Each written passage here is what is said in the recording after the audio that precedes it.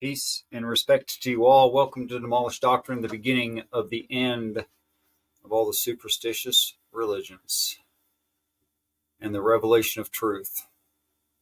That's how the angels are going to end it, They're going to tell us the truth. The beginning of the book of Revelation opens up with everything that a person needs to know about the arrival of heaven. That there's going to be certain things enacted by angels and in a certain order so that we know what's going on. And it's really interesting that it's going to be presented in such a way to fulfill all the prophecies around the world of that occurrence.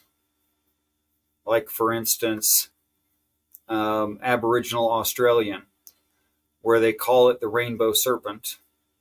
And the rainbow serpent is so big in the sky that it arches from one pond to another. And as you may know, ponds in Australia are kind of distant from each other. Thank you, everyone who's watching so far. Please help me out with, if you're here, you think there must be some interest. And if you're interested, there could be other people interested. And I'd appreciate it if you'd share out these streams onto your social media platforms. I am only what is it today? 58 subscribers from getting help from the algorithm. So promoting my channel. And why do I want that? Well, it's not so much that I'm a narcissist who just needs acceptance, as it is that I think that what I'm saying is true.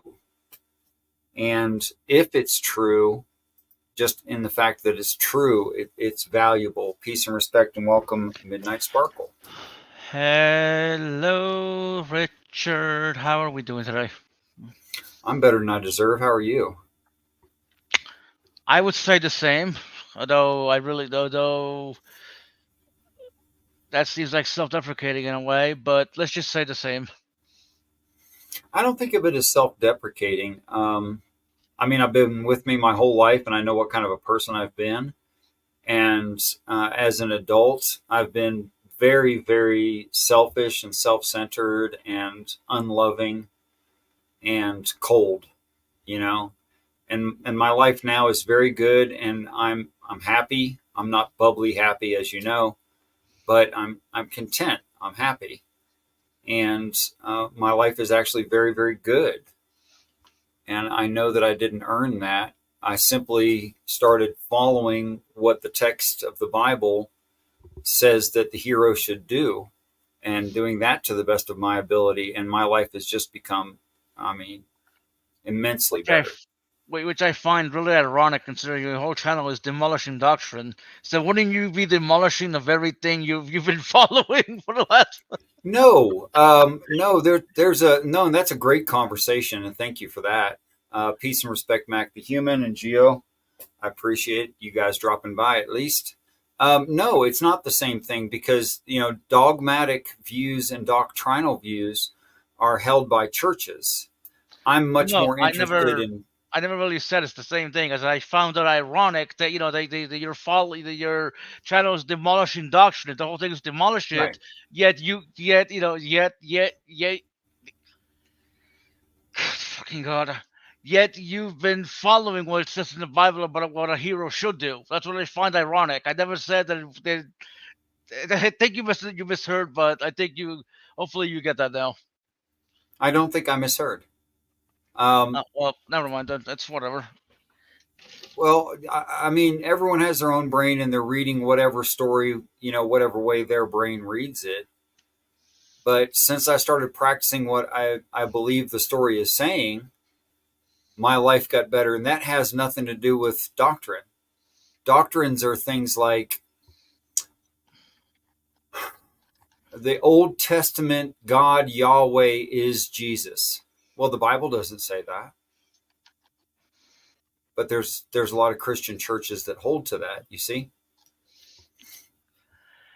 Yeah, it's not that funny. Am I shutting you down? I'm sorry. That's I whatever. It love you, happens man. all It's just the not accurate. time.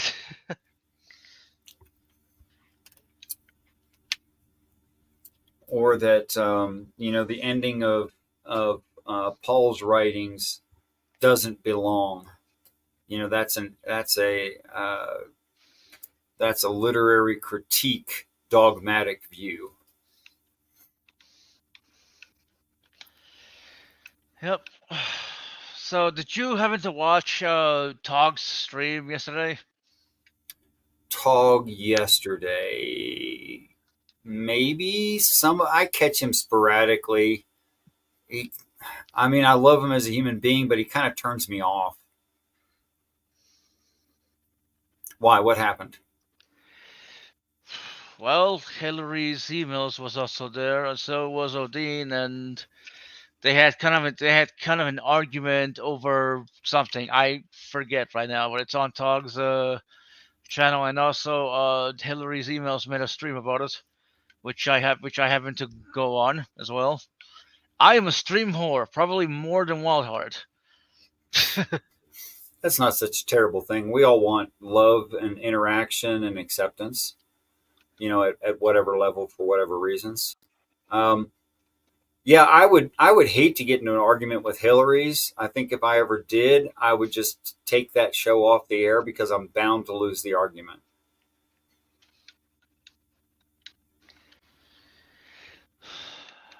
Well, the man cannot help but be smart. He is very smart. Unfortunately, I don't think Tog's smart enough to realize when he's been beaten. Um, I'm not. I mean, I know that's harsh, but I think it's true. I know, that's why I'm laughing.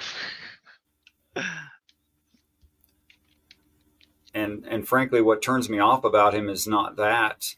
It's just I can't follow what he's talking about because his brain is just all over the place. I just can't follow. I have to like decode everything. Peace and respect, Spooky, and that's just darn inconvenient. But the man's not here to defend himself, and I don't want to go on and on about Tog. So you'll forgive me that. That's fine. I just asked if you saw the stream. No, and I probably am not going to go and seek them out. Either one of those streams. I'm not much for reactionary videos. Usually, if I find out that someone has had a conversation, for instance, about what I espouse or me as a person, I'm not going to go watch it. I'm just not interested in that. I expect people to think whatever they want, and that may or may not be accurate to who I am and what I'm saying. That's okay. So let's play a game. Most ridiculous thing in any religious story. Hmm. Your choice. In any religious story. Sure.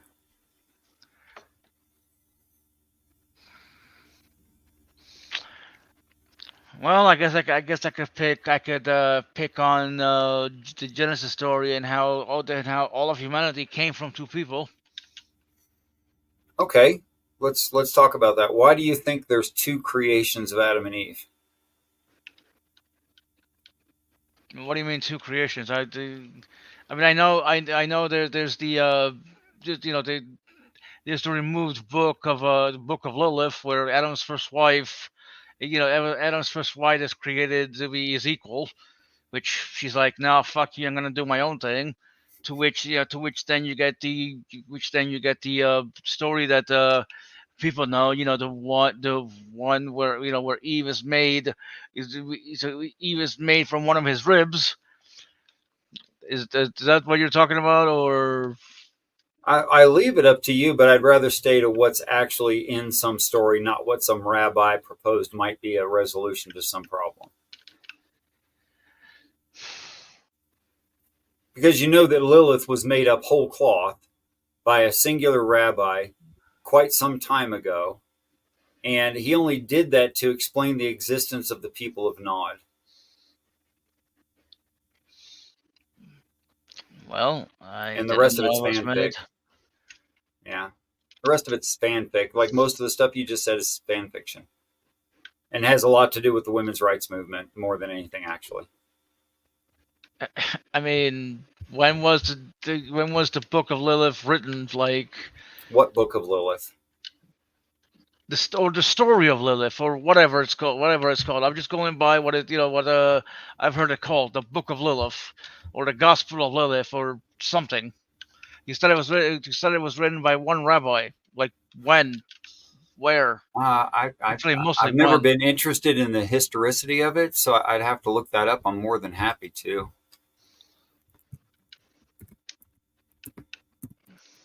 Etymology of Lilith. Is that 2 L's total or 3? I believe two. Lilith, Right. Lilith.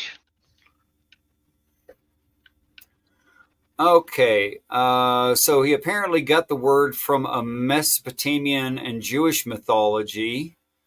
Uh, Lilith means belonging to the night, already evil, coming from the Akkadian word Lilitu, which is a feminine form of a word meaning demon or spirit. Yeah, this sounds like something God would make. I mean, he made the devil. No, Christians' doctrines say that he made the devil. That's not in the Bible. In fact, the Bible says the opposite, that the devil made us and that we made God. I have to find a different article. That one's very popular.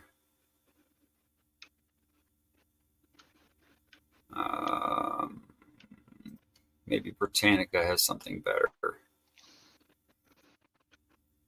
Part of Jewish folklore. That's what I said. Derived in Mesopotamia. We already read that. Also, can be translated as night monster.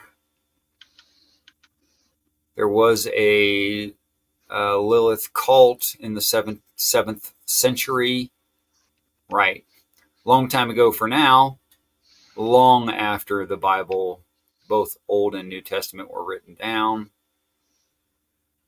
Blah, blah, blah. Originally appears in rabbinic literature. There's the highlight. It's the same stuff I said. I just didn't have what year.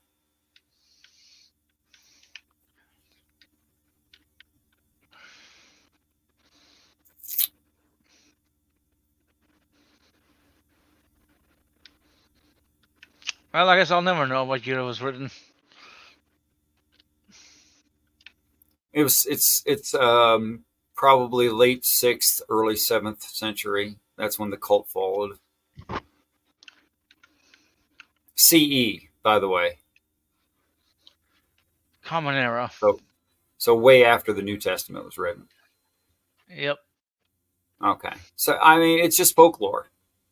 There's nothing anywhere. There's no real book about it. It's just Jewish folklore. Well, I heard Anyway. it called the Book of Lilith, so that's what I'm using based on what information I have. Okay, I'll look that up.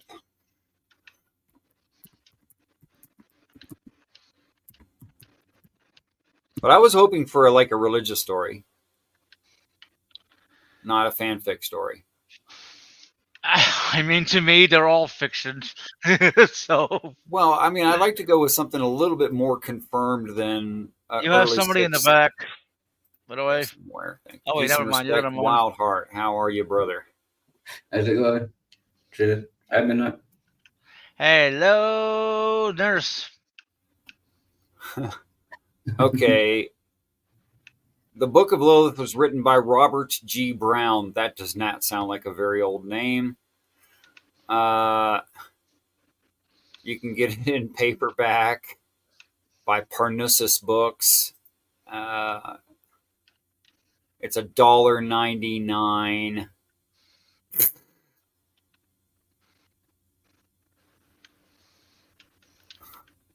religious fiction, which religious has to be fiction, blah, blah, blah, 34 years ago. Okay, so. Oh, wait, it wasn't written. He was born 34 years ago.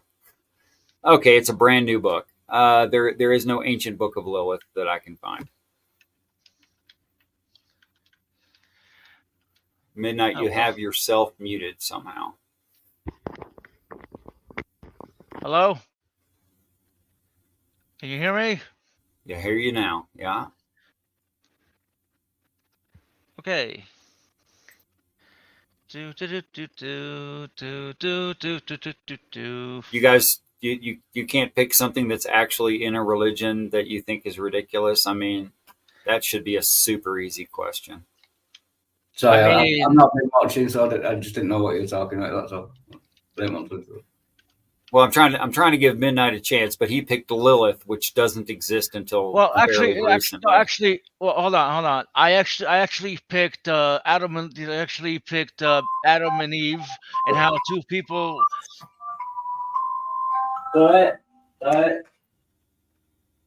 How two people. And how all of humanity could come from two people. I just find that ridiculous. Like, okay. Two people. You get the point. Not that this is an argument. It's just as ridiculous to say all people can be traced back to genetic Eve and genetic Adam. That's not my argument, okay, nor my explanation of the text. But by the way, it's just as ridiculous to, oh, wait a minute, and they didn't know each other. They never met, and they never had intercourse to produce any children together yet. Well, that's worse, in my opinion. But going back to your actual question, there's actually two renditions in the text of Adam and Eve in chapters 1 and 2 of Genesis, and they conflict with each other. In one, she's made that's what you meant by two creation stories. Go ahead. Yeah, two creations of Adam and Eve. Okay, there's an apparent contradiction there, and some atheists have pointed this out, and it's a valid contradiction from within church dogma and doctrine. I agree, because they claim that there's only one Adam and Eve, and there can't be. Okay, but since I believe the text is talking about multiple occasions of earths, there could be an Adam and Eve for each one, obviously. In fact, there kind of has to be the beginning of a genetic line. Go ahead, sir. No, I was going to ask a question, but I realised it was a stupid one, so carry on. Peace and respect, Guitar Dog, and also Harple Blues. Sorry you had to change your name, and thanks for the explanation. You're right, I didn't pick up on that right away. Okay, so on one occasion, Adam and Eve is talking about our situation here, which agrees with and is in the same chapter as Genesis 2, where it says that mankind was maintained off planet in some pretty good sized numbers and simply placed here. So there is no creation of Eve, they're simultaneous. And we see that in ethnic groups, which work as a countdown timer using technology, and I do mean some pretty simple technologies like boats, to where people over time meet, cooperate, increase in technology, and eventually you would get back to the original one genetics, same as the Father who started that earth, and thereby you would have the Christ. So it's a fairly predictable countdown timer. And a population increase timer as well. Whereas the first occasion of Adam and Eve and her being made from the genetics of a male, which, by the way, is possible. You can look up spiny rat. We made a producing female from the germane cells, unassigned cells. Help me with the word. Cells without an assignment. What's that? No. Tell the joke anyway. At least let me catch the joke. No, I would just say midnight. I've not got a clue. I would just say midnight. You know, You're gonna refer to midnight. Gamite? No. Cells without assignment. A gamete is an egg. Stem. Thank you. Stem cell. Stem cells from a spiny rat, and selectively took out some of the genetic material and made a breeding female.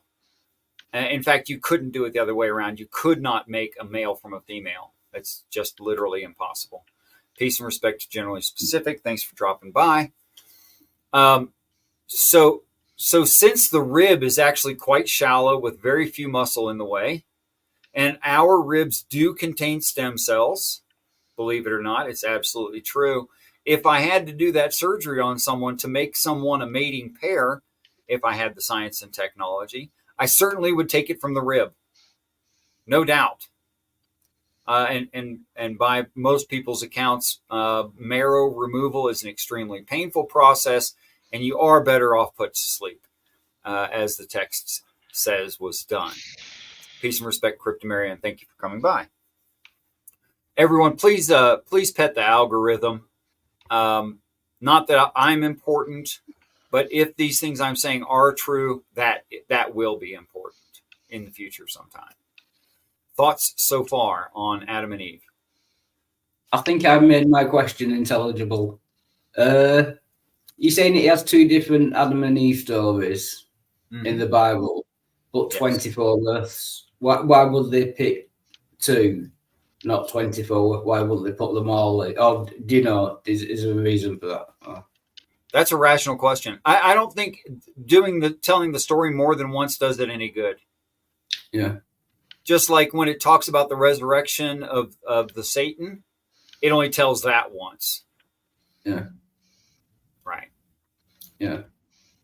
Which, if Christians were correct and it happened on the same earth that Satan got resurrected and did the same thing again, then that makes their God and their Christ a failure in their own mission, unable to defeat Satan. However, if it's a whole nother earth with a whole nother batch of children and he's set free to do the same crap again so that they can have suffering and learn empathy and the value of good, then that would make sense and be in a moral alignment with the rest of the text. So there's one for you to use to attack Christians with, if you like. Get in. Right on. So do you think the whole two different creation stories are two different planets? Yeah, the first one was Satan's planet, where he did the actual cloning, and his scientists had done probably the number 2 fusion, and made us different from the rest of the apes. Making us, having the ability of speech. Unfortunately, emotions. He wasn't counting on that. And too damn smart to be slaves. Not that he doesn't want us to be slaves anyway. Apparently, he still wants us as slaves, but we're terrible slaves.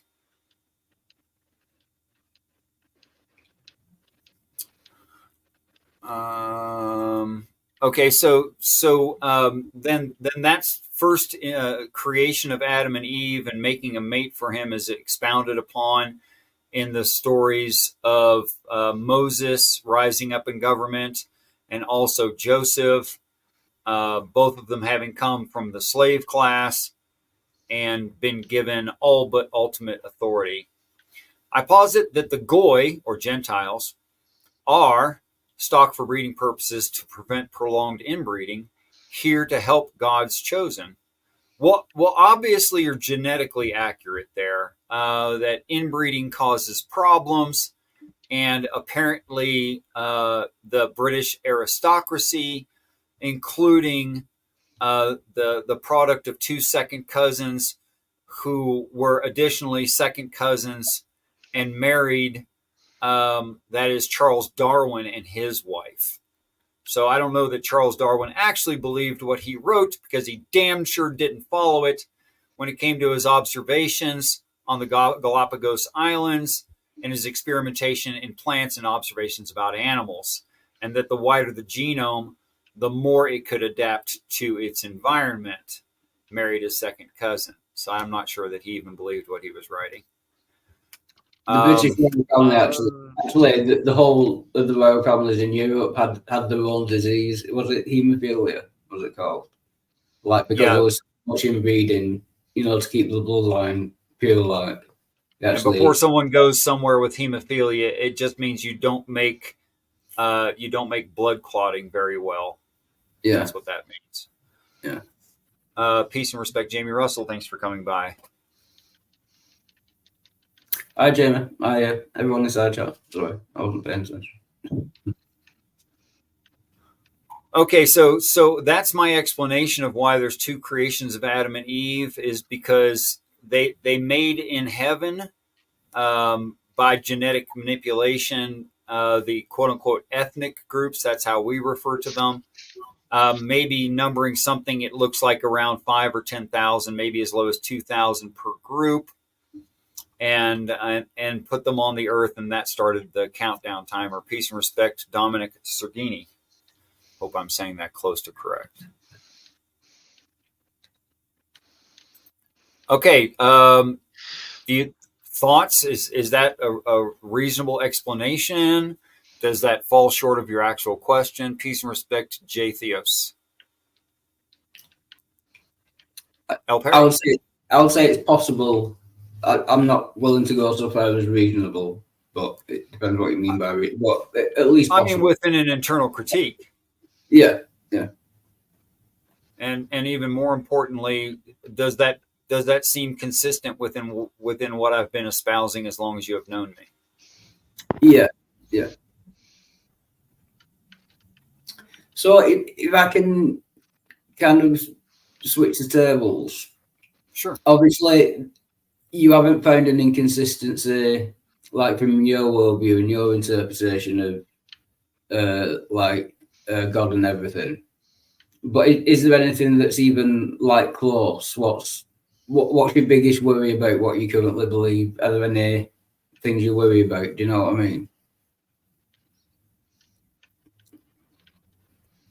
I can't. Okay, this is going to be very, very technical. I'm going to try to use enough words. I cannot. I have not prayed about and cannot rationalize. In multiple Earth, the recurrence of Azazel or Lucifer, in that the fall creates the Nephilim, and then the genetics are corrected so that there are no Nephilim in heaven, and yet on the next earth there's Nephilim.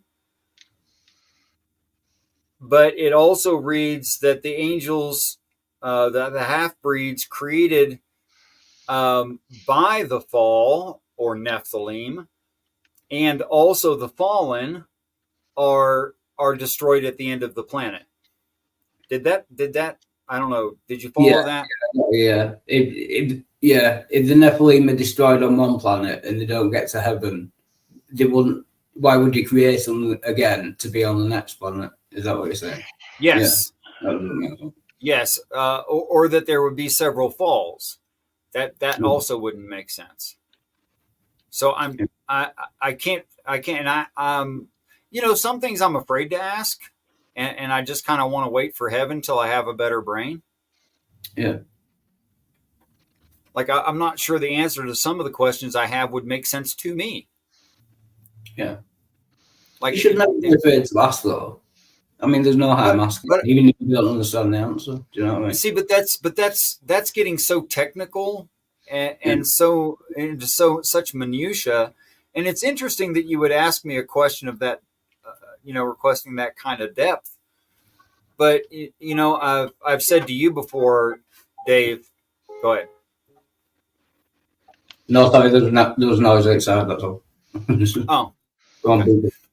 I've said to you before that I almost never get into the conversation deep enough to get fully to the bottom of my theology as I understand it in these conversations online. There just hasn't been time. And that's the kind of thing that I'm still pondering, is something like that. Yeah. That's the amount of minutia it's gotten to. And I have to ask, is it really worth me talking about? How could I call something like that, an explanation of that, a salvific issue? Well, it wouldn't be.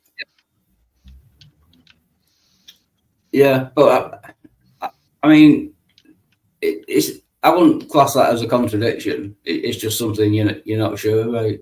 So you're like 1,000 times better off than most Christians. Like, you know what I mean? Well, I haven't found anything that's actually contradictory in an internal critique, but I have found plenty that's contradictory, as as all the famous atheists and skeptics have pointed out, that no matter what church you go to, they hold something that's contradictory to the text, or make contradictions within the text, which is why I get kicked out of Bible studies. In fact, I've been kicked out of every Bible study I've ever been to as soon as I ask the first question. And I've been to several of them. The nicest response I got was from a Baptist preacher who looked like maybe Hispanic Hawaiian. Heck of a nice guy. He said to me, I don't know the path that you're on, but I know it's not mine. Which is a nice way of saying, get out of my church. But he broke it too easy. Yeah. But he was nice about it. I really appreciated that. I've had my life threatened in church. Yeah. This guy actually said to me, he was at a Bible study. I asked a question.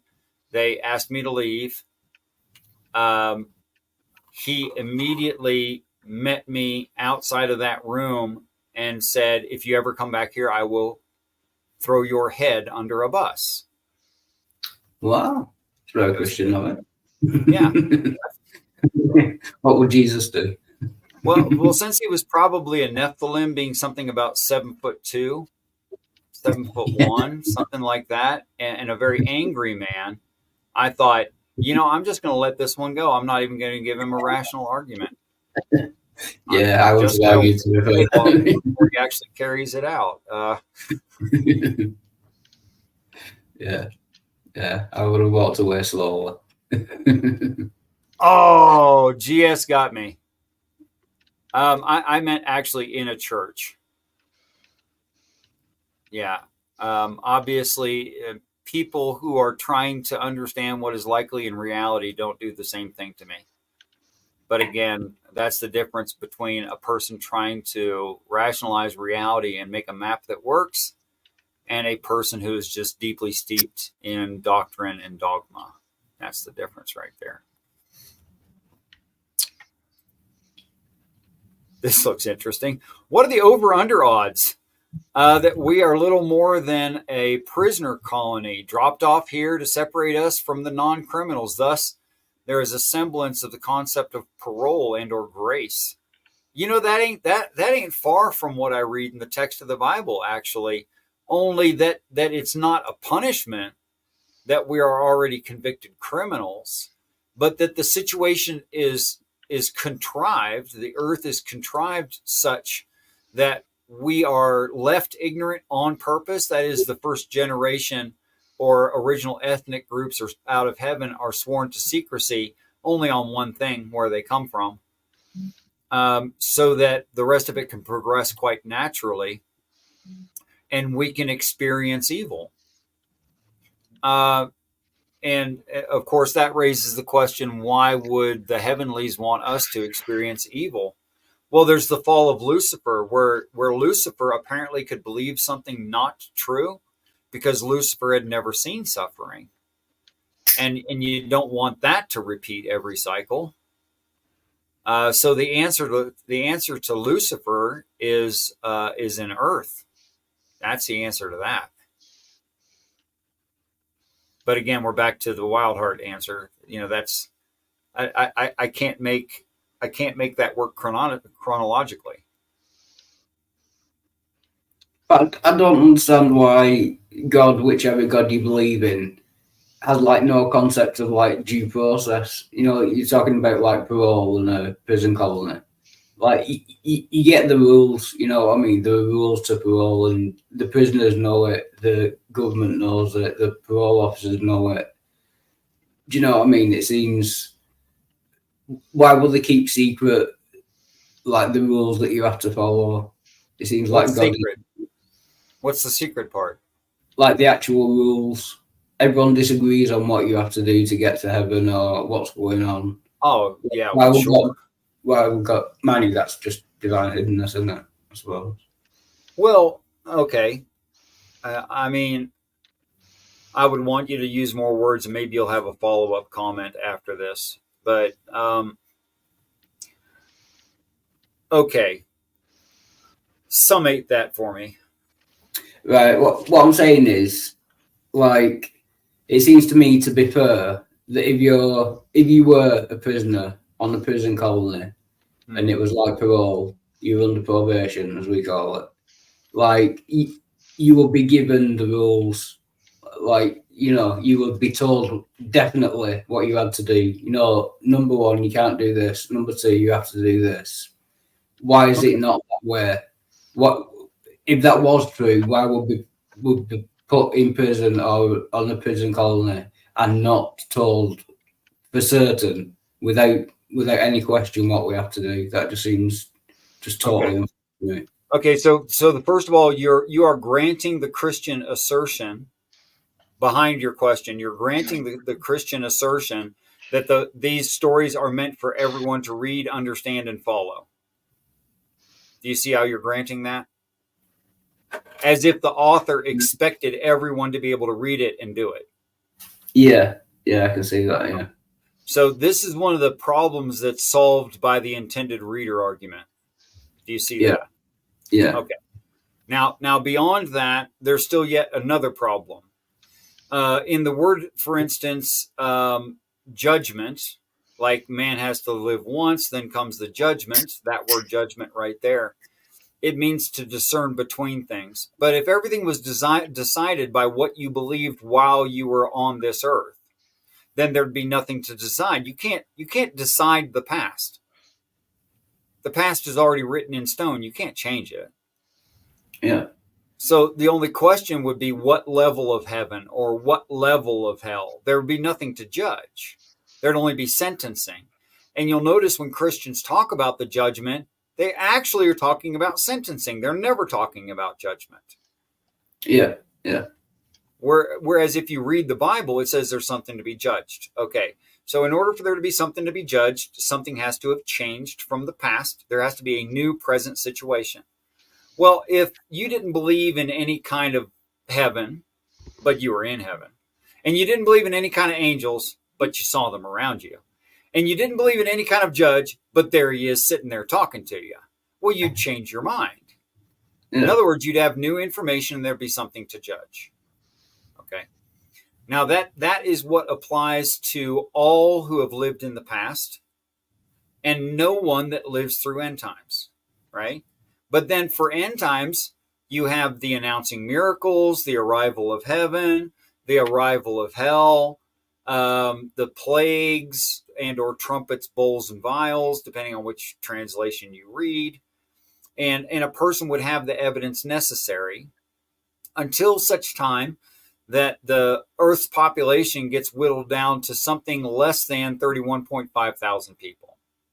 Okay? Now, those people risking hell, deciding to stay for the absolute destruction of the earth, those people obviously are unable to accept reality. Yeah. And out of 8 billion, that's a one risk in 264,000 successes.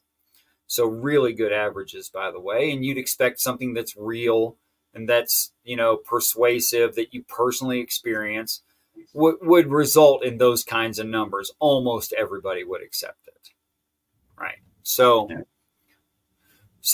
I think that there's with those two cumulative arguments between the intended reader and then the revelation, which is literally why the book is called Revelation. that and the judgment that almost everyone would be fine, which means that there is no God of man that damns anyone to hell. Yeah. So you're saying basically there are no rules now. If you die before the end times, yeah, you're fine anyway. Automatically, you're fine. No, well, you'll get to the judgment, in which case that reality would dawn on you in the moment. Yeah.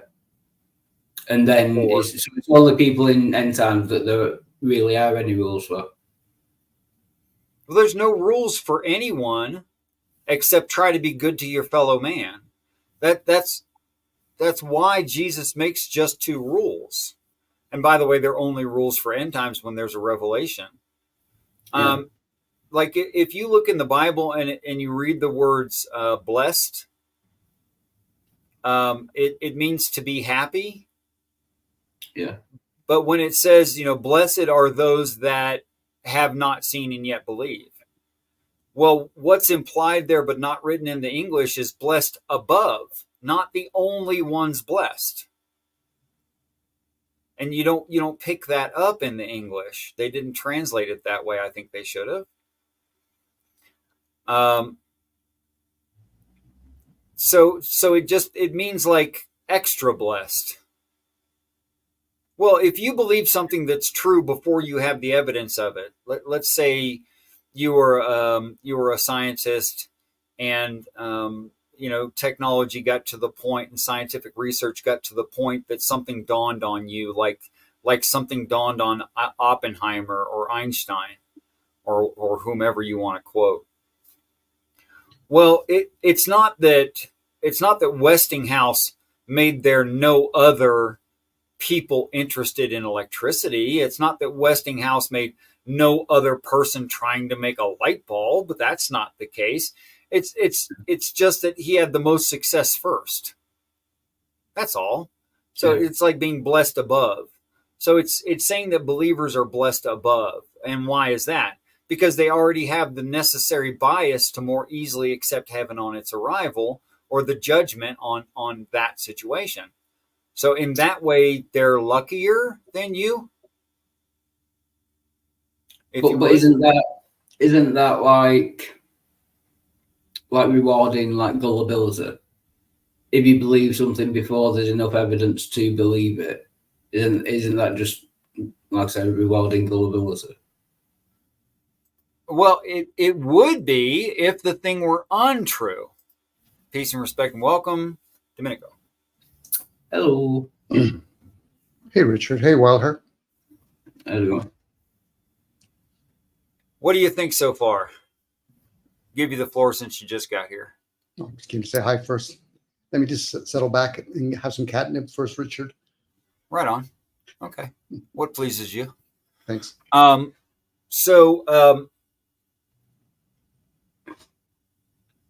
But I would disagree. If you accidentally, you're getting into the Gettier problems, really.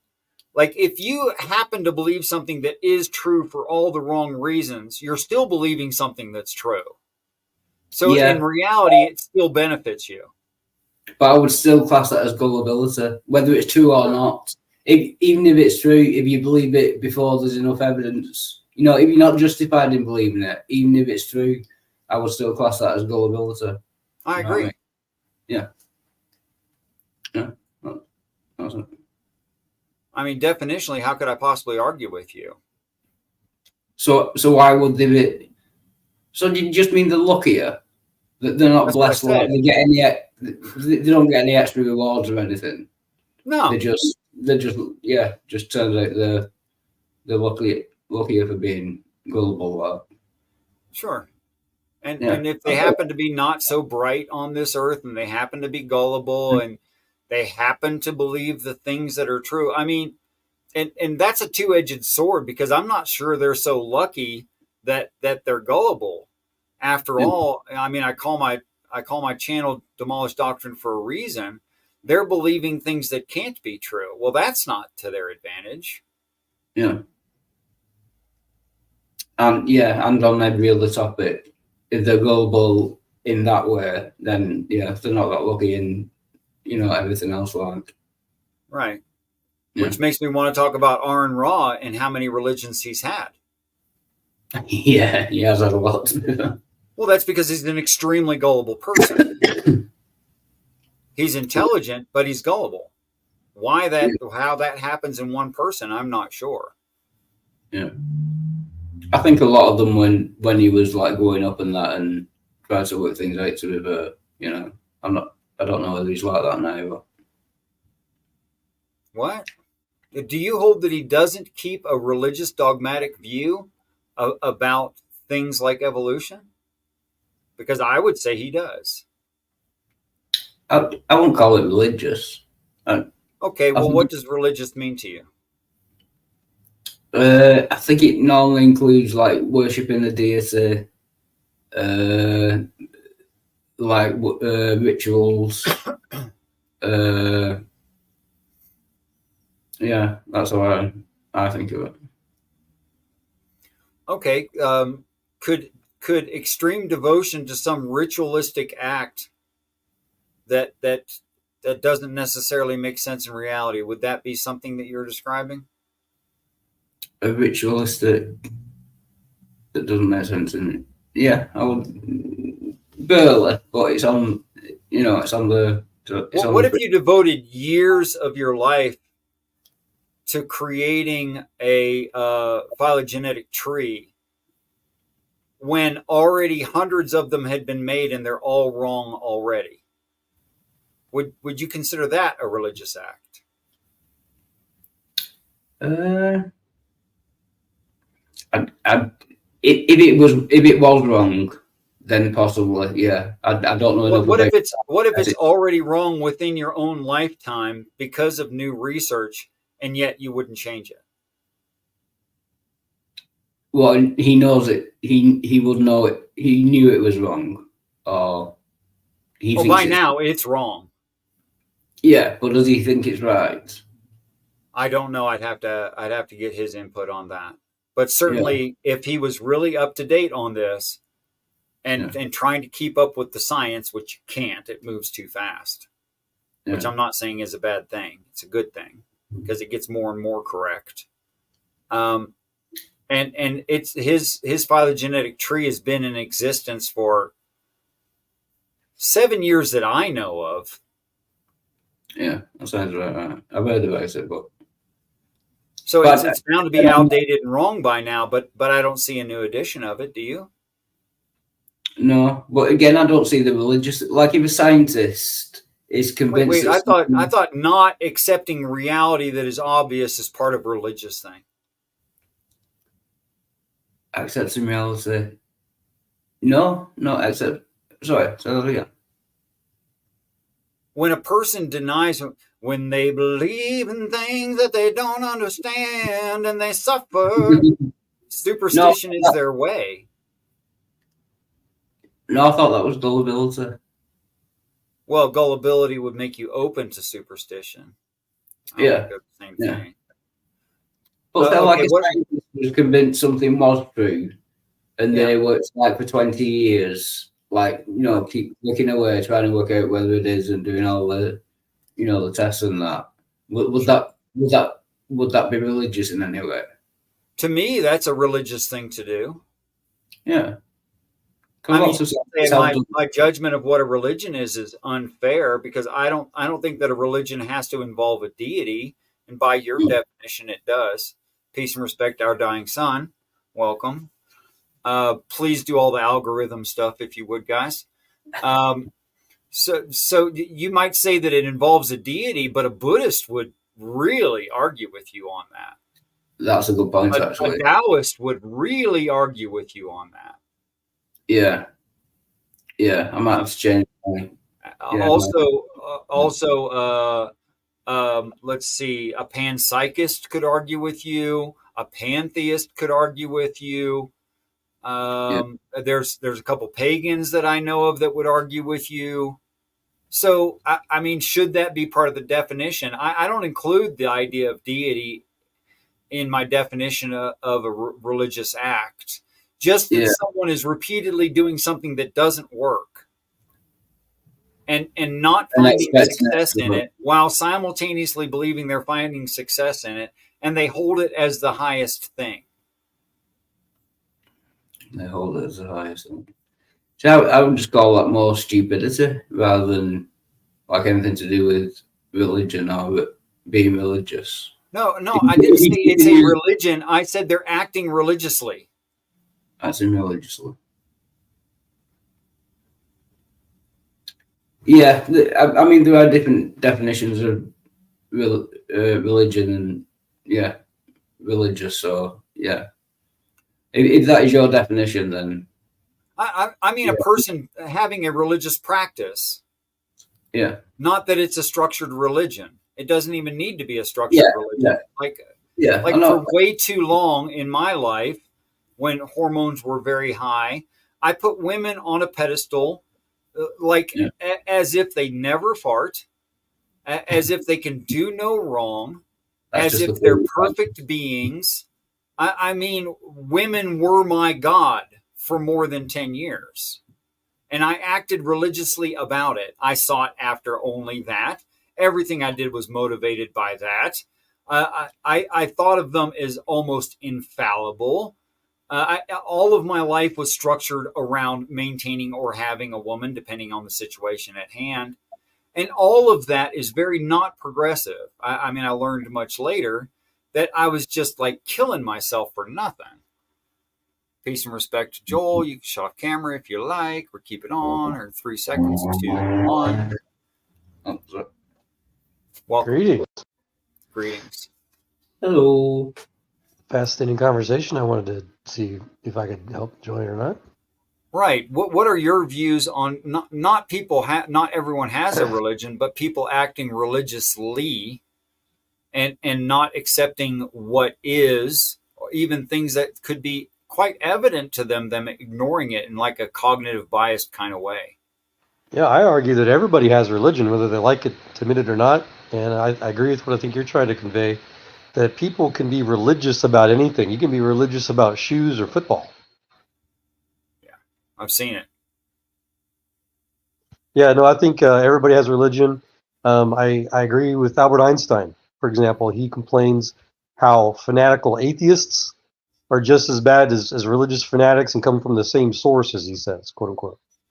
So they're of the same mindset. They just have a different list of what's important. Well, I think they're on the same spectrum. You know, theists are also capable of being very chill and calm and non-fanatical. And then there's other theists that can be crazy, just like atheists. Sure. And it's about the religious opinion. It's not usually the majority. Yeah. But again, I think it comes just down to a language thing. Like if we have 3 different definitions of religious, mine includes a deity, yours includes being fanatical, and Richard's includes the highest thing. And so, but all the definitions are valid. But we're not going to accept each other's definition. So if you ask me if an atheist is religious, I would say he can't be, because really, to be religious must include a deity. It doesn't make me right and you wrong. It's just we're never going to agree on it. Do you know what I mean? Well, that's fine. And respectfully, what falsifies your position is that there are world-recognized quote-unquote religions that do not require a belief in divinity. You got Buddhism, you got Taoism, you've got quote atheist religions. Yeah. Yeah, he just heard this from me like 5 minutes ago. Oh, okay, yeah. Well, so they're religions. They're politically and whatever legally protected religions that do not believe in God. They do not believe in what you're saying. Yeah. But I mean, like I have looked this up before. Like the dictionary definition, like number 1 includes a deity. Number 2, I think, is probably Richard's, and number 3. Do you know what I mean? I know that, but you could class them as like philosophies. Just because a government says they're a religion doesn't. I mean, Scientology is a religion according to the U.S. government. Do you know what I mean? Well, that's true. Yeah, Scientology is a religion, but regardless, the atheist religions out there help show, I guess, George Orwell is more correct, that dictionaries can be fraud. So again, to say that atheism is not a religion is saying that Buddhism is not a religion, and so it's false. Well, I would say you could class it as a philosophy rather than. But again, it comes down to definitions. Then theism is a philosophy. Theism is not a religion. So can I put a base to this by using a different term or a couple different terms? And I'll use the instance of Dale Earnhardt Sr. and Dale Earnhardt Jr. Dale Earnhardt Sr., he was very dedicated to racing. Now, dedication is almost identical to addiction. So in that sense, he was addicted to driving or racing, and he died of his addiction. Will his son die of the same addiction? Will his son be so dedicated to that one thing, religiously dedicated? Is Good that point. Racing is his religion, you're suggesting?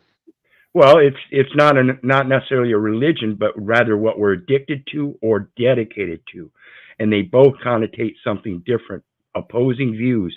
Addiction is supposedly something bad. Dedication is supposedly something good. So in your religion, it's depending on what you're religious towards and whether it's good or bad. Does that make sense? I think I would say it makes sense, but unfortunately, in my mind, it's largely irrelevant because we're talking about religions. People change their dedications, people change their addictions, as we'll all, I think, agree. But the question is, what is religion? I think atheism is a religion. Atheism is a religious belief about God. Can we split the difference and say some people treat atheism religiously? There I we think go. by definition, atheism is a religion because it is a religious belief.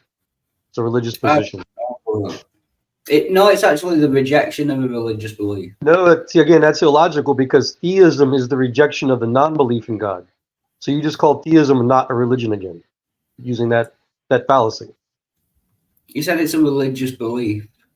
You're right. Atheism is a religious belief about God. That God doesn't exist. Anytime we talk about God, this quote God thing, that's a noun. Yeah. And what we're doing is bringing it into our realistic views as if though we believe in it. That's a religion. And if an atheist in his material world says he doesn't believe in religion, that is a religious view. I totally agree. But say someone was atheist, they didn't believe in a God, but they spent their entire life not even thinking about whether a God existed or not. They never even thought about it. They were still personal belief is irrelevant. But they were still being, but what do you call that a religious belief, even if they never thought about it? Well, atheism is a religious belief. What your anecdotal belief is not relevant. Your personal beliefs change. You're not really describing someone who I'd identify as atheist. Now, someone else could push that label onto them. Well, they wouldn't believe it existed. Right, and that's where I'm going is with Richard here. If they didn't believe in religion, why would they even take on the atheist definition? The agnostic, right? And I'd like to bolster and bulwark the position of the atheist by helping their argument. It is perfectly rational to say something like, I believe whatever God claims, that God can't exist. For instance, if a person claims the quad omni Yahweh God, well, the quad omni Yahweh God literally can't exist in reality. So if a person denies that, they are justified. However, if a person says something like atheism means or hard atheism means there cannot be a God, that is a ridiculous assertion until we've investigated all of the universe. Right. I totally agree with that. That's a good point. Yeah. That reminds me of G.K. Chesterson's comment about King Richard III. He said something about how atheism is the most daring of all dogmas. Atheism is like claiming there are no insects among the stars. With the connotation, you have to investigate all stars in the universe to see if there's any sort of interstellar insects in them, like in Star Wars, Star Trek. I think that might be part of the problem. The way people use atheism. I was talking about weak atheism, just the non-belief in a God. I wasn't talking about strong atheism. But a True. non-belief already has a label. No, Well, and again, theism is the non-belief in atheism, so that's a logically fallacious argument. Yeah, if I say I don't believe something because I don't have evidence, that's agnosticism. It's not atheism. no, Richard, you must know agnosticism and atheism, knowledge, belief. You know, Richard, Agnostic. I don't claim knowledge. Richard, Yeah, what I argue about agnosticism can't care. So agnosticism does not work for a religious position. Everybody has a religion. Everybody either believes in or denies God. Agnosticism is best described as like a client network server connection, where your client tries to connect to the server. If the server is agnostic, it doesn't care who the client is. It doesn't care what the protocol uses. All it cares is that the client has the right credentials. That's it. So an agnostic person just doesn't care, and everybody cares. Everybody claims they either know or don't know God, or they reject, or whatever. Everybody has an opinion about God. I would disagree. Almost no one claims to know that God exists or doesn't exist. Like What? even most people who believe in a God don't claim to know that he definitely exists. Yes, we do. Which makes them agnostic. They will be agnostic theists. I'm an agnostic atheist. No. I don't know that God doesn't exist, but I don't believe that one does. Yeah, that Almost that no was a one fade. claims to know. Sorry, go ahead. Sorry, almost no one claims to know, theist or atheist. Almost no one claims to absolutely know that God does or doesn't exist. Yeah, that was a famous fallacy a few years ago. I remember the four square thing.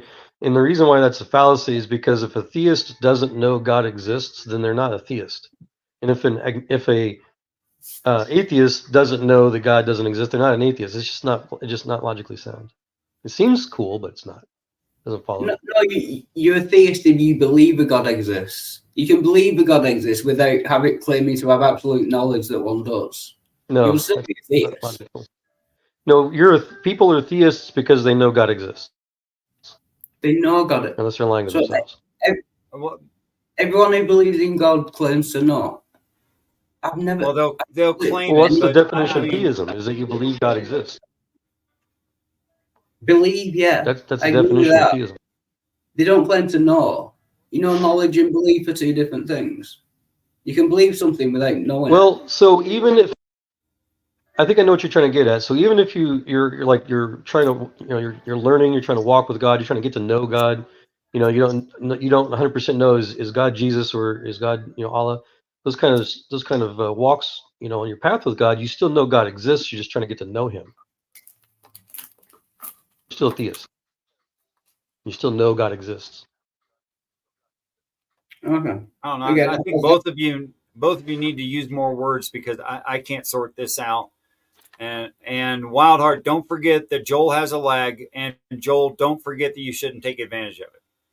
Oh, a lag? And I would suggest we need to use less words.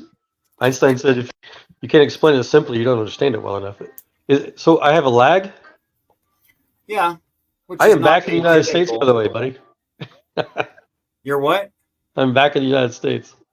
Well, it's only about 1 second instead of like 5, but Instead of 5 or 10. All right, I apologize. I never heard it as bad as 10. But there is a slight lag, but that's okay. We can live with that. But So if I can make a suggestion, Richard, I don't think this is probably a productive. It's up to you, but I don't think it's a productive, kind of topic to get too much into. I think it's just going to come down to, people have different definitions, and you know what I mean. But Yeah. it's just a suggestion. still Yeah, fairly willing to go forward with it, but yeah, I could do something biblical instead. I enjoy that better, actually. It's your You were show. trying to say something, Joel. It's your show. Yeah, I was just going to agree with Wildheart, man. There's personal belief, and then there's trying to come to like a logical, I think, whatever deduction. Yeah, I find Dave a fairly rational guy. Okay, so in Christian churches normally, I think we have no right to switch an idea or the definition of a word without permission just because it suits us better. And in fact, something that's coherent within itself and consistent within itself is much more, not only less likely to be interpreted differently or interpreted as a person wishes, but it's more likely to be a true thing if it's consistent within itself and coherent within itself. So why do Christians get to change the word waters back and forth as they like in verses like Jesus spoke with the voice of many waters versus Jesus walked on the waters?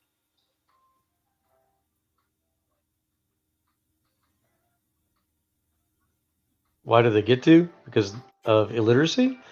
I don't know. I mean, Well, I'm trying. That's not very nice, I guess. No, people need to learn language. People need to learn transliteration.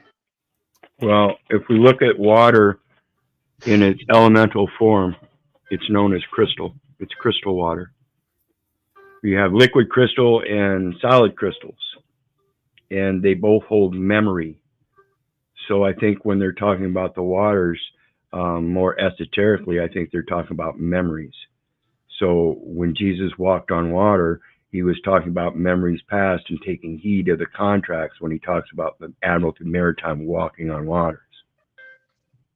that's an interesting idea. And El Perro, what do you make of the definition of waters given in the Bible, in the book of Revelation, where it reads, "And these waters that you have seen are peoples, multitudes, nations, and tongues"? Yeah, I think, again, it goes to the memory because it says, as you've seen over time. See, every time, everything you look at when they use water in the scriptures, they're talking about the stories of the past, the people, the history, the legacies. Like the well of our fathers. Correct. That I believe that's a good, clean reading. I think that helps explain how I think nearly every, if not all, biblical verse, every scripture has multiple meanings. Yeah, no Tyndale, no Shakespeare, as they say. Correct, and it's an interpretation of not necessarily a path, but the end destination. So you have an end destination, you have many paths. Choose wisely. Plus, I wouldn't blame the Christians either, because you're talking about how they translated it, like, just once, you know what I mean? So it's not the Christians' fault if they translated it wrong, and then every Christian since has read it in that way. You know Well, what I mean? it goes so far as to say, like, the island city of Tyre is going to be destroyed by many armies, and they will come like the soldiers will come like waves of an ocean. Yeah. And it does that kind of picturesque speech several times. Yeah. And it reads that that Jesus walks on the waters, of course, that the Spirit of God moved upon the waters, that which is an obvious statement about history and human nature. Of course, the Spirit of God moves upon the waters. It's like saying, have people been religious? Yeah, they have. And on and on and on like that. In fact, I never see waters being given to camels. There's no occurrence of waters taking care of, bovine. It's just not there. That's always a different word. The difference between Mayim and Yom. No, Yom is day. Mayim and, oh crap, my Hebrew is terrible. I can't remember the word for a large body of water. Probably better than all of ours. I should look it up again and refresh myself. I'm going to look it up again and refresh my memory. But again, that would just come back to the translators. They translated in a way that they already believed. Presumably, the translators had already believed in God, and they had their beliefs about God. So they would translate it in a way that already agreed with their beliefs. Do you know what I mean? It could be wrong and it could be unjustified, and they were being biased. But I think that's just how it happened. It's funny you should say that, because hoping for one at the beginning or the end of a sentence. There's one at the end of a sentence. Because the Hebrew people, the Jews, tried to tell the people they were mistranslating Torah, Yeah. and that they actually had it wrong, and yet there it is, Yom. I did have the right word. What's the word for day? See, this is Yom. This is a large body of water. For instance, Mediterranean, Red, Dead Sea of Galilee, Sea, Mighty River, Sea, seaward, westward, right? So it means, a body of water that roars, like a large body of water, a sea, and then the word, I don't know if it does work this way. Can I look up Mayim? Yeah. It's going to say no such word. Well, if I may help, I guess, to answer your question for you, Richard, I think that perhaps this may be one of the main reasons why God chose the nation of Israel, the Hebrews, because their language is so rich and so deep and so multifaceted, that God's truth, God's understanding of things is so high above ours that he wants to be, I think, mysterious to a certain degree, that only those that are truly seeking him, truly wanting to learn his wisdom, will be able to find a lot of these secret and hidden meanings, as the Bible talks about. That you have to be, even if you are a master level, whatever degree, person in the Hebrew language, there's still hidden meanings and truths that just defy ages, defy culture, just constantly. I mean, I was being reminded a moment ago, there was an advertisement I saw like a day or so ago about it was like a special specified course in Hebrew just to understand biblical connotations with it, Yes, not just the language. Yeah. So it's not, and with something with Wildheart was saying, it's not so much that translators or other Christians are necessarily wrong. It's just that there's such a huge depth of knowledge that it's hard for any one person, much less a group, to really dive into it. And I think all the people that I've known in my life that have been devoted to God, for their majority of their life, they all say that every time they read the Bible, no matter how many thousands and millions of times they've read something, it's like there's always something new. But I do wonder how much of that is personal growth and personal biases changing over time. Exactly. So Yom is a large body of water, right? And then Mayim, which this is the beginning of Genesis. Spirit of God moved upon the waters. That's the exact word I looked up. Although waters is always Mayim, that it refers to relationship, including urine and semen. Yeah. Right. So it's juice. It's like a small amount of watery stuff. But then it could, fluids. But then it could be so much of it that it's a flood. So it's talking about like a whole bunch of individual small amounts, right? And then when you look into Gesenius, it's the idea of human relationship, a brother of water, like we say, a blood brother, a brother of blood, like that. So that would be like brother of the semen. So right. So each one comes from the original semen. If there was one original creature that created the rest of mankind, it came from that water. Right. Interestingly enough, it works if you believe in genetic Eve and Adam, or if you believe in biblical Eve and Adam, it still works. Yep. And no shame, was it you that mentioned something about waters have memory, the crystals? Yep. So when you were saying that, and I was thinking about it, it reminded me. So water, of course, is a molecule, made up of atoms. And so that small body, as you just described, Richard, you could be talking about the atomic level. And in theory, if determinism is, as Einstein would call it in physics, is correct, then everything's predetermined.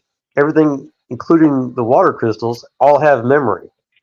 Yep. Everything has the dodecahedron. There you go. See? There's such a depth of observations to this. It's just unfathomable. And it's interesting, I looked up the etymology of pollution one time. Come to find out, did you know that pollution means the discharge of semen without sex? That's a modern definition of pollution. So ladies, you can't pollute. Wasn't there a scene in the Bible in the Old Testament where God killed somebody for doing that?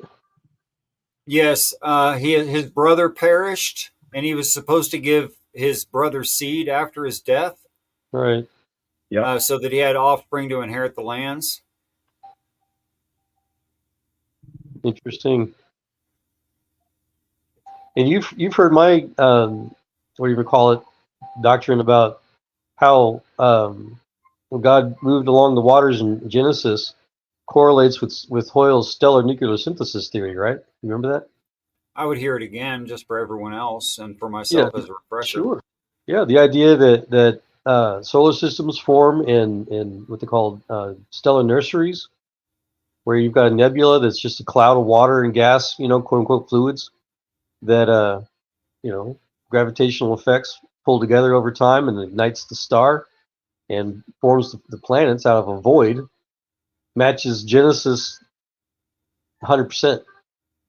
And so waters could easily be stellar nebula, the gas and fluids in space. How closely does it follow Genesis, though? Like in what 100%. Kind of detail? It made Hoyle lose his atheist religion. I'm just asking. I'm just curious. Yeah. I'm a science, whatever you call it, research guy. 100%. No, I'm just saying, how much detail does it go into? What is the? Well, I mean, it can correlate with it, but does it describe it in any? You know the answer to your own question. You know that what he's saying is that the definitions allow for and the order in which the words are allows for, and there's this possible correlation. Yeah. He's not saying it couldn't be read any other way. Yeah. That goes back to how the Bible is full of seeming ambiguity to allow for multiple depths of everything. It's just incredible. And that's why I made the comment, the literary expression, no Tyndale, no Shakespeare, because it was Tyndale's translation of the Old Testament that inspired the works that we call Shakespeare. Well, when you said that, you reminded me of the King James Version. There's a psalm that starts the word shake and ends with the word spear. Forget which psalm. So that's something cute the King James Version translators snuck in there. I would think that would not have been on purpose. Who knows? Guys are pretty smart. I don't know. It depends on when was Shakespeare supposed to have been. I guess that would be pre-King James by something around 70 or 80 years. The 1537 Matthews. If it's not too much of a distraction, 60, we can look it up. 70 years before. Oh, I already have that memorized. The King James was released in 1610, which I 1610, 1611. Which I had to know because I wanted to now know how old it was compared to the telescope, because it includes the story of David and Goliath as the inner solar system. And until we had a telescope, we didn't know some of those bodies existed. So part of my work in the first 20 minutes of my religious walk was to find out when that was. So back in 2012. So it turns out that the telescope is precisely 1 year younger than the King James. We can go Well, all the way El- back to Galileo and Copernicus.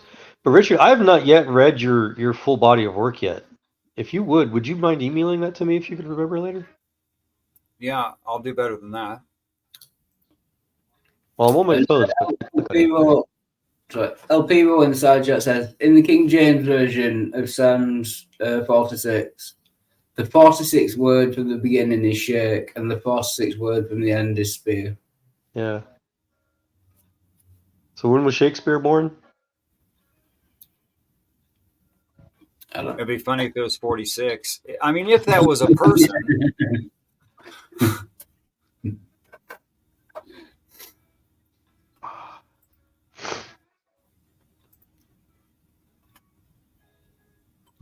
if Shakespeare was a singular person, which we don't know that. Yeah, if Shakespeare existed at all. Yeah. I don't know if there's any other fellow Trekkies here, but the Klingons claim that Shakespeare was from their race originally. Yes, I've seen that. What was that? The 4th episode or something? That's the 5th movie, yeah. The 5th one.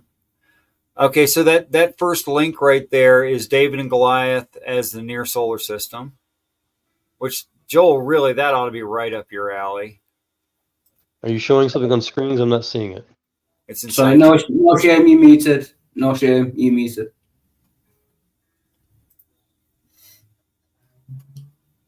No shame. We see you gesturing that it's going over your head, but you're not. We can't hear you if you're saying anything. That's because of Shakespeare's bold forehead. Ah.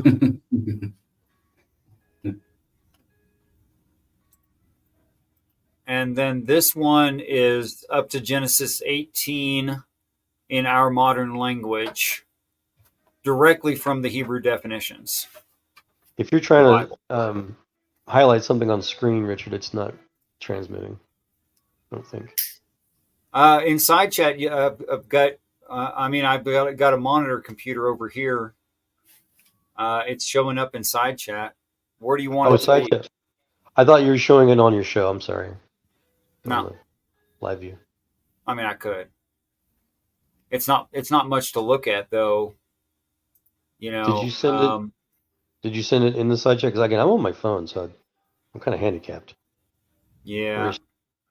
Well, swipe up, and then you'll see the links in chat. Oh, thank you. Chat. Okay. Well, y'all been chatting a bunch. Well, hopefully they do. I want people to be involved in participating and not blow them off just because they didn't have opportunity or desire to come into the panel itself. Speaking of which, Domenico, you still haven't said anything, but you're welcome to at any time, including now or not. Well, I put some inquiries in chat. Richard, like, people understand what does the written work actually do to the hemispheres? Why is it in black and white? Why do we read it left to right opposed to right and left? What is the meaning of evil? If people understand what the word evil means, then you'll understand what the word good means. Again, we're using a language that's been kind of altered so many times. So True. There is creation and formation language, but the English language is solely a meaningful language. It's not like Greek, which is a comprehension language, or Sanskrit's a healing language. So if people understand energy, you can actually, it's like doing math. Understanding math and how to double check it, and even understanding numbers actually have energy behind them. So until people realize that, the indoctrination is to keep you down in the evil realm. I'll change the word for you, the material realm. Good and evil, spiritual, material. When you speak, you're speaking from the unknown into the known. You actually do not see the words that you speak when you're looking at an object. This is where we play with the spiritual realm, the air, thoughts. You can't see those things. This is why it's called conscious ignorance. Once you wake up in the morning, you're in the conscious state. You're using what's called your senses. All those senses could easily be misled. So when people talk about, sperm and all that, so you can manifest another material, that's what's called the sin. You're in the material form. It's not a bad thing. People just get caught up in their likes and dislikes, opposed to just taking that information for what it is, as the observer. But I get it. People like to play with belief systems and knowledge. But if you understand the whole ideal of why they have pictures, or in this case, statues of a woman holding a child, child is knowledge. The woman supposedly wisdom. Again, this is the tree of knowledge of good and evil opposed to the tree of life. Two different things. Most people are still playing with the tree of knowledge of good and evil, spiritual and material. Number 9 is the spiritual meeting the material. Number 8, that's why it's an infinite number. It's the material number. And we have to understand energy, guys. Outside of that, then what we're doing is we're just playing with the upper hemispheres, the upper brain. You're not playing with the midbrain, which is the gut. That's where you get the word insight, intuition, insightful. Anyway, I'm just going to cut it there because it is what it is. But That's actually really deep stuff. I would like to possibly Sometime I'd like to do a show maybe exclusively on just those few ideas. Go ahead, Dave. Yeah, I was gonna. It might be a bit of a tangent, but I would like to go into like how people define energy. Do you know what I mean? A lot of people use the word, and there's like a scientific definition of energy, and a lot of people say like, you know, the body, which the body does have energy, and you know what I mean, but they seem to be using a different kind of understanding. So if I can ask Domenico, when you say the body has energy and stuff like that, what is your definition of energy? Well, we're going to use the word to describe things, hence the word describe. So energy for me, I would be saying air is energy. So people erroneously say cause and effect. It's the effect and side effect. You don't see air. Some people might, but most people don't. So colors, again, that's energy. What we describe is using a word to describe something. That's not actually what color is. So energy would be the 4 winds, but we don't see what it is. Thoughts, that's energy. It shapeshifts. You know, again, do we actually see prana? You know, some people might. I'm not here to denounce that. But again, we have to show them respect by at least hearing them. So that's my definition about what energy is. It's in the unknown. Yeah, that's the bit I struggle with. When you say thoughts are energy, like thoughts, like, and I'm going to trip myself up here. I'm going to trip myself up. You're using something. Okay, go ahead. Yeah, sorry. No, like the scientific definition of energy is like, what is it? An action. Yeah, but it's work. Yeah, when people use it, like thoughts don't exist. How can thoughts be energy? Thoughts are things. You should be able to question things. What's after thoughts, hence oral and written work. Oral, when you start speaking, now you're talking about sounds and frequencies. Written work, again, it depends how you're reading it, left or right, left or right, up and down, scroll form, book form. That's more of a dumbed down version, a lower energy version. That was in a different age. Today, it wouldn't serve really to read information, especially when you can download information, again, through the gut. Again, this is how you know people that are scholarly or scribe. You know, they play with the upper hemispheres. They play the game of right and wrong. Again, if you can pick up energy, like you have body language, that's energy. But you're going to use your senses, which is its own language. Doesn't matter if it's seeing, touching, smelling. Again, those are all languages. But for some people, they actually can pick it up. This is why they talk about laying of hands or Reiki. That's energy. Who gave this species called the human the Wi-Fi? You know, all those combinations of energies so that we can actually communicate with each other. Of course, it's doing a lot of damage to the vessel, but that's something we just play with. We are human beings. I would say, Dave, that you already know an alternative definition somewhat closer to what Domenico is using. When I say, David devotes his energy toward whatever thing. Right. Yeah. Yeah. I got you. Yeah. And then we get caught up in movements. People will see a car move or the vessel move. That's movement. Anytime you have the word ment in it, that's basically ment, mind, man, image of man, not what we are in the vessel called men, M-E-N. Formation opposed to creation. Something was created in the image of God. Sun and the moon, those are images. It's not material. Again, it's one of those things where people have to understand what your senses can and cannot pick up. Although some people might experience it that way.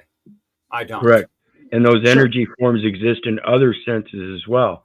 See, people have been indoctrinated to believe they have five senses, but you have a sense of balance. You have a sense of up and down. You have a sense of direction. You have all these different senses that people don't think about. And that's the spiritual connection we're looking at. You've been indoctrinated to ignore the spiritual energies. Those are the energies that are there that you don't even have to think about. No, I totally agree with you. I think they're about like 20 odd senses. Yep. You know what I mean? People say there are five senses, but I don't consider any of them like spiritual. Right. Those are physical senses. And that's what I mean. We've been indoctrinated to comprehend the physical senses, but nothing beyond it. Yeah. I don't know that any of it's not physical. I think all of it is physical, actually. Maybe we don't have, measuring devices for some kinds of things yet.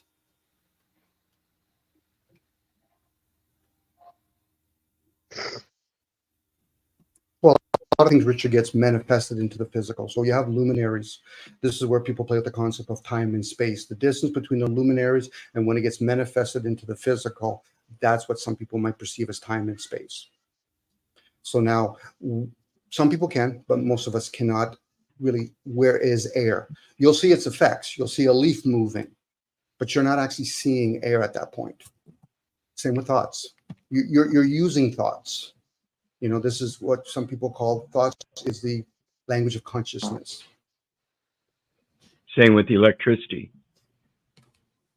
Many times you can have electrical currents and not see the effect, but you will feel it. Yeah, and sometimes that can be quite painful and make your arm jerk around in funny ways. Yeah, and that's why I say depending on the different levels. You can take a 27-volt charge, no problem, and sit there and hold it, but you will definitely notice it. Do that with 110. Ain't gonna happen. And if you play with 347, I don't wish this upon anybody. The way it pulls you in, then you'll understand how it generates heat. Hence, as above, so below. We could be playing with the idea that we're living in a magnetic plate. The Earth is just the grounding part. Hence why they have lightning above as below. This is where they get the concept of north, east, west. Go ahead, Richard. I think the fact that we have sprites inducing from the uppermost atmosphere into and out again into space shows that this is a capacitor and it's at full charge. I mean, to take what you said very literally. Making lightning? Yeah, sprites, above the clouds, lightning induced from outer space and ejected out into space, that stuff. Well, again, Richard, this is where people play with the ideal of the 7 days, the 7 different atmospheres. We're talking about the sun, a 7-day week cycle, opposed to Ceres, the father, the 10-day week cycle. Again, the biblical story or any story is a written down version, so it's factual, but from the point of view, did you experience it or observe it? If not, then most people don't, whether they know it or not, they're parroting information from an indoctrination. It'd be different if we jumped into these vessels and they already know how to read and write. No, those are programs. So hence the self, know thyself, know the program. Because there's another program running the front program. This is when I tell people, I say, who runs your vessel when you go to sleep? Who's running the liquids right now as you're communicating with other people? People never get to that awareness because they've been so indoctrinated and they're too busy defending and attacking it, opposed to questioning it from within. Hence why when people have dream states, because you're in that stillness and silence state. But most people can't really practice that in a conscious state. That's why when you have those Hindus, gurus, or whatever you want to call them, they might be actually downloading information. But you'd have to practice that. And that's not for a lot of people. It might have to be mind-altering stuff like weed or ayahuasca, or they have to do very long fast. Then you can be what's called the witness, the observer. If not, we're just peddling thoughts. I think that is the case, and I've even said several times in the past, some people need to remove the log out of their butt, and they need drugs to do it. But then they should stop immediately after that. First thoughts coming into the show, generally specific, peace and respect, and welcome. Hey, good to see you. Doing a lot of listening. I was paying attention earlier, I was washing dishes, and I made some homemade beef jerky. Got my marinade recipe. I'm editing yesterday's cooking video right now, so I'm just kind of listening. But yeah, food, man. Yeah, a sense of dread, a sense of impending doom, a sense of excitement, exhilaration, a sense of anticipation. So I mean, does it all originate from the mind, the soul?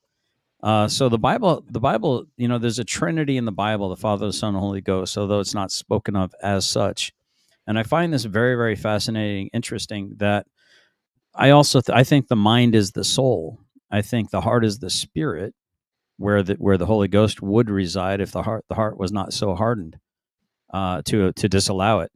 And also the flesh is the flesh, and there's that constant battle between the spirit and the flesh, and your head on the neck is being turned. Do I look at the flesh or do I turn towards the heart? Do I look at the flesh? Do I turn towards the heart?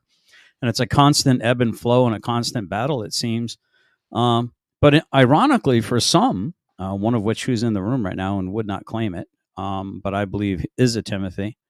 But to some, it seems easier to put things in their rearview mirror, flesh-wise, than for others. I would be the other. So I gain inspiration from it is said that you are the culmination of the 5 people you spend the most time with, and well, I could think of a worse person to spend my time with than D-Doc over here, otherwise known as Richard Madsen. And some of you other fellows are really nice too, but go ahead. Sorry, Richard, can I have a minute? Again, I tell you what, I want to give you more than a minute, Dave. I want you to run the show. You have 4 theists at your disposal that you can challenge in any way. I know it's like being a mosquito. It's like being a mosquito at a nudist camp, bro. Have fun. I'm gonna go smoke a cigarette. Okay, it's all yours, Dave. Let's make sure before you get started, though, Dave, I am not a theist. I am more agnostic than anything. That's right. That's good. But yeah, Hey, Richard. It's just something I've noticed once again. GS. So, Andrew. Hey, Richard. I'm sorry, I missed that. Hey, before you go, man, something you might want to contemplate. I don't know, breaking news here on my end, that on politics, that RFK Jr. guy just endorsed Trump in a court document. Okay. I'm not into soap operas, but thanks for the information. Yeah. Enjoy your smoke. Yeah, but generally specific. I've noticed this like several times or almost every time. Like Richard just asked you for your first comments, and you managed to like pick someone out from the panel and like have a go at them specific. Why not just leave it in the past and just have a conversation? You do it. It's every time. I don't know what you're talking about. I was the person that has a problem putting the flesh behind him. I was talking about myself, Wildheart, and I was crediting Richard. I completely apologize. So no, it's okay. I mean, I completely misunderstood that. Yeah, that's something I struggle with, and that's why I said you're the people you surround yourself. You show me your friends, I'll show you your future. So what I'm trying to say is, I really like being in Richard's orbit, because it helps me become a better person. So I'm sorry that you took offense to that. I was not launching attacks at anyone. I just got that face at the bar that everyone wants to take a poke at, but it don't ever turn out well for them. But I guess they keep poking. No, that is completely my fault. Yeah, it's just when you say I see someone on the panel now, and then it sounded like you were criticizing. If you were criticizing yourself, then that's fine. Yeah, that's my fault. I just misunderstood. Yeah, I apologize for that. Yeah, that's the way I took it, Jess. I saw you were pointing the finger at yourself, and I think that's commendable. I think self-criticism is the most prosperous thing we can do. Amen to that, brother. So I forgot where the conversation was up to. Does anyone? Richard, gave you the floor, Dave. Yeah, we was talking about water, memory, and energies, and I brought in the thing about the senses being different types of energy. What about we were talking about those energies. Do people understand that the energy comes from magnetism? This is the law of attraction. And most people think that opposites attract in this world. No, north attracts south. Look at a magnet. Put two north poles together and they will push apart. That is not law of attraction. Law of attraction is attraction of opposites so that they can come together and create a continuous path. But does someone have like an overarching like definition of energy? Like there are lots of different kinds of energy and lots of different. Is there like one overarching kind of definition of energy that all the others kind of fall under? Like in order to be an energy, it has to have this property. Do you know what I mean? Yes. Well, yeah, and all energy, no matter what kind of electrical energy you want to call it, has a magnetical pole. That is the center of energy, is the magnetism. Yeah.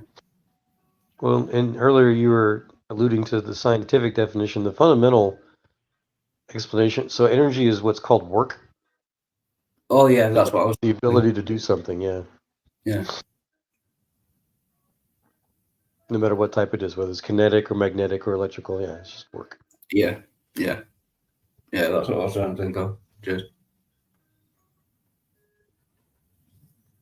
Which is boring. Yeah, but it's just I struggle with all the like crystals and like if you can't test something like empirically and scientifically, how do you know if it's an energy or not? You know what I mean? Like lots of people will say, your chakras aren't in line, but there's no kind of evidence for. You measure how much work it does, how much, if it moves or if it does, whatever. If it changes something, changes polarities, whatever. Yeah. Strengths. Yeah. But what if you try and do that? What if you try and do that and the results are kind of mixed at best and there are no results? Well, what is your goal? What are you trying to do? What are you trying to describe or think about? Like I think there's like a lot of new age kind of things that talk about energy and they're like completely unproven. There's no evidence for them. And I think energy, and it might just be a language thing, but energy is just, to me, a lot of the time, it's just a word that at this point doesn't mean anything. You know what I mean? Because like a lot of it is like untested and unproven. You get like auras and people. That's what I would say is the beauty of science. What we think may be untestable or unprovable at one moment easily becomes testable. A clear example I was just thinking of is I've got a real close friend of mine. She was a advanced biochemist in her past, and she was just given this gift by God, she says, where she can see and measure, the new age energies you're talking about now. So much so to the point, she's got evidence of it so much she makes it. That's her living now. She gets people who pay her. She has neuroscientists that send her their patients when they can't help them anymore because she somehow sees these cosmic energies, and she names it different things. She's trying to figure it out herself, but she sees these things in a spiritual or whatever you want to call it level, cosmic level, that she understands perfectly well, and she tries to help other people understand it, and she measures it, and she helps to help other people to measure it and codify it in their own lives, and it changes their lives. And again, they pay her a lot of money for it because it's so effective. Yeah, but yeah, I get what you're saying. I'm not disagreeing, but I mean that's not evidence unless we understand it. Evidence to you as a scientist. You can't just say because like people pay a lot of money unless you can actually understand how it works. That's not an explanation. I'm not saying it's not evidence, but that's not an explanation. Do you know what I mean? Again, her preliminary field is in science, and she explains it perfectly well, whether somebody else agrees or understands it. But again, the evidence is results. So observation, repeatable observation in real time, preferably. And that's what it is. And so you're able to make observations with this, and it's different than, say, for like example, like just fortune telling. I would agree with you. There's not a lot of evidence. Fortune tellers tend to just say something that just makes sense, whether it comes true or not. And sometimes it comes true. People, oh wow, you're right. But I don't know. I think I know what you're trying to say, but there is an element of, I believe, scientific evidence of the, whatever you're going to call it, the ethereal conscious level of energies or whatever. And I also agree with you that people can call it different things. She might call it energy, but I don't know. Yeah, I think it's similar to like spirituality as well. That's another one. Mm-hmm. Like, ask 10,000 people what they mean by spirituality, and they'll give you 10,000 different answers, which just makes the word useless at that point. You know what I mean? If no one can agree on what it means, then the word is just kind of debunked. That's the fluidity of language, right? Yeah. Again, the upper hemisphere, that's the masculine energy. That's where people are programmable. The feminine energy is the midbrain. That's where the gut kind of comes from. That's the teachable energy. So somebody would have to be in their feminine energy to try to understand things. Science is all the hows. The whys are the philosophy inquiries. So you sound a lot like my friend. She talks about things like that, feminine energies. Yeah. So again, we're in the age of information, so we're sharing this stuff openly. Well, see, and that's where I'm a professional information scientist. So I agree with David's trying to say. It'd be nice if we could all agree to nomenclatures someday soon. But what would you be agreeing upon? The sound, the frequency, the words? Because really, if you really understand how... Yeah, the definition. Yeah. Well, definitions, but then again, how did you learn language? You got conditioned. That's the programmable language. I agree. This is where people that do science, they have to start doing mind altering or brain altering substance so they can actually get to that beyond the senses. Okay, I don't know about that. Well, let me expand on that. Let me expand on that then, because when you talk about nomenclatures, we're talking about ad hominem, especially in this panelverse, and this is where people can call me any name they want. Is it going to affect me? No. That's maturity too. Yeah. Well, that's what he's talking about. Is rightly dividing the word of truth. Is it your is it your word? Is it your truth, or is it somebody else's word and their interpretation of what your truth is?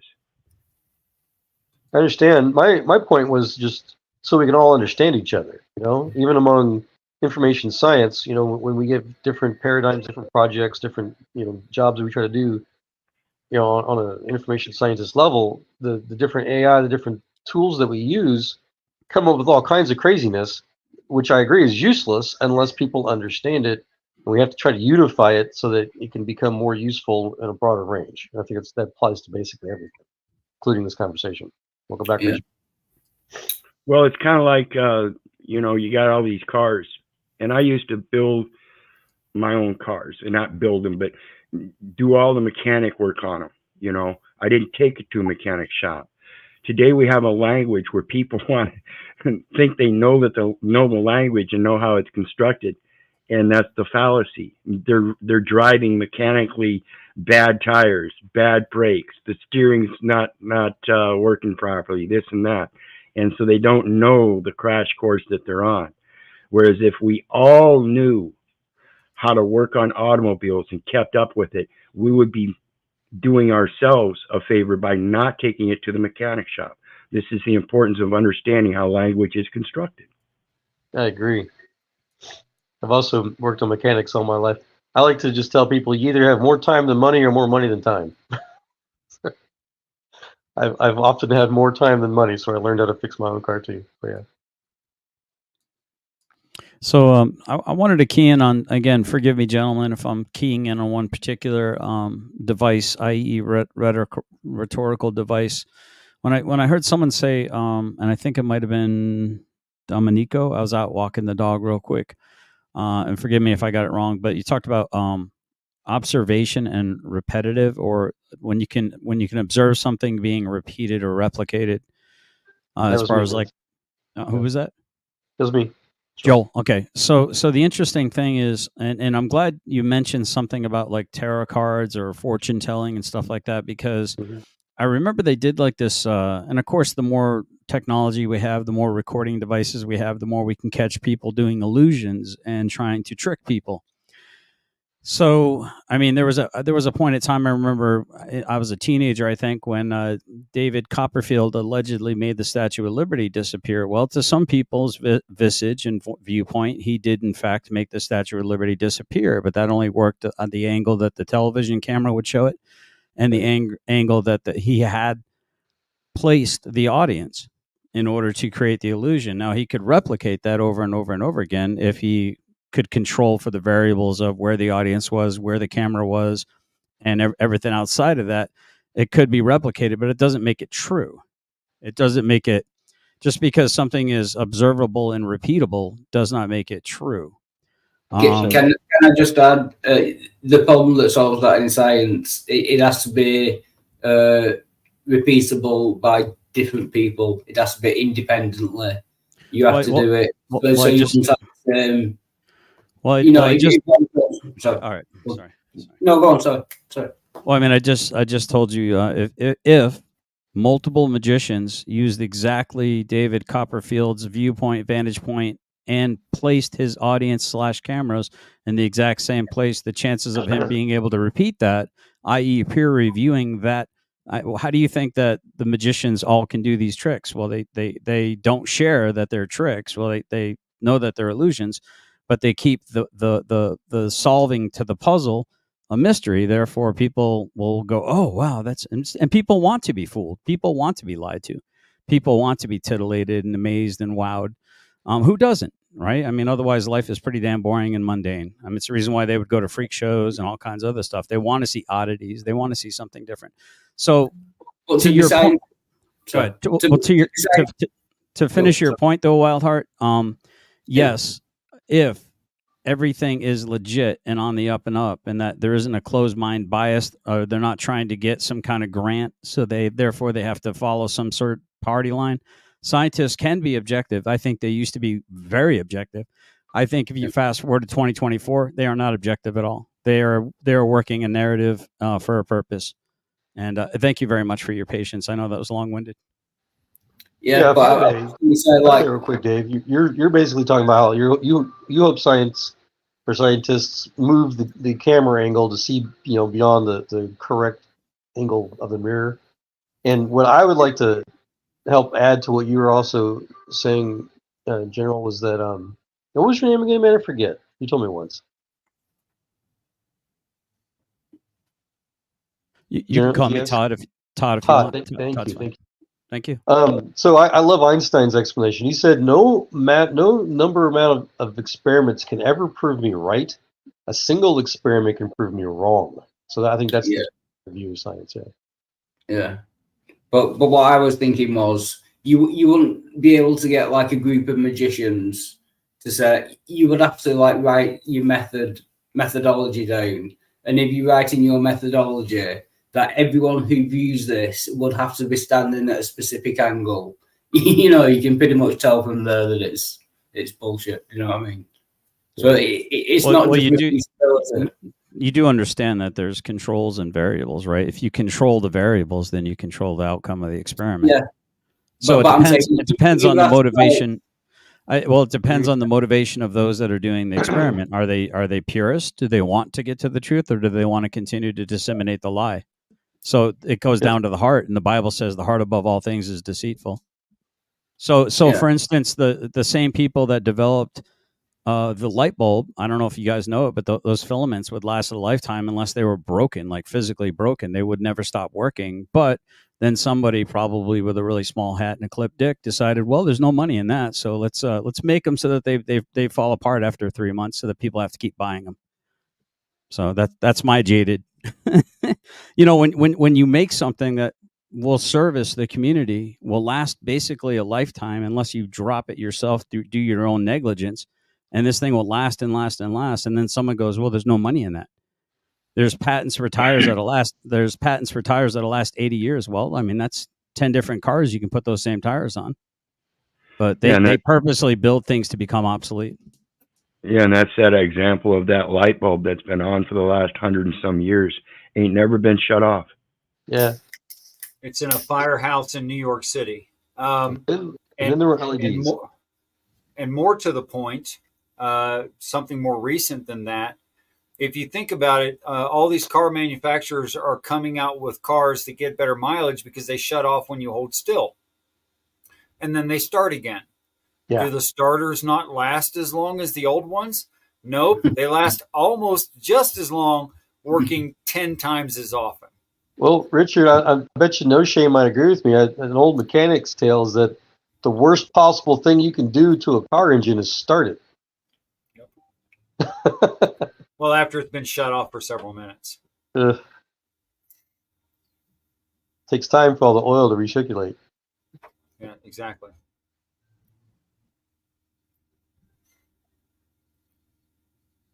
Where were we? I was on cigarette break. I'm behind on the conversation. Well, you were talking about waters. Dave was wanting to talk about energies, and then Todd was wanting to talk about science, I guess, or no, we're starting to talk about unity and language as well, I think. And observability and repeatability equals. Yeah. So what did you say exactly to that, Joel? That you said being able to observe and repeat something lends credibility to it's being true, or I would agree under the right circumstances. Yeah, that's fine. No, it's just the basic scientific method, the ability to observe something repeatably in real time empirically. But science, I think you can all agree, can never say what is true or what's important. I was just going to say, based on the intent of science, which is technology, which is always going to be money, they can never pose truth. They have to pose what will make them the best money. This is true medicine with pharmaceuticals. Yeah, that's part of that bias that Todd's talking about. But I think this most fundamentally, science is only about observation. And something else that I love about Einstein, he said religion and science are interdependent. You can't have one without the other. Both are required to know the truth, religion and science. He said religion or science without religion is useless, and religion without science is blind. You have to have both. Yeah, because we have to be able to ask the question, why are we doing this? Exactly. And then we have to be able to ask the question, how are we going to do it? And that goes to the simplicity of the knaves doing the rain dance. That was the basic simplicities of science. And if you think about it, standing around at a fire and doing this stomping dance for hours on end, that was the physical scientific methodology they were using to invoke that religious spiritual activity. Trying to repeat their observation, yeah. I want to talk about that. How important in the eyes of God, in consideration of the declaration he makes that we are ignorant, is our specific set of physical acts, and what good do they do other than to give us permission that we are allowed to talk to God?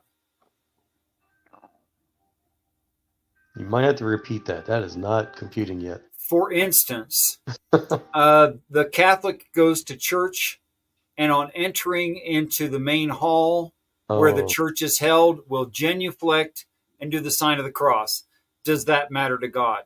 Then take their seat and wait for the liturgy, for the benediction word. They'll wait for the benediction.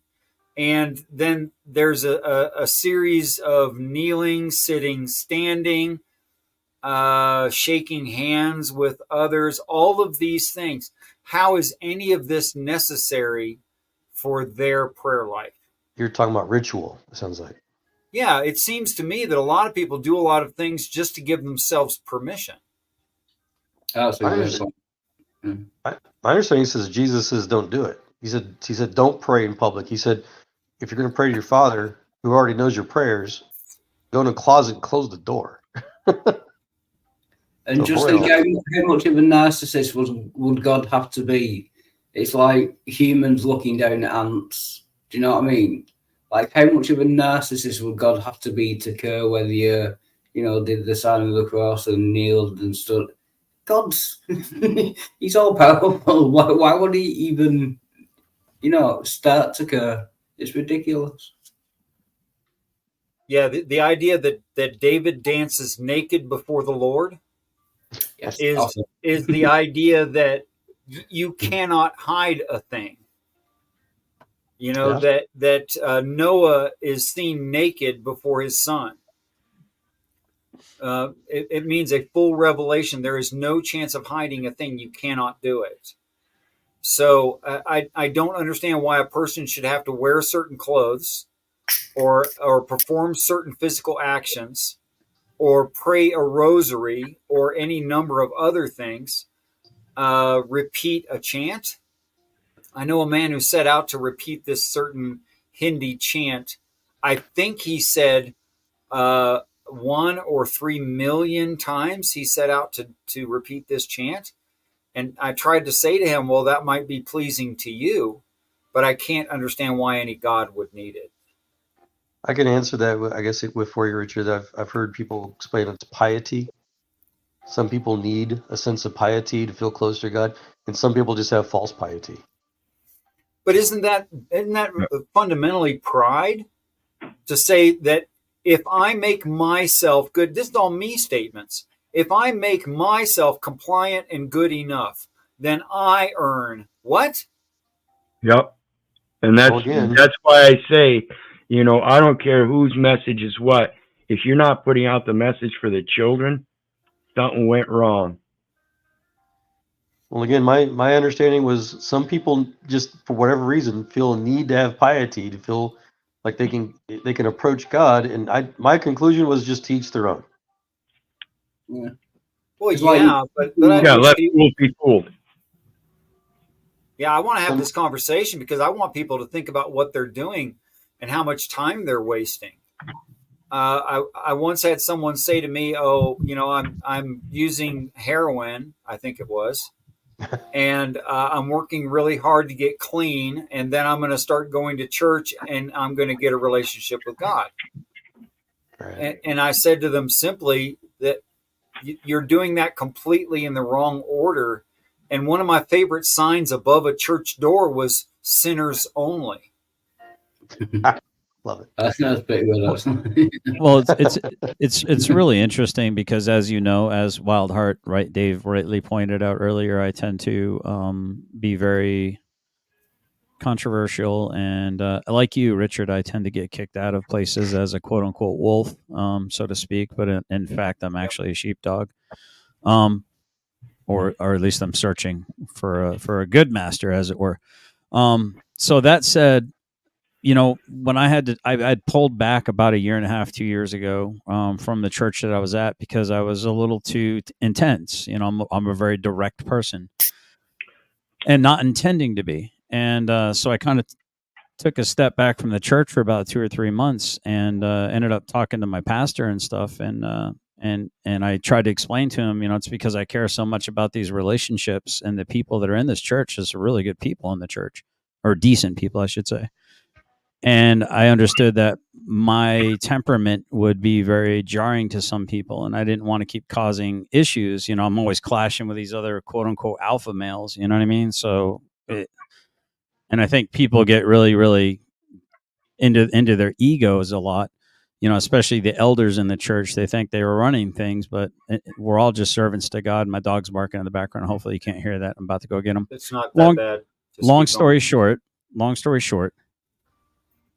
I said I wanted to clean up my act a little bit so that I could come back into the church without ruining relationships. And he says that, well, that's like taking a shower. What did he say? That's like taking a shower.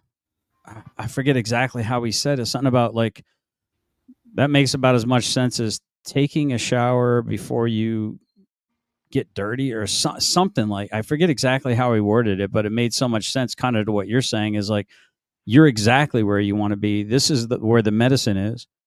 So, this is where you get your deliverance. This is where you get your fellowship. This is where you get your countenance sharpened by another person who's meant to sharpen your countenance. What do I care about some random bum on the street trying to sharpen my countenance if he doesn't believe in the same Lord that I believe in and can't see that I'm astray? If I'm trying to gather apples standing underneath an orange tree, I'm the fool. I'm never going to fill the bushel basket up with apples. It's only ever going to be oranges, whether in season or out of season. But anyway, I forget. He said that's like taking a shower. Oh, that's like taking a shower before you get into a shower. It's like cleaning up before you get into a shower. He's like the whole purpose of going to church is to get clean from these things. So that was the way he said it. Thank you for letting me ramble. To 2 points, and correct me where I become wrong generally. I think that you are trying to honor a sense of truthfulness by being direct, because I think you perceive anyone who's being indirect as being avoiding and being evasive for some maybe not so honorable reason. Nefarious. Deception. Right. So is But- that correct? Because but- that's what I've always assumed about you. Yes, but unfortunately, I'm still trying to work on to be as wise as a serpent, as harmless as a dove. I don't have that Yep. harmless part down. The harmless as a dove part is difficult, and more to that, to what you'd said, an alpha male is not intimidated by alpha males. Beta males who think they're alpha males are intimidated by alpha males. I really prefer being around a bunch of alpha males. Actually, Me too. And I like people that are confident and know who they are, and they're not scared. well, I call myself a situational beta. I'm sorry, David. I mean to interrupt you. I'm a situational beta, meaning if there's someone that's better at doing something than I am, I'm more than happy to follow. I'm very happy to follow. Not only follow, learn. And if not, then my motto is lead, follow, or get the F out of my way. Hey, Todd, I'm trying to remember a word that I can't seem to remember right now, but I think you're trying to describe. Is it the military? Yeah. You guys are both in the Army. You get a guy that comes in, he's got a chip on his shoulder or whatever, and sometimes they just need, even though they're right, they need to tone down a little bit. And there's a word for that. Discipline. No, there's a different word, like couth or something like that. To be able to effectively project or present that you're right about. Are you something. talking about like a level of decorum? Like Basically. should I respect the Pope even though he's like talking about murdering babies in the womb? Should I respect him due to decorum? I would rather demolish that doctrine. Thank you very much. I'll be right back. I gotta let my dog in, but I'm listening. Yeah, something along that line. Wait, Dave has been trying forever. Dave, do you still remember what it was? Yeah, I just want to say that I think any male that describes himself as an alpha male is by definition not an alpha male. Well, if you guys want some real irony, that entire alpha, beta, delta, male, female dichotomy thing, that the entire psychological test was nothing to do with how strong-minded somebody is. It was about the propensity for heart failure. If you were an alpha male, that meant you had a strong propensity to die of heart failure because you're so intense. Cool. Yeah, I didn't know. Yeah, it's that high testosterone. Yeah. This is where in the medical society you have the known heart issues amongst younger males. About 50 years of age, they start doing the checks for your heart and your colon. It's common. So where did Sigma fall in that survey, Joel? Where did Sigma fall in that survey? I have no idea. That's okay. Something else to look up. Okay, Alpha and Sigma are pretty much the same thing. The difference is the Alpha has an Omega, Beta, Phi. They have a structure underneath them. The Sigma has no structure. He's all alone. So you have a wolf with a pack and a lone wolf. My presumption Yeah. is somebody made that up because it sounded good, but I don't know. I don't know either, but when I read the definitions of it, I most closely identify with Sigma. Like, I don't need to be in charge. If there's someone better than me at that thing, fine. I'll even follow you. I got no problem with that. If that's going to make for a better result, because I'm more interested in the result than I am my own ego. Well, if I And may add to that, I again, describe from a myself military as a Zebra. perspective, is the best leaders are those that don't want to lead. Go ahead, Dave. No, I was just going to say I describe myself as a zebra male. A what? Zeppa? A zebra. Oh boy. So can I put an input, That guys? fluidity of language again. Are we the behaviors and personalities masked that we think we are? Are you Well, an alpha? Are you the behavior or personality? This is where people talk about daemons. Are you you guys those really want to? things? Are You guys really those want to go things? into personality testing? What you described, Richard, was the INTJs like that. They very intellectual. They are the mastermind. They call it the strategist, but they don't. They only like to lead when there is no effective leader. But the question is, are you those things? This is where I think that you none become of the us are those things, really. Mhm. But most people are whatever attached to we it. are comes out that way from us. What's that? Again, that's Right. where a lot of us become attached. This is where, let's say somebody can play the game chess. It's when you become the observer, no longer caught up in winning or losing, right or wrong, I agree or disagree, hence being taken up in the spirit. Most people are caught up with their likes and dislikes. Those are paths. You can do the left-hand path, the satanic path, the right-hand path, the pleasing path, the middle path. This is what the Buddhists talk about. Or you could be the observer of those things. But at that moment, you have to be teachable. Most people that go to university, you got what, 1 or 2 degrees? Even 33-degree Masons are still children. Again, this is where you become the observer of those things. This is where I was talking earlier about energy. Most people are busy caught up in their defense and attack on these things. Really? Have you ever questioned those things? Have you ever questioned, where does the body go when it goes into a coma state? Where does it go when you go to sleep? Who's the one that's running the program? This is beginner stuff when it comes to know thyself. Who's the knower and who's the self?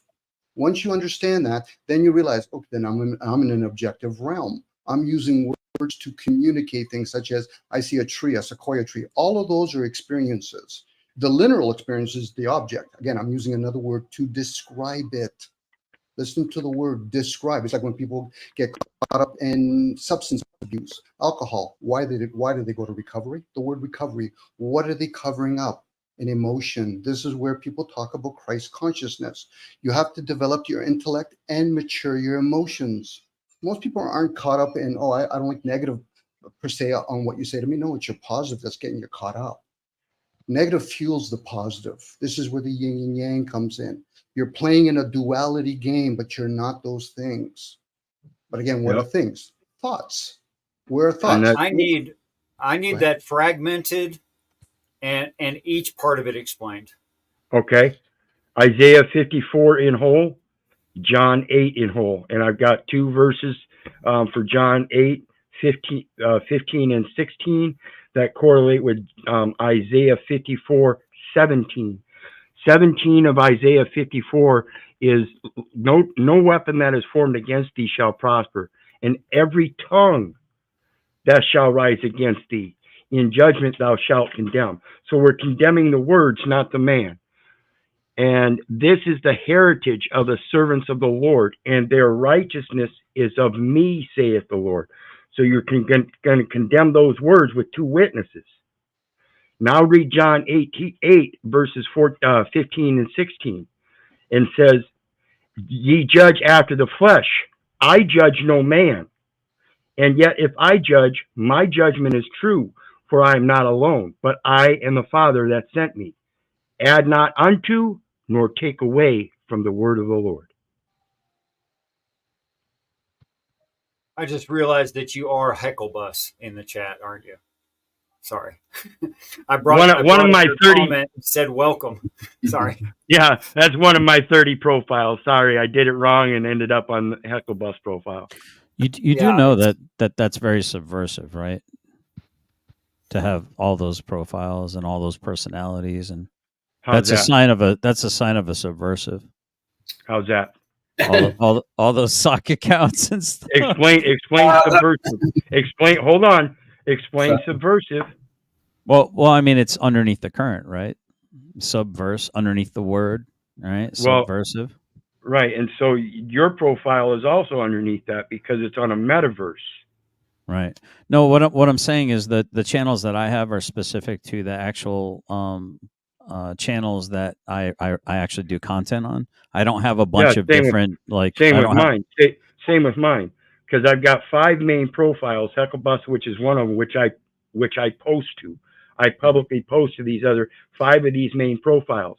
And then the other 25 are for investigative research and stuff on other panels and channels. I don't usually appear on any panels under those. I just go in and watch the chat generally. And that's so I can make connections and observe people. And this is for my own ability to journal my experiences. That's it. It's an author's guild.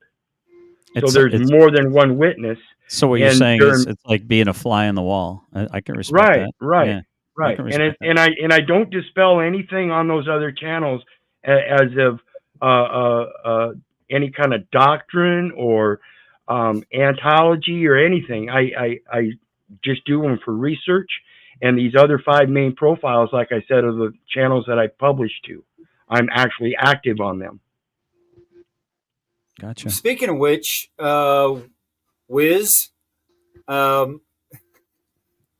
you actually took me off guard when you said you were agnostic, and I would appreciate it if you would give a definition of what that means. Yeah, I find that interesting too. I question everything. I don't believe anything. I base everything on a fundamental set of firsthand experiences that are repetitive, and that's what I use as a base for knowledge. That leads me through more firsthand experience in those same kinds of incidences, so I can gradually get better and improve to be wise. And I keep things simple. How often would you question the truth if the truth were in front of you? I'm going to question everything according to my firsthand experience. So if somebody else comes to me with something that they say is truth, I'm going to join in it. I'm going to join in it. Hold on. That's not the question. I don't want to go down a rabbit trail that we don't need to go down. You're a smart enough man, and I'm a smart enough man. I'm going to talk to you directly, and I hope that you understand that there's no nefarious designs on my query. How long would you continue to question the truth even after you realize it's the truth? Not my truth, Never. Someone else bringing a truth. Okay, so Never. You have yet to encounter the truth, the way, the life. The truth that I see. It's not a condemnation. It's just a question. Yeah, I understand that. And my truth is my way, my life, and the light that I see. And the light that I see is that energy is an image and likeness in all life, not just another man. And so I take everything into my observances at all times, and I give everybody credit where credit is due, that even though we're each an image and likeness, we are all different and have different truths because of those firsthand experiences. So it's not a matter of leveling up or being better than the next guy. It's a matter of conjoining together so we can follow a path of similarities to the same destination. Right. And you said you've read the Talmud, you've read the Quran, you've read a lot of these different books. In the Bible itself, it says that we must guard our eye gate and our ear gates. How do you guard your eye gate and your ear gate? By letting everything in. Are you lacking in discernment, or are you letting things in worthy of examining, or you just let everything in? Yeah, I let everything in, and it's my responsibility to respond to it accordingly. The church next door, it's actually a church and a school. It's a Baptist church. And I go back and forth across that parking lot every day to the local stores and stuff. Mm-hmm. This, mid-April, one of the guys that works there saw me coming across the parking lot, coming back home from the store. I had a grocery bag and everything. And he stops me and asks me if I'm a patron of the school, if I work there, or if I have children there. And I answered him no to each one of them. And then he turned around and told me I wasn't allowed on the property. Did he think you had like like perverted reasons for being there, or Absolutely. His concern was a fundamental fear of something that's never happened. And not only that, but like I said, I've lived here for a number of years and I go across every day. It's a school. Their play yard equipment ends up down here on this property, balls and stuff. I take them back up there. When there's trash blowing across the properties from our dumpsters, I pick it up and put it back in the dumpster. So not only does he have a fear, an innate fear that's not true, he's dismissing the probability in an image and likeness that I am just like him and willing to do my neighbor fair good. So the police were called and they supposedly issued me a trespass. I don't give a fuck. Okay. I walk back and forth across that parking lot to this day with impunity because of Leviticus 25, verse 23. Or excuse me, Leviticus 25:23. The land shall not be sold forever, for it is mine, and ye are strangers and sojourners with me. Now I brought two witnesses. I want to see your ass on that stand testifying that I trespassed with him. How dare you make a blasphemous claim like that on your parking lot that you call a church in reverence to the very same God that you pose to uphold? You heathen. Good point. Well, it's interesting that you mentioned the word fear, which I would agree that there was a level of fear. Some would say caution or discernment. I would agree, and I know I think Dave had his hand up, but this is a really good conversation. Pardon the interruption again, Dave. No, Thank you fine, for your grace. I do appreciate it. So the interesting thing, fear is like, so for me, it's like the only thing I fear is, fear. The fear of God is the beginning of wisdom, right? Wisdom is knowledge applied, right? God did not give me a spirit of fear, especially when it comes to man. The Bible says, "Fear not he who can kill the body, and afterwards has nothing left he can do to you. But instead, you should fear he who once the body is dead, determines eternally where you go." And I'm paraphrasing, heaven or hell. Basically, that's who you should fear. And so it's interesting, like so many of these deceived, and there's no reason. I mean, I was I call myself a hopeful agnostic for the first 50 years of my life, and I'm about to turn 55 soon. So I wasn't just I was just recently, quote unquote, converted to Christianity because of overwhelming evidence and advice, or evidence and observation on my part. I'm a reason and evidence kind of guy. And I have every reason to believe the evidence of my life is that God does exist. And a man with an argument has nothing on a man with an experience. But unfortunately, we look at a lot of these churches and we get church hurt, whether it's from a distance or whether it's directly church hurt. We get church hurt. We see people going astray. We see people going for greed, all these other things, right? And God warns us about these things. Yeah, Go ahead, Dave. Real quick before Dave gets back on, that is what I think of when I say agnostic. Okay, though I use the scriptures against them, it's because they don't even know them. How can they believe in them? How can they convert me to Christianity if I can prove that they obviously either don't believe in them or they're using them for pick and choose? Which either way shows that they don't even have the discernment. How can you tell me that I need to convert to your discernment? You ain't going to do it. So while I believe in God, the construct of God that I believe in is different than yours, obviously. That's why I would say I'm agnostic. I still believe in God. It's just in a different form. Dodecahedron has an isohedron in it. Now what is it? Megatron is the biggest, right, Joel? Megatron, dodecahedron, isohedron, all kinds of shapes within shapes, and that's what we're dealing with. Shapes and vibrations. I think it's infinite, yeah. Like the tetrahexagonal? Yeah, see, and when we talk about that God, if you truly are a messenger of God, it doesn't matter the word, it's your actions. So again, if you're going to have words that describe those actions and then try to say, I'm the one that's wrong, I don't belong there, I'm going to use those very words against you because you obviously don't understand the vibration of image and likeness and do unto others and owe no man anything. And yet here you are making the false claims. out of your fear. So again, I apologize, Dave. He giveth and God taketh away. I'm so sorry. This is Dave such is a really good patient guy. We are conversation. very fortunate. Yeah. I'm just loving this. This feels good for my soul to have this conversation. It does so much. You guys have no idea. So the interesting thing is, can we agree, or does anyone disagree on the panel that wisdom is the application of knowledge? Well applied knowledge. Roughly. Somebody Okay. took it. Jeez. Well, Well I would applied beg knowledge. to differ. I would beg to differ. Any appliance of knowledge would be a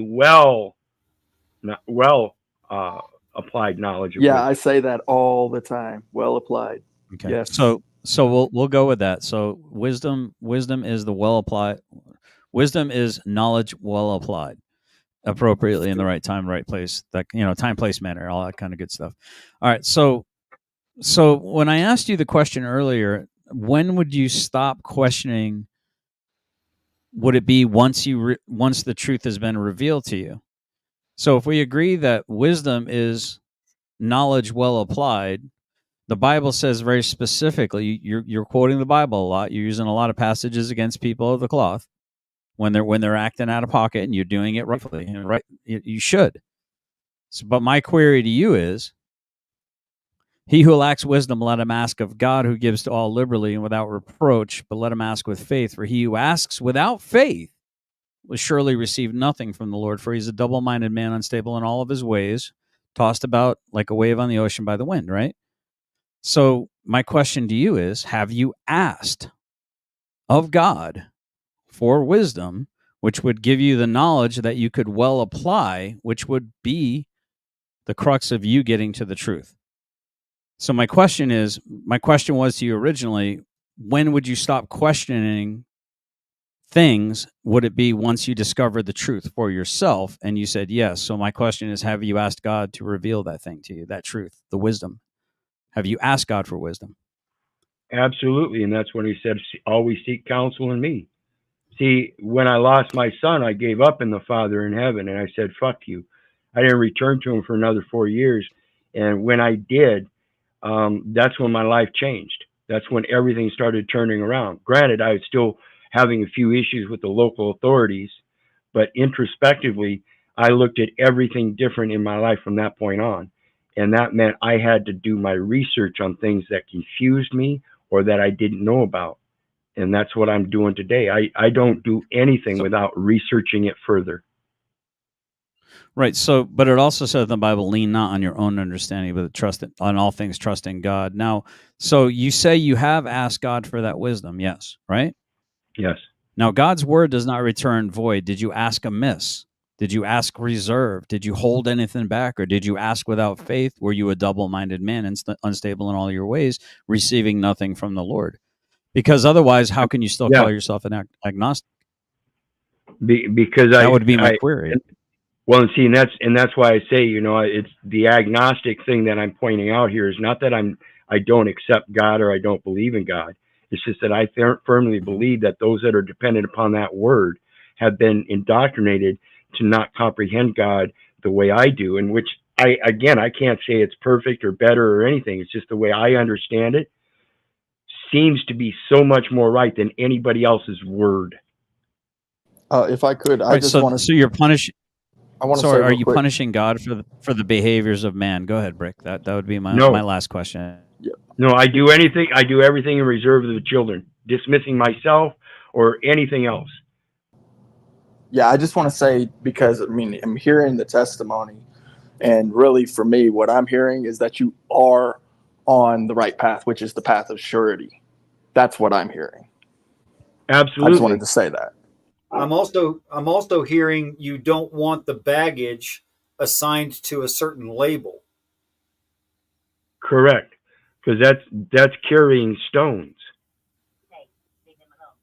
That's what I'm hearing too, man. It's not, you're not agnostic because you say you know God. You're just non-denominational, which is fine.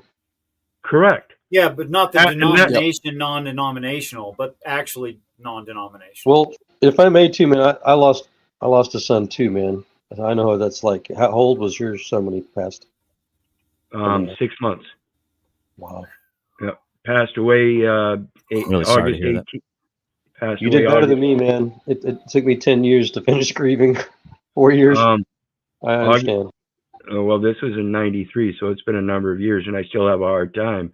Yeah. But I do much better with it. He died August 18th, and we buried him on my birthday, August 20th. Oh, no. Oh, that helps.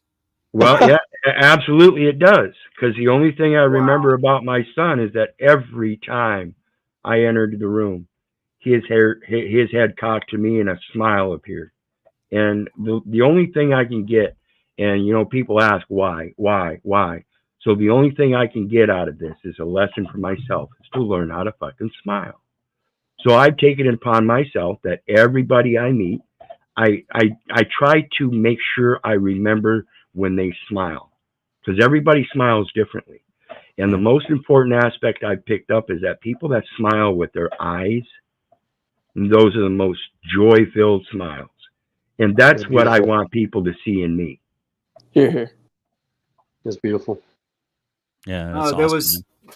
there was an observer of human nature and body language, Duchesne, who noted the differences that you're pointing out between a genuine smile that's deeply felt and how long it lasts. That's very important too. So you're describing a Duchesne, what they call a Duchesne smile. And those are the ones that are worth receiving, the ones worth giving. So I actually call them eyebrow smiles, by the way. Okay. All right. Yeah, you can feel that energy. Yeah. No shame. You're reminding me of a famous Thomas Jefferson quote. The things that you're talking about in your little meme there in the background. He said something along the lines that question everything, like you were saying earlier, even in the existence of God, for God would more appreciate the homage of reason than a blindfolded fear. Absolutely. Reason is the base foundation of logic. You have to have a reason to take the next step. In order to take the next step and know where that is, you have to know where you are in the first step. Then conclusively, on the second step, you have to know where you landed and where you want to go next. It's a path. It's 1, 2, 3. Well, and I think what Todd's trying to convey, which is also probably even more important, is once you find God, once you find the quote truth, you got to hold on to it. You're protected. Protect yourself. But it's part of the reason that in some kind of academic responsibility and in some kind of mental honesty, I do my absolute best, and I always hold that it could be disproven. Right. Any position that I hold, every position that I hold, I want to test against rationality, against coherency within itself, in correspondence, with that which I see in reality. Does it work in that way as well? And is it aligned to my highest morality? Go ahead, Dave. No, I didn't want to interrupt you. I just said, I want to. But that leads back to my original question. When, like, GS says, like, he knows. All right. Hey, listen. If Dave doesn't want to go, I'll go ahead. I'm playing with you, Dave. Yes. I love you. GS says. Yeah, when he says he has the truth, does it mean he knows he has the absolute truth? Like you were saying, you want to be able to be disproven. Like I don't know. Even if you believe something that is true, I don't know how you can know that what you believe is true. Does that make sense? Well, if I may, this ties back to what our original conversation when Richard wanted to ask about the definition of waters. One of my favorite memes I've been sharing recently in my religious and science debates online is the part where Matthew, where Jesus is walking on the water and Peter calls out to him and Lord, is that really you? And Jesus is like, well, yeah, come out to me if you'd like. And Peter does. He steps out of the boat, walks on the water for a little bit. And the meme is a faith that can't be tested, can't be trusted. And I think that goes for Absolutely. Yeah. Absolutely. That's what this life is about, is testing your faith. It puts you on the ledge. And that's why you have to know. And that's why it's called knowledge. Well, and that's how I know Jesus is God to me, because every time I try to challenge, or if I see a challenge to that theory, it always proves true. Yeah, but that's what I was asking. When you say knowledge, do you mean like 100% certainty? You cannot possibly be wrong. And I know it's going to be different for everyone, but I just don't see how that's possible. Yeah, I think you have to keep an open mind. But once you Yeah. find a testable truth, continue to test it. Yeah. That reminds me of something Max Planck said. He said, we have no right to assume that any physical law exists, and that any physical law does exist up and now, we have no right to assume it's going to continue to exist in the future. So you challenge everything, but the truth is the truth. That's the whole point of any of this, is to find the truth. Okay, so Dave, I think the difference is, sorry, GS, you're not allowed to answer yet. GS. I think you know me, and that I would say I am 100% persuaded to some certain thing, and not use the philosophical word knowledge unless I meant that, right? Which is not to put words in GS' mouth. But I would ask and retort, and perhaps when GS finally gets to answer to your inquiry, which you asked him directly, how many genetic tests would you need before you decided those were your parents? I mean, if something is just evidently true, it's experientially true, it's medically true, just how true do you need it to be? No, there's no 100%. But I mean, for me personally, 95 to 97 is good enough. Yeah, that's what I was saying. I would agree with that. It's just, I was asking whether they mean like 100% certain, cannot possibly be wrong. Like the philosophical, like solipsism, how do you know you're not a brain in a vat? Yeah, I was meaning that kind of philosophical kind of definition. I just wanted to know whether that's what they were talking about or something else. I completely agree. Like 95, 97%, that's, I will claim that as knowledge and fact.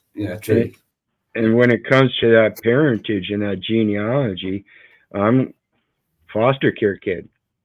So parentage to me, through firsthand experience, means squat.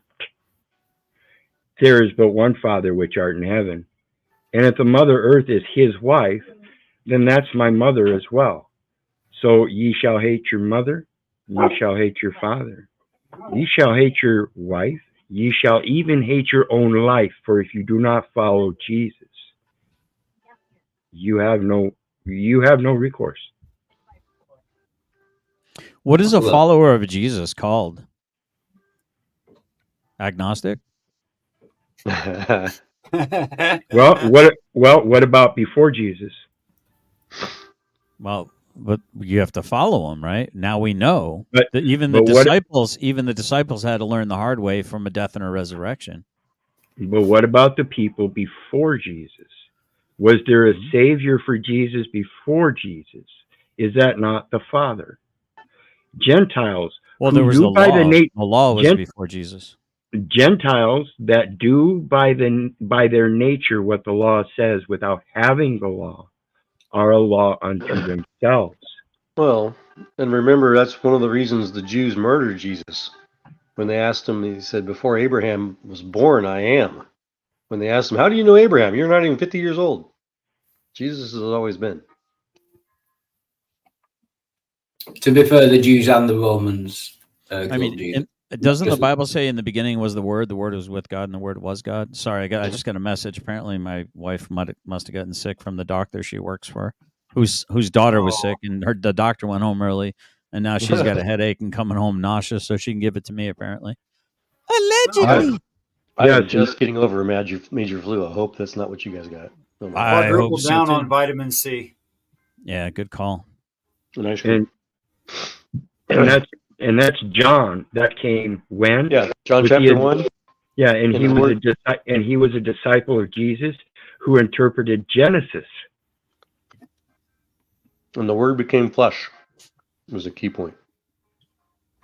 But GS, I don't think I actually got an answer. It doesn't matter. It's just, you can answer either way. But when you say you have the truth, Mhm. do you believe that you cannot possibly be wrong, or do you just believe it? So I guess we have to demonstrate. What do you call the truth? Because what I call the truth is you kind of know it when you hear it. There's a ring to it, a resonance to it. Like if you hear, like, for instance, and I know this is going to be a really obtuse way of answering your question. I'm not trying to be obtuse. I am trying to be very direct. But it's a very good question. A very good question, Dave. And I'm going to try to do my best to answer it with as few words as possible. For once, brevity is not something I've ever been accused of. So the question is, what's your definition of truth? Right? What has to be demonstrated to you? There's a resonance to the fact that, like, have you heard bad music before? Like, have you? Well, let me further explain. Have you heard someone strum a guitar that's out of tune? No, but I can make this easier.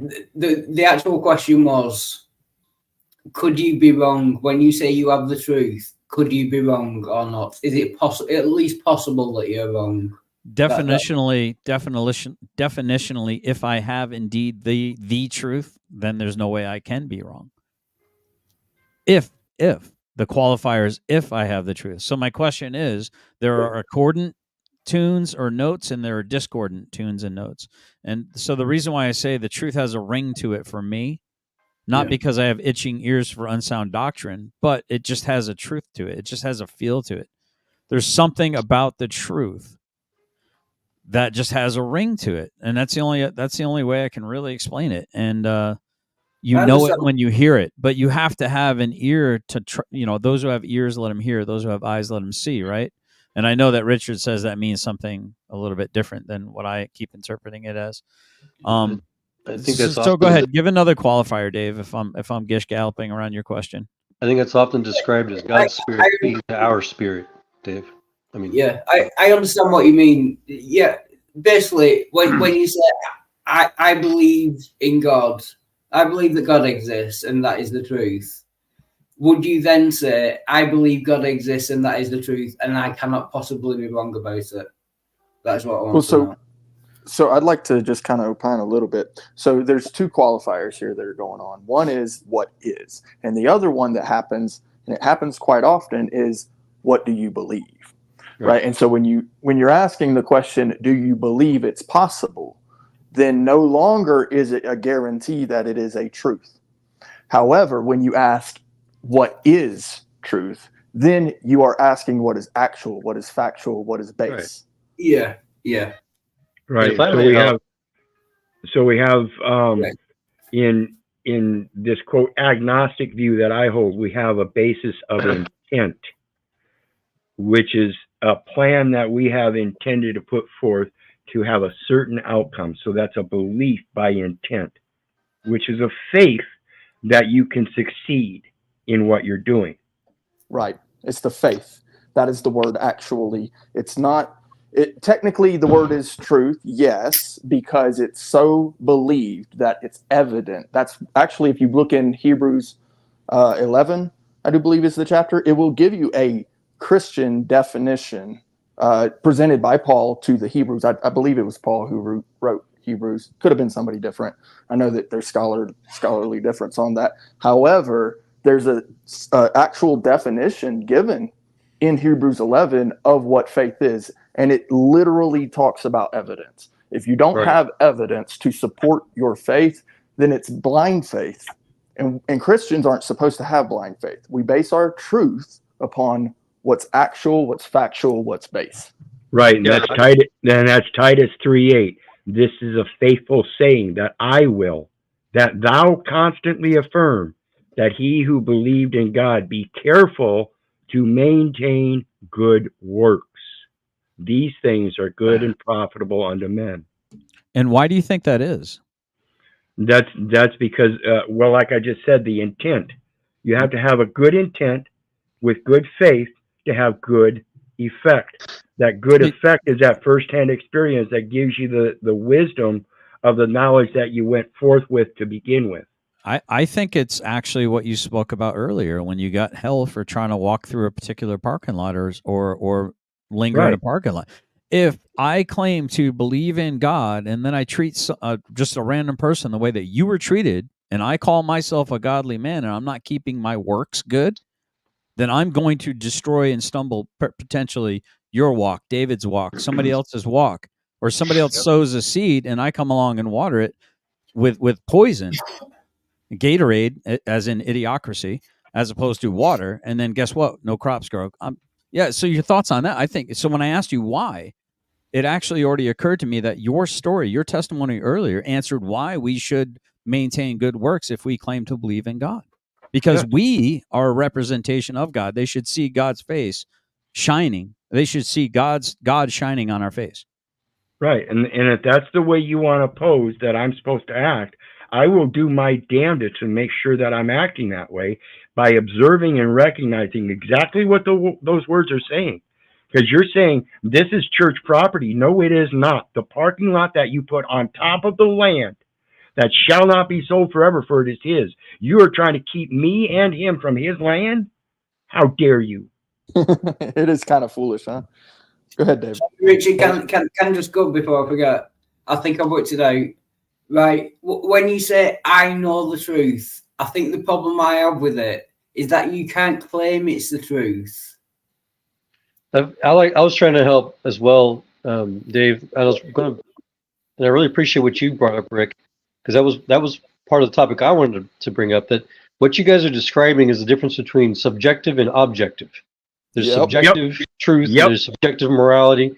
If truth is subjective, if to each their own, if we all have our own truths, then the truth doesn't exist. So, and as an example, in the scientific community, whatever you want to call it, the scientific world, we acknowledge by faith that there is that there's the truth, that there is a ultimate reality, but we don't know what that is exactly. So that's what our profession is. That's what we use our tools, we use our combined efforts to try to show each other what we think seems true. And even if we think we find the truth, we continually and always challenge it. And I think that's what the Bible teaches to do. And it's through that continual, you work out your faith, through fear and trembling, is to always test what you think you know about God and about all of these topics, about everything, about biology, about every topic you can think of, theology. You share your knowledge, you test it, you ask others to help share what they know to try to come to the truth.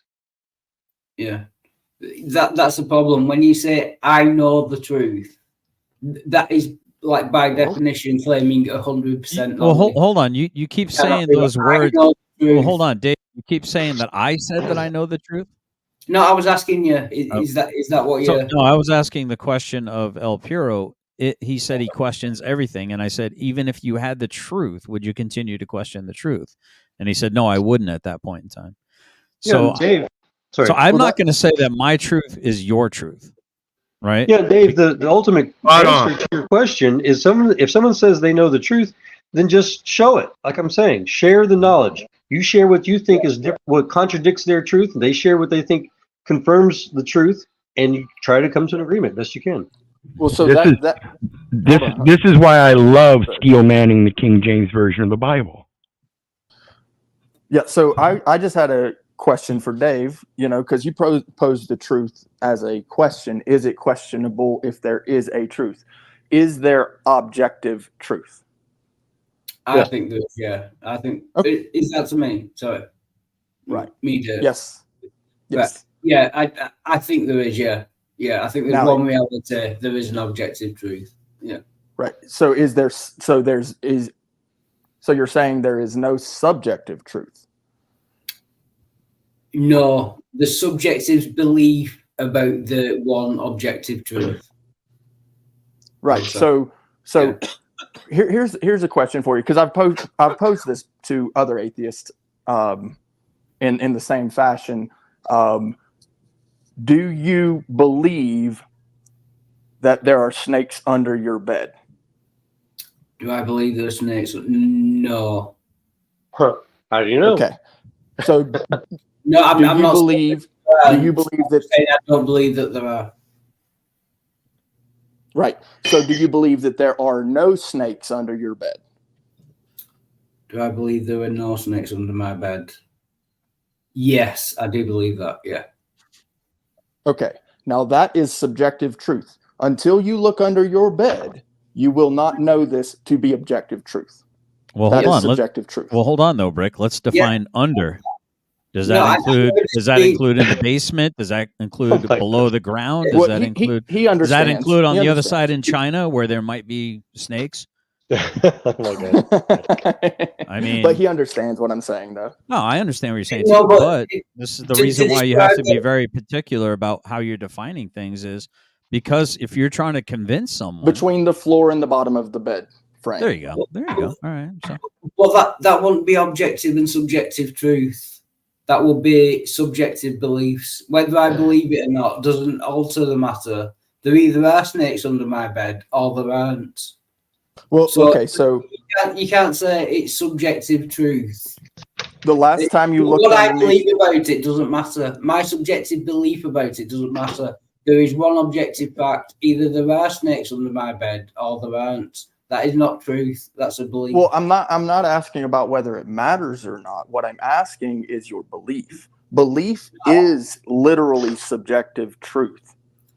It's not subjective truth. No, it's a belief. There's a difference. He's just between- objecting to you using the word truth Yeah. attached to the subjective when truth Well, has to be objective. yeah, Unless- object, leading the witness. So Belief- the word- belief- It's anecdotal belief- versus empirical, gentlemen. Belief word is truth. Anecdotal belief versus the theist will use empirical belief. Okay, the word truth has the TH on the end. True is a different word. That's an altruism, right? So those are objective truths. Whereas truth is a belief system. That is the TH. Truth is no, but you asked me about my beliefs about snakes under my bed versus the Right. objective truth. So you can't say because I believe or don't believe there are snakes under my bed, that is my subjective truth. It's not a subjective truth, it's a subjective belief. Right. So that is what's called a subjective truth because the TH It's denotes belief. It's a Dave. suffix. Dave, let it go till the end of the argument, then start Right. it over. And real No, quick here, fucking the crap out of you. Sorry. and real quick here, belief is the serpent that eats its own tail. That is true. Right. So Snake and sickness are on top. It feeds on nothing but its own beliefs instead of the truth. Well, it's anecdotal. But I still want to hear the end of the argument. okay. So yes, truth actually has a suffix, the TH. It is the suffix is used to describe what is true. So truth is a belief at all times, whether it's objective or subjective. So you're saying if I believe there are snakes under my bed, that's a subjective truth, and I believe there are not snakes under my bed, that is a subjective truth. Whether there are snakes under my bed or not. More Yeah, importantly, while you're not just looking look under under your the bed, bed, see if there's snakes or It's not. subjective. Exactly. Take your yeah. anecdotal belief and try to make empirical observation. That's Right. how you find God. You're saying either way, it's a truth.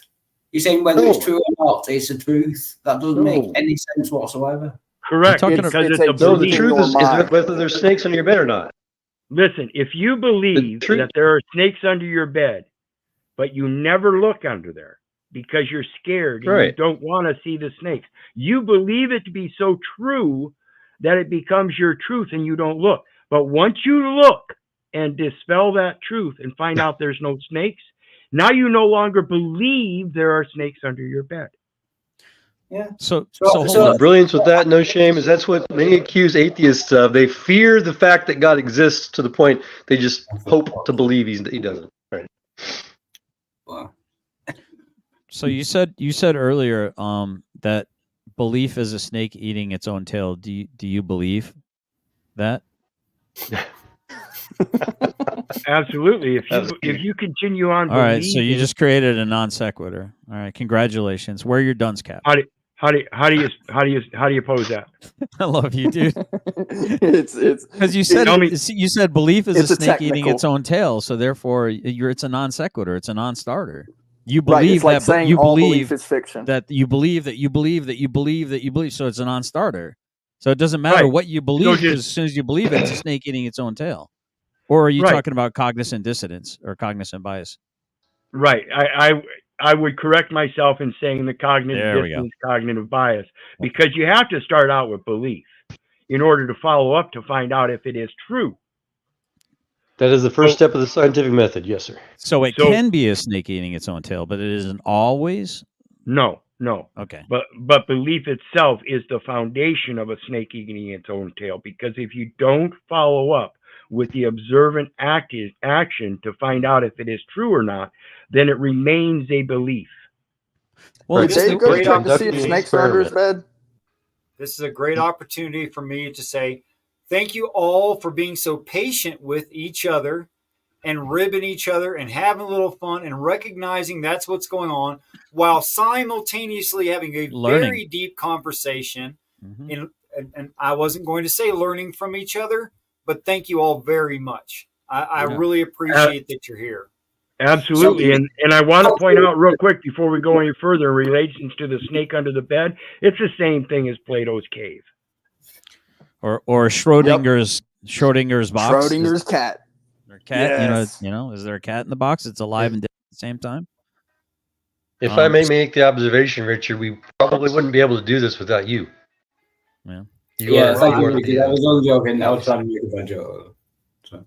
I mean, all joking aside, I want to recognize how much of a privilege and an honor it is for you guys to spend time hanging out with me.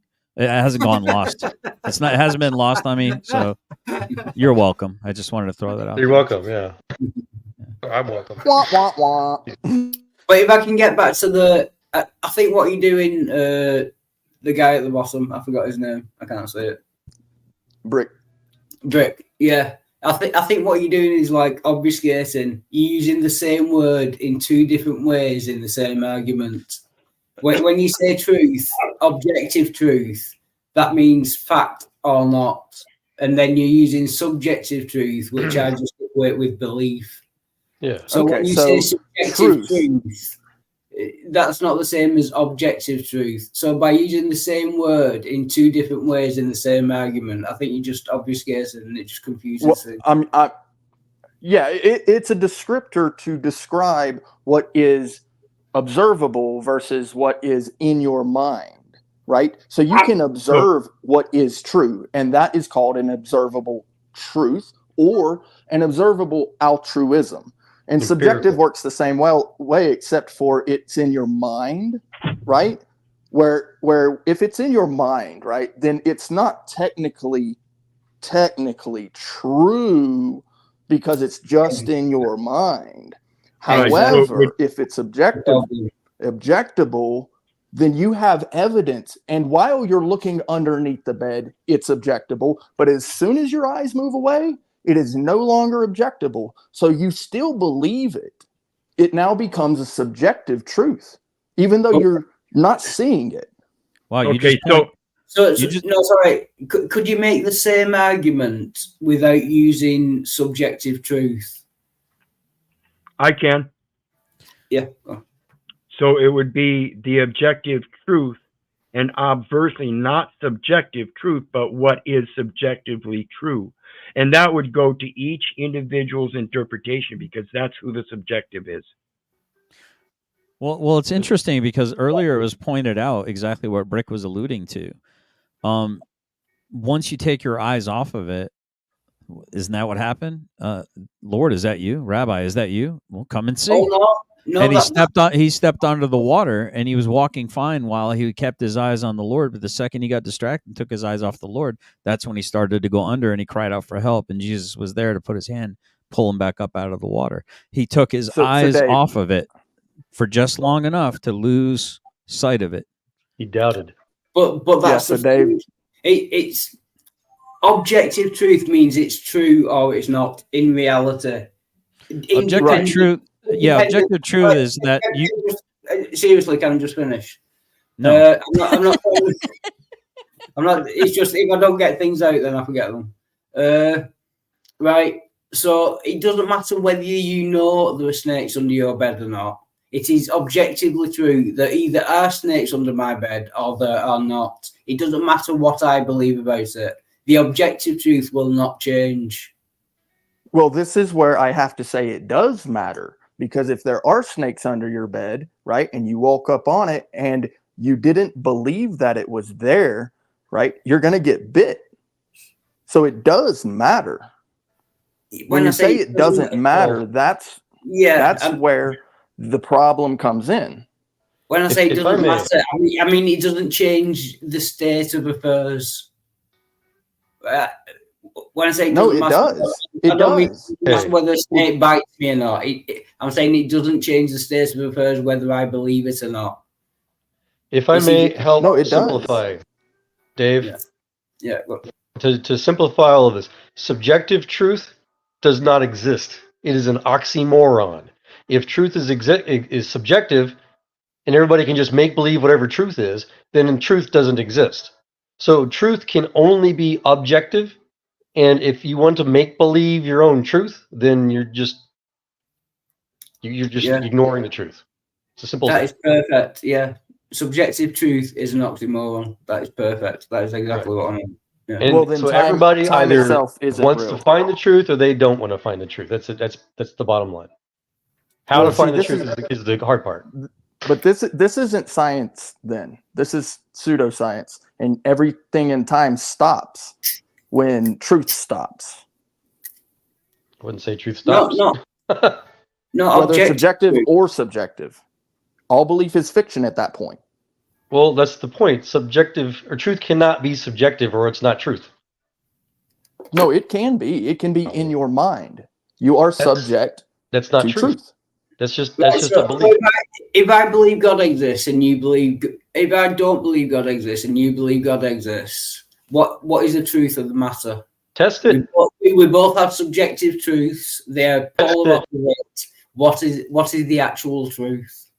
What the tests conclude that you can mutually agree and falsify together. Yeah. And even if you do agree, if you do both agree that which God exists, always keep testing. Never stop. I think Brick may have committed a little bit of a stretch there.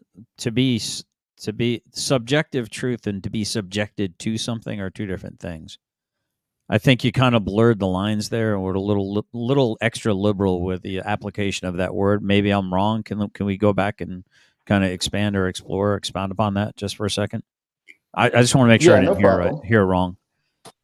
Yeah, no problem. And I've considered this point as well, because our views are subject specifically to our mind. That's why it's called a view.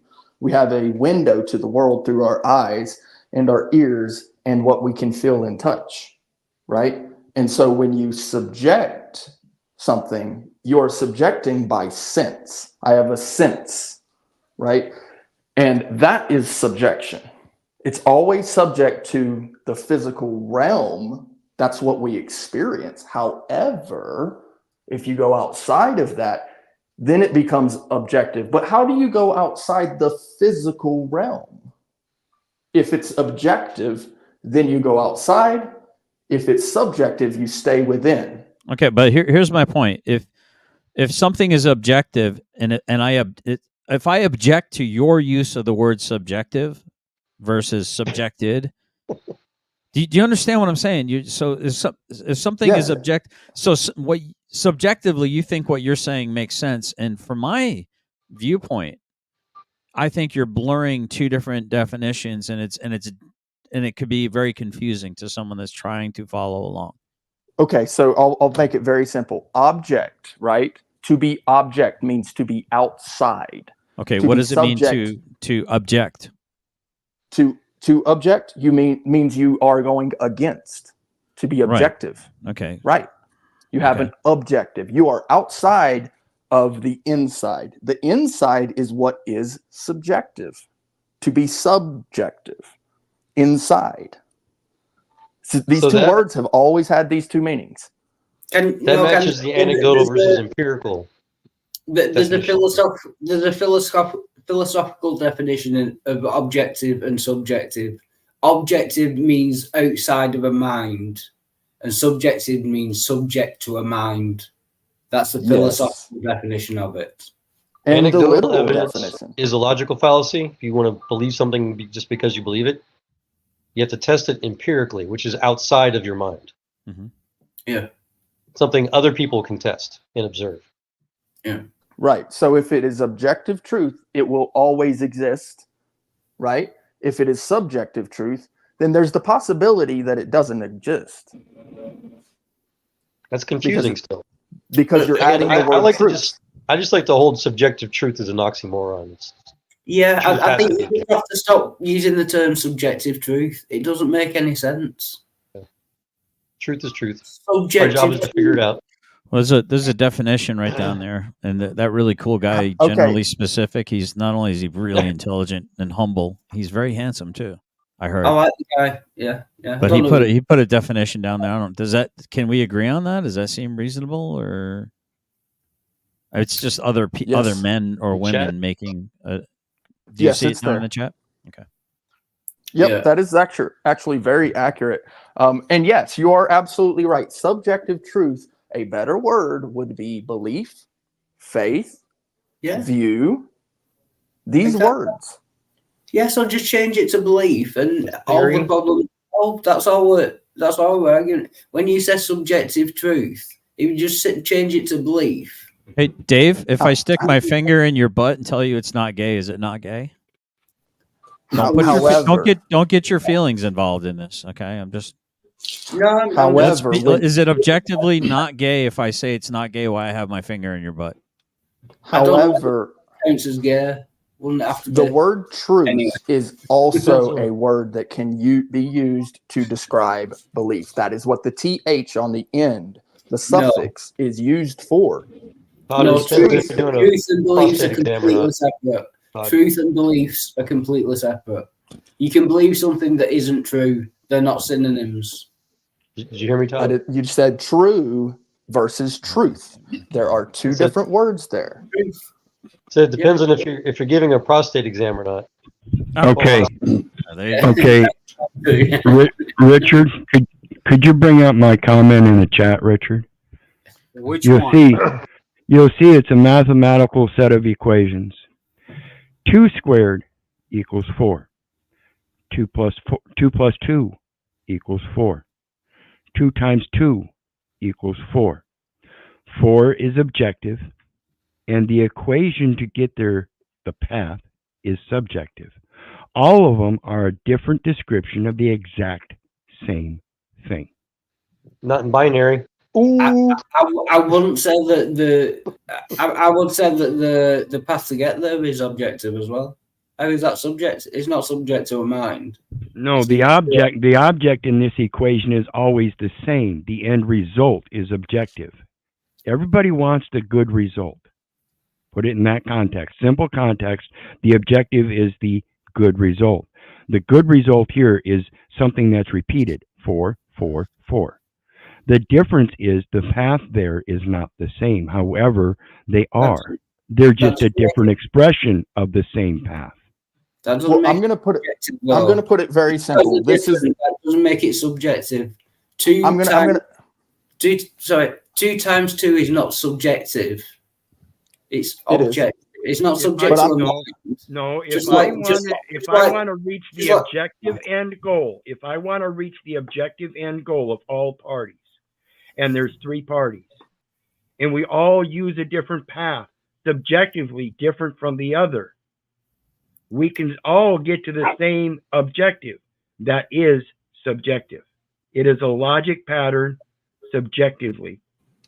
But you're changing it now to if humans. I'm saying 2 times 2 or 2 plus 2 is not subjective. It's not subject to a mind. It's objective. Dave, I'm going to make it very simple. Can I do this real quick? Well, I just want to find out what is Dave, what is your goal? Is your goal actually to find out objective or subjective truth? Is your goal to seek the truth, or are you just seeking to be adversarial? Like, what is the purpose of this? We've been chasing our tails like a curious cat for the last half hour. I feel like we're going absolutely nowhere, but maybe we are. Maybe I Well, just don't see it. I'd like to pause it real quick. Just this one quick thing. The English language, we have used these definitions for a long time. The suffix th denotes belief in this word, truth. True is a different word. Truth is a belief. Regardless of if it's objective or subjective, it is still a belief. Because when your eyes see no snakes under the bed, you are still believing that there are snakes under the bed. It is also objective and it is also subjective. That makes no sense to me because truth is belief. in my mind, the truth remains no matter what you believe. Richard, I want to know what that means. I can't see it. You already know what this means. What? Now words have no meaning. You already know what this means, Dave. But I want I was going to do that. Yeah, cool. I want you to explain how it's possible what happened with you. Yeah, I know what you mean, but I don't know how that would. Okay, so I'm going to tell everybody else who's not in on it, and if everybody or the majority even agrees to participating in this exercise, I would love to see the results. Okay, so here's what I did. More than 2 years ago, I took opaque envelopes. These are completely opaque. You can't see through one layer of this. And I sealed them. That is, it's glued. Yeah, it's glued. And inside of each one of these is a folder. The folder is also opaque. Not that that matters. You don't need it to be. And inside that is a picture out of a magazine, just a simple picture with a singular focus object. And I hand wrote keyword descriptors of the picture. And I put that in the folder and I put that in the envelope and then I shuffled them. And then I labeled them with arbitrary labels, like this one reads triangle A4, which means absolutely nothing. I promise you it has nothing to do with the picture inside. And I did this more than 2 years ago. I do not remember, and I purposely didn't try to memorize what pictures are in each one of these sealed envelopes. And I would love to see which of you can discern the difference between your imagination and information from outside of self. So I call this prayer practice. And Dave, would you give your story of the time that you participated in this exercise?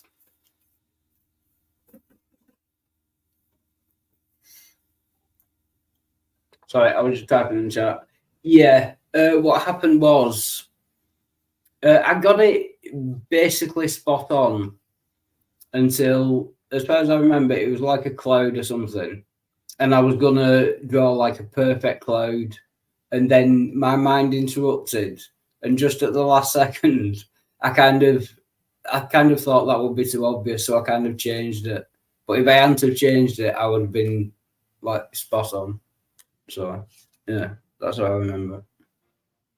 So I would point out that when you did this, I did not know what envelope you guys selected. It's not a magic trick. It's a double-blind survey. And not only could I not remember that you could inquire of me what picture was in what envelope, but you were actually accurate until you decided it was wrong. Yeah.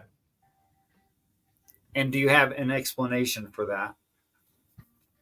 Yeah, you said the best way to do it will be to kind of not think about it, not do it by kind of instinct kind of thing. That's a beautiful answer to a question I didn't intend. Sorry, I apologize. No, it's a great answer to the question I wasn't trying to ask, but I can see where you came up with that question, or how what I said could be interpreted that way. Let me clarify. How is it possible that you accurately drew anything in any envelope? Yeah, I wouldn't know. Even if it was possible, I wouldn't know the reason for it. Yeah. What do you mean, if it was possible, you did it? Yeah, I mean, yeah, that's what I mean. If it did happen, yeah, I wouldn't know the. What do you mean, if it did happen? Do you not recall it happening? It happened, and I don't know the reason for it. Yeah. Telepathy.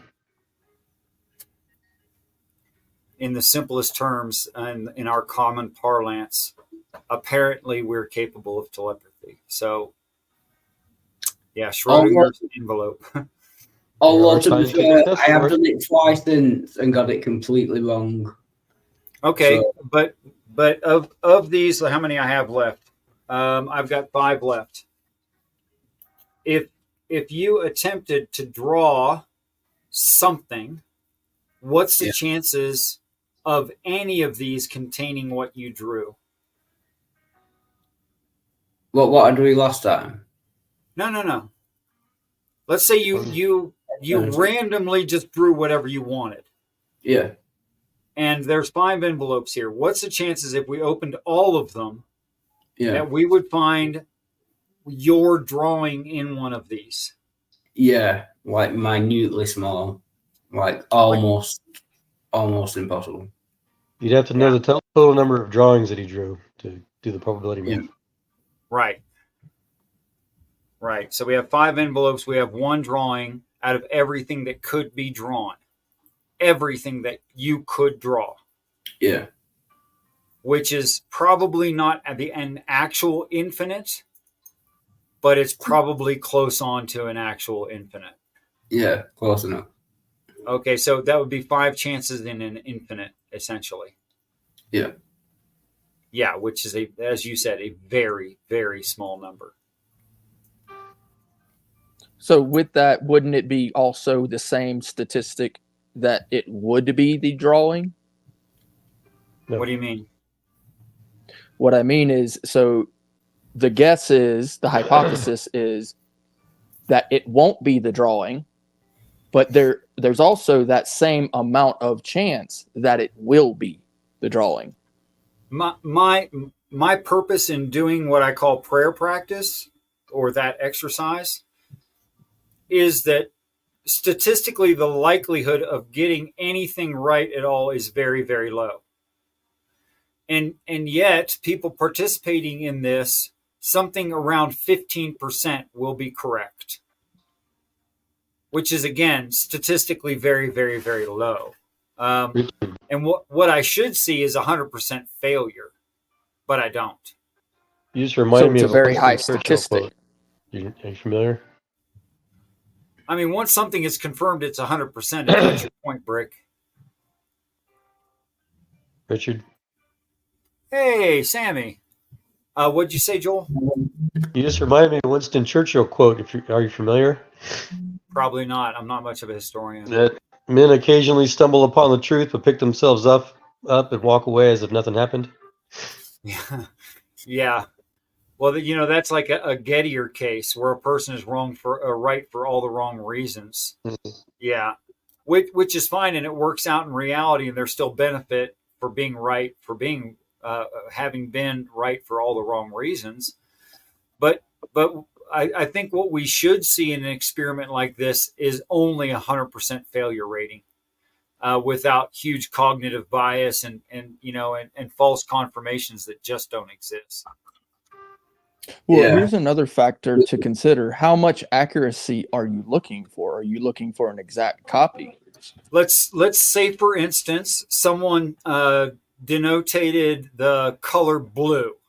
That's not a hit if the picture contains a color blue, because there are several shades of blue. However, if the picture contained, for instance, King's Mine turquoise blue, that color of that rock that comes out of that mine that is that shade and hue of blue, So Well, perfect accuracy then- is not as important as accuracy itself. What? So perfect accuracy is not as important as just accuracy itself. That fried me. That sounds to me like you said the same thing twice. How is perfect accuracy not accuracy? I'm confused. Well, the Y on the end of the word, it's a suffix. It's another suffix. I mean, perfect accuracy. The specific. But you're talking about the difference between the concept and the act. Yeah, like I don't know how to say this word. Specificity. Like the detail. What I'm saying is that Detail. blue would not be a hit. However, King's Mind Blue would be a hit because that's specific. Okay, so perfect accuracy does matter. Gotcha. Sure. I mean, how could I say something like you wrote or drew something true that is true to the picture and not be accurate? Like, for instance, is a wavy line the same thing as a straight line? Well, no, that's wrong. It's just wrong.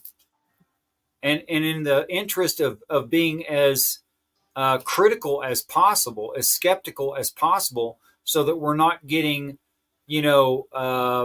human bias and pareidolia mixed into it, which at some point you just can't judge what's right and what's wrong if you do that.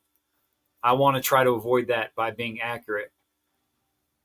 Yeah, I get that. And this brings to my mind the bigger picture of why it's important to be right or as right as you can possibly be, which is the bigger picture life, right? Life versus death, right? These things do matter. Like not what's behind the paper, but or behind the folder, but like in the bigger picture, those things do matter. Like, for instance, going back to the snakes under the bed, Schrodinger's cat, this idea behind, does it matter whether it's observable or not? Can we guess as accurately as possible the truth? Does matter to an extent. Like, is it promoting life, basically? I got to refresh. I'll be right back, brother. Yes, sir. Okay, can I just answer that? I think you're getting confused. The argument wasn't whether I might have spoke wrongly, but the argument wasn't whether it mattered or not. I'm just saying what you believe about the objective reality doesn't change the objective reality. Well, see, what I believe about the objective and subjective, to me, it is objective that it does matter. It becomes objective that it does matter because life matters. For me, life matters. Now, it's only for me, so it's subjective, but because for everyone life matters, it is also objective. Yeah, sorry, Richard. I think I derailed it. So. Richard, can I share something? Oh, go ahead. Who wants to share something? Yeah, Richard, I wouldn't. Oh, me, because I'm hearing you guys talk about it. You have to include alchemy in this. There's the alchemy of language and the alchemy of the object. So now, if we're all chilling in my garage and I'm pointing to a car and I say the word car, that's for the avatar. Most of you guys are going to do a thing called Kabbalah. You're going to receive information, but you're not going to see the word car on the object. Right. That's discernment now. Once you realize that, then you're going to describe things. There's a sequoia tree in the forest. You don't see the words you're speaking. That's subjective. That's called the unknown. That's called the black part of magic. The known part, this is the alchemy of shape-shifting metals that we give names to it, like steel or gold. That's the objective subjective that you guys are trying to tap into, but what you're really describing is still the constant matter, the physical, but you're not realizing you're not seeing words. Hence, we describe things and we express emotions. You don't see anger. You see it manifested in the physical, but that's not the energy called anger. So when you see things from now on, look at your hand. Say the word hand. Now you're going to receive something. Of course, now we have liquids in our bodies. Now, once you see it, okay, so what do I see? You're not seeing it with the eyes. You're seeing it with your eye. Hence the eye of the beholder, Plato's cave. You're always living in that vessel. Now, are we being received from somewhere else? Maybe. Sorry, go ahead, Richard. No, I wasn't trying to interrupt you. I just agree that I've lost what I was going to say. Go ahead, generally. Well, I would like to. I'm getting ready to dehydrate some homemade beef jerky, and I'm going to do a little bit of a video on it. But that said, the interesting thing is you guys are talking about observing something, subjectively observing something. Is anyone here, or is everyone here, or is anyone not familiar with a double-blind slit test, or they call it where they had the double slit test, where the atoms did acted different, or the particles acted differently based Sure, on Lay's being particle observed. duality test, yeah. Right. So that's the Yes. observation that has the effect upon the material. So I find that to be interesting when we're all talking about, subjectivity is not as important as objectivity. Well, subjectivity requires that my eyes see something that your eyes might not be focusing on. Therefore, it is important that my eyes see it so that the thing will behave the way the thing will behave, because without that observation, how could I prove it behaved one way or another? So subjectivity should not be chucked out like with the baby with the bathwater. I think that there is some import to it, perhaps, and maybe, I don't know, man. I don't know. This is crazy. I'm loving this conversation, though, guys. But if you did guys know, are awesome. GS, good one. If you did know, then you would have to apply discernment. This is where people play with the concept of knowledge. You can know of a language, but it doesn't mean you understand it or discern how to use it. This is the game, like, especially when you realize there's thousands of languages we have. So now that double split experiment, that's tapping into the idea that we're always the observer. Something's always recording everything that your waking state is the conscious state. Once you wake up, you're in that conscious state. You're like the Siri of a program, but it's the hard drive that's constantly recording everything. Once you tap into it, this is why people talk about fasting and meditating. You can communicate, listen from within. We honestly say the words, we're listening to each other. We're actually hearing each other. That listening should be always done from within. This is why when somebody goes into hypnosis, who are they talking to? When somebody gets mugged and say, well, I don't consciously remember it, but subconsciously they'll actually pull out exactly what the person looked like. Again, this is where people... Can I just say, going back to the double split thing, I think a lot of people get confused when it says whether it's observed or not. It doesn't mean like by a human or a conscious observer. I never said that. They say, no, I'm not saying you did. I'm just so people know. Like, yeah. But it occurs. It can be like a video camera or something. That could be the observer. Mm-hmm. It's not like a conscious mind that has to observe it. The same. But who's observing the observation of the video camera, and how is that not biased? So, but here's the interesting thing. Before I leave, because I want to listen to how you guys dissect this, because I'm finding it very interesting. So the interesting thing is this really lands home that the Bible says that which you conceive and do in darkness will be brought out into the light. Meaning, there's so if the double blind slit test and the particles are affected because of our observation, everything we do matters. Because God is. Well, hold on. Let me finish my premise. Because God, and this is a revelation I just got. God is always watching. So therefore, there is a material mattering to every action that we do. There is an effect. There's a cause and effect. I think that I find that to be fascinating. Go ahead, Dave. Yeah, but I was just going to say, you agreed with me, and then you just repeated this. You're saying our observation. It's not our observation. It's a observation. Any observation. It could be a mechanical, like say, a video camera. If you use a video camera to record the test, and then you look at the video 20 minutes later, the video is not going to change because you watched it 20 minutes later. It's any observer, the same thing happens. So then you switched it back to our observance of it, like humans. Do you know what I mean? That's not the point. It's any observation. Well, this is the problem with that, right? So you can say that you observed something, but there's no guarantee of accuracy in that. Well, if I may jump in. We even lie to ourselves about what isn't real. Go ahead. Yeah, you guys are talking about Planck and Heisenberg's observer effect in quantum physics. It's the simple concept that it is direct human, not just instrumentational observation, that does affect the observation or the probability outcome. And so there's equations, there's math built on that probability. And it shows that the observation, the act of observing, what thinking what you see, does affect. That's what Schrodinger's cat experiment was all about. Schrodinger talked about how the cat is both alive and dead at the same time until you open the box. And what you see, your observation helps skew or change the probability curve of whether the cat died or not. And so it's the same with this double slit experiment. And it's just a way to try to describe the phenomenon, and it's just a purely observable phenomenon. The human consciousness does affect reality. Whether that means anything or not, that's another story. No, I'm happy to be proved wrong, but my understanding of it was it doesn't have to be a conscious thing that's observing.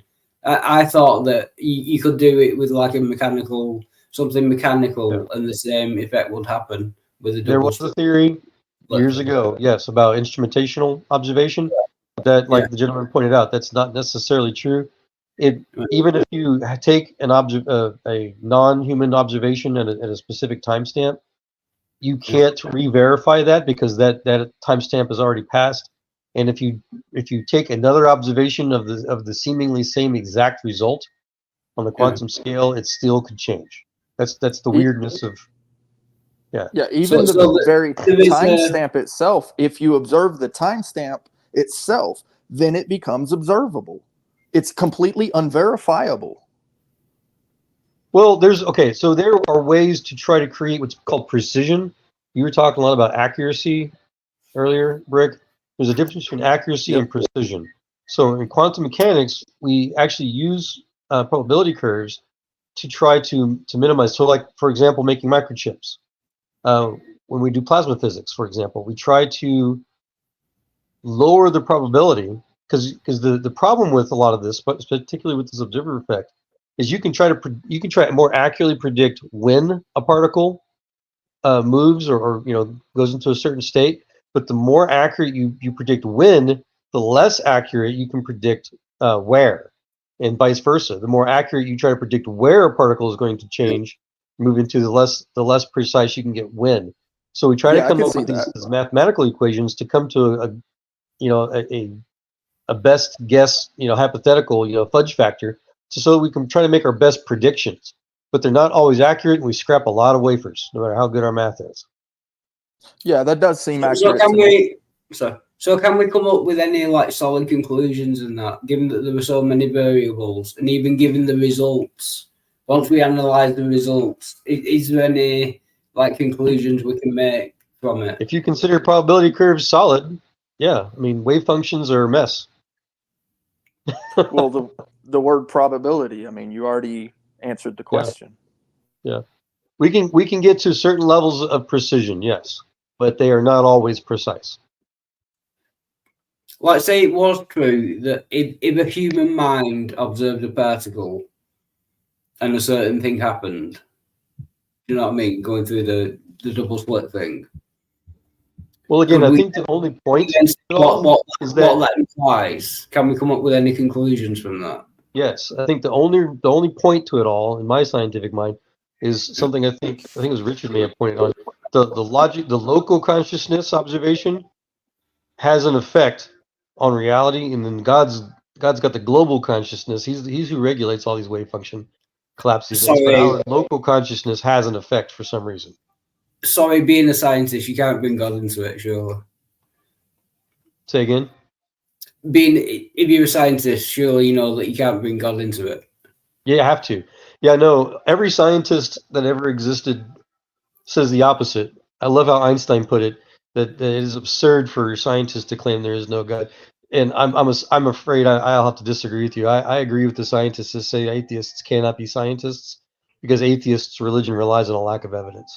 So science, the scientific method was started by Sir Francis Bacon. He specifically created it on a political level, to try to test theology, the scientific study of God. Yeah, that's how science started. I agree with that. But unless you can you scientifically demonstrate that God exists? Yes, it's the whole point of science. In fact, that's something else I love Einstein said. He said that he doesn't care about this, that particle, or this or that phenomenon, or the spectrum of this element. All he cares about is God's thoughts. The rest are details. I love that. So you Right. can And the thoughts have a certain construct. The thoughts have a certain constructed order in them, and those thoughts can be seen in what I expressed earlier. Those shapes. Well, more specifically, so you're actually touching on Aaron Schrodinger's claim. He made the famous quote, or the thing that he published about it was that science is a game, as he put it. It's like a game with sharp knives, is a specific connotation. Talking about doing puzzles. He says if you cut a picture into pieces, you can combine your intelligences to try to put the puzzle back together. But in the game of science, the other player is the good Lord, he says. And so the problem exists that not only do you not know half of the rules, you don't know which rules God put ordained permanently, and which part of what you're observing is part of your own mental inertia, was his word. So it's difficult. Sorry, Joe, can I just ask you? You just claimed that you can scientifically demonstrate that God exists. Absolutely, that's all science can do. Why don't we all know this, and why haven't you got a Nobel Prize? Because a lot of people deny science, and most Nobel Prizes are because of an observation that shows God. If you can scientifically demonstrate it, then it doesn't matter what people's opinions are. It's what I do my entire ministry. I show all the different. People insist on living in chaos without recognizing the order. That's what God is. It's an order. Like I said, it's a logical process. You do this by objective observances of other people that learned how to ride a bike. You too can learn how to ride a bike. That's objective truth. Truthfully to yourself, though, subjectively, you have to put those actions to order. You can't just get on a bike and ride it like everybody else. Objectively, you have to go through the same process. It's logic. Right. And so with science, regarding science, isn't science the study of the possibilities, right? So if you reject any possibility at all, then that's not true science. Is that an accurate way to just? Yeah. Correct. That's what generally specific was questioning about earlier. If I go on my thing that I have to distrust any belief, and therefore I'm looking for truth, and all of a sudden somebody gives me truth, do I accept it or do I continue to reject it? I wouldn't reject it. That's what I'm looking for. So once I find that example of truth, I look in those same kind of situations that led me to that truth to see if I can find supportive, objective truth that says the same thing subjectively. Right. Does that make that's sense? where, that's where the word hypothesis comes from. Yeah, again, Einstein puts it so sweet, so simple and sweet. He said, religion and science are interdependent. That science without religion is blind, or no, the other way. Science without religion is useless or lame, and religion without science is blind. He said there, it's absurd for religion to subscribe or to deny Galileo or Darwin, for example. It's equally absurd when scientists say there is no God.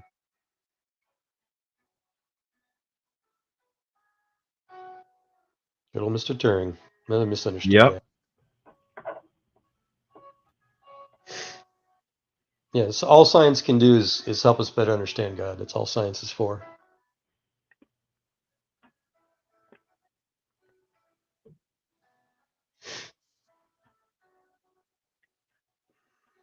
Someone claimed that Turing was a scientist. I disagree.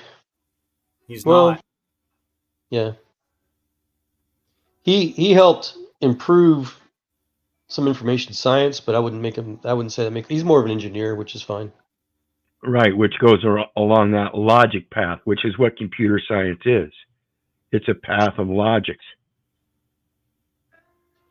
The travesty of Turing was that he never did things that that people claim him for credit for. He only improved things. He never really did anything on his own. Oh, I've got a question. So sorry, the name's adds up. The scientist. Do you agree that science is based on methodological naturalism? No. Science destroyed naturalism before Planck invented quantum physics. No methodology. methodological naturalism? No, so back to what Brick was saying, that if you bias yourself in any direction, religiously, theistic or atheistic, then you've left science. Science is the observation of anything. It's not biasing yourself. Methodological naturalism says that it doesn't say that the supernatural doesn't exist. It says that currently we have no way to demonstrate that it does. Would you agree with that? No, because we do all the time. Even the freaking guy that started NASA's Goddard Space Science Institute published that he believes supernatural is a scientific fact. To read his work, for starters. But science, like science, as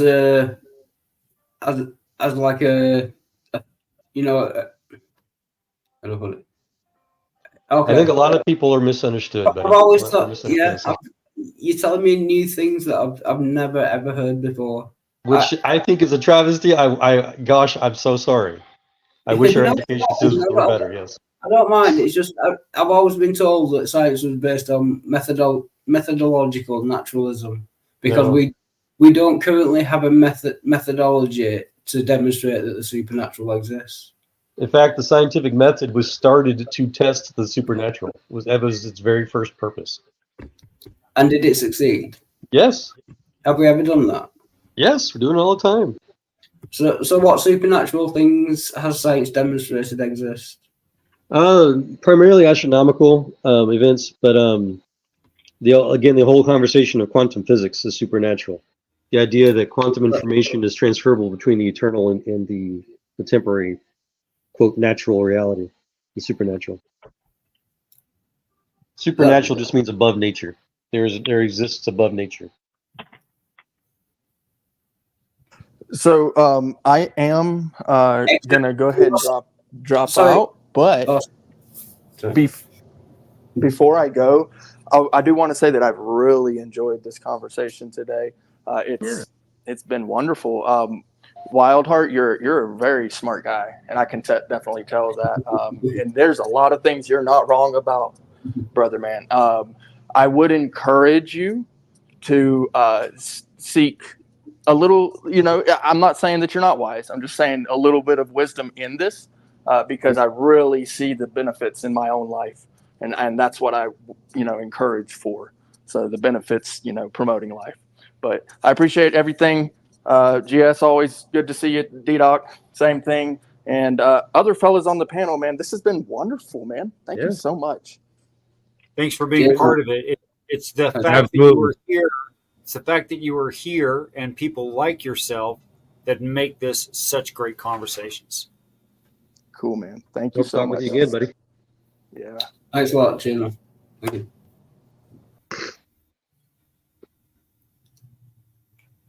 But Richard, if you could just scroll up to the top.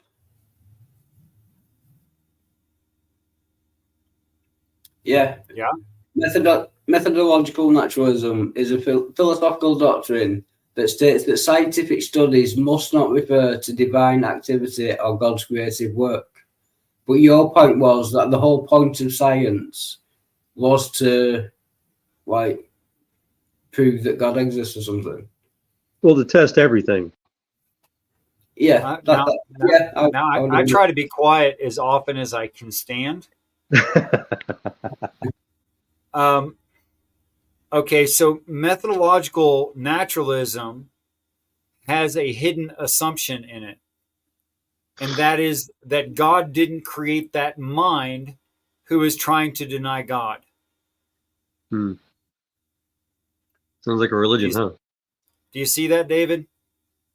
Yeah, but it's not trying to deny God. It's saying that currently we don't have a method to prove that God exists or demonstrate God exists. It's not saying that he doesn't. There's philosophical naturalism, which is just saying that the supernatural definitely doesn't exist. But methodological naturalism is saying the supernatural may exist, but currently we don't know how to test for it. So we can only do science on the natural. We can't do science on the supernatural just because we don't know how. That's all it says. You made a good distinction, and I appreciate the correction. I stand corrected, and I'll try to recall that in the future. Yeah. Yeah, we can use a scientific method in prayer. You can ask God questions, and So we can see things that would seem supernatural repeated time and again and not know how to repeat it scientifically, and therefore have no scientific base on it, but still be observable.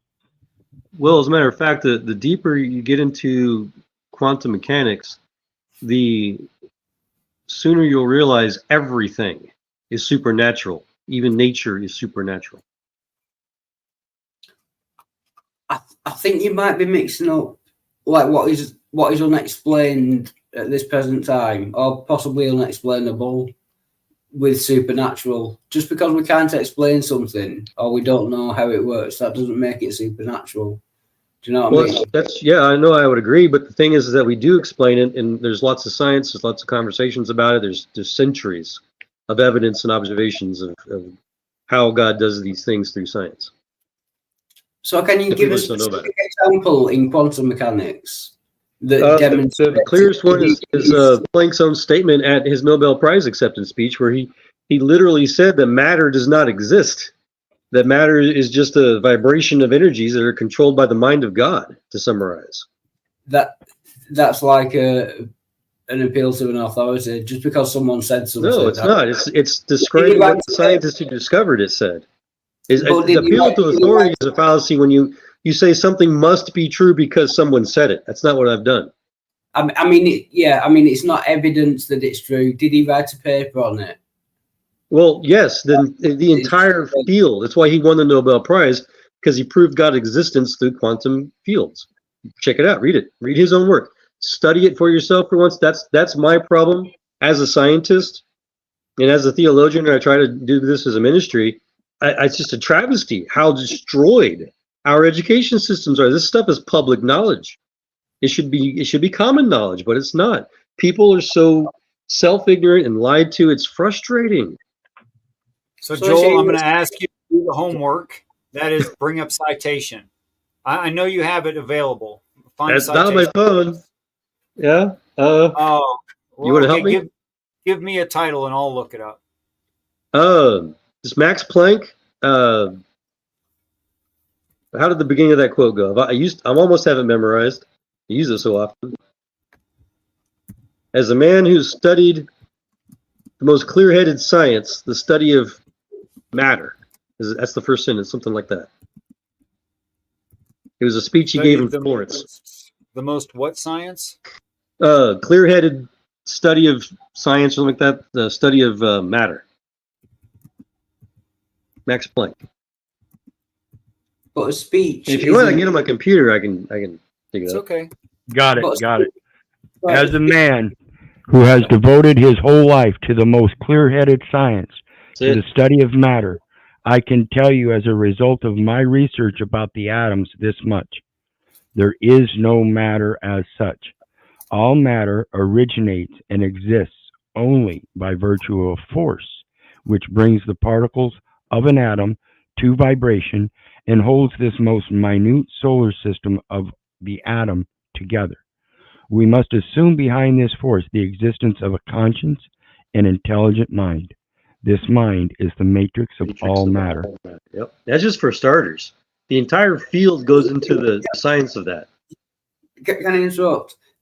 That's what I was looking for, was like a scientific paper, like a scientific, a speech or a quote is not scientific evidence. No, you're right. No, see, that's a common fallacy I get with atheists in debate. You're right. That's not the science. The science is behind the speech. Go research the science that makes them make those conclusions. But that's just a summary. That's what I was asking for. Yeah. It's going to be difficult to teach you the field of quantum physics on YouTube. No, I'm not saying no. I'm just saying, like, have you got to be fair, Dave? To be fair, Dave, that's not a fair question. It's not a fair request. You just asked for like 30 citations or so simultaneously, or 30 years of study. And that's what I love. That's what I try to do as my ministry. I love to try to answer specific questions, specifically whether people know about the scientific details or not. I try my best to teach, but it's not easy if you don't have a good premise or beginning. But by the way, an appeal to authority involves claiming someone is an authority when they're not. Right. Or claiming something's true because an authority says it, right? Which If I do. say something like Max Planck is not an authority on quantum effects, I'm obviously wrong. Well, again, so I don't say that what Max Planck says is true. The question was, what scientific evidence do we have?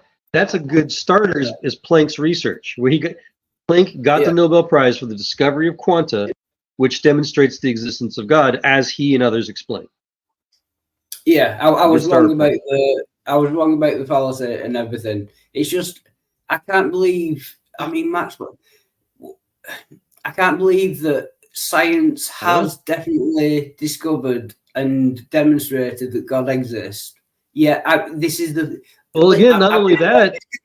I've been around this community like 20 years, and this is the first I've heard of it. Tell me about it, man.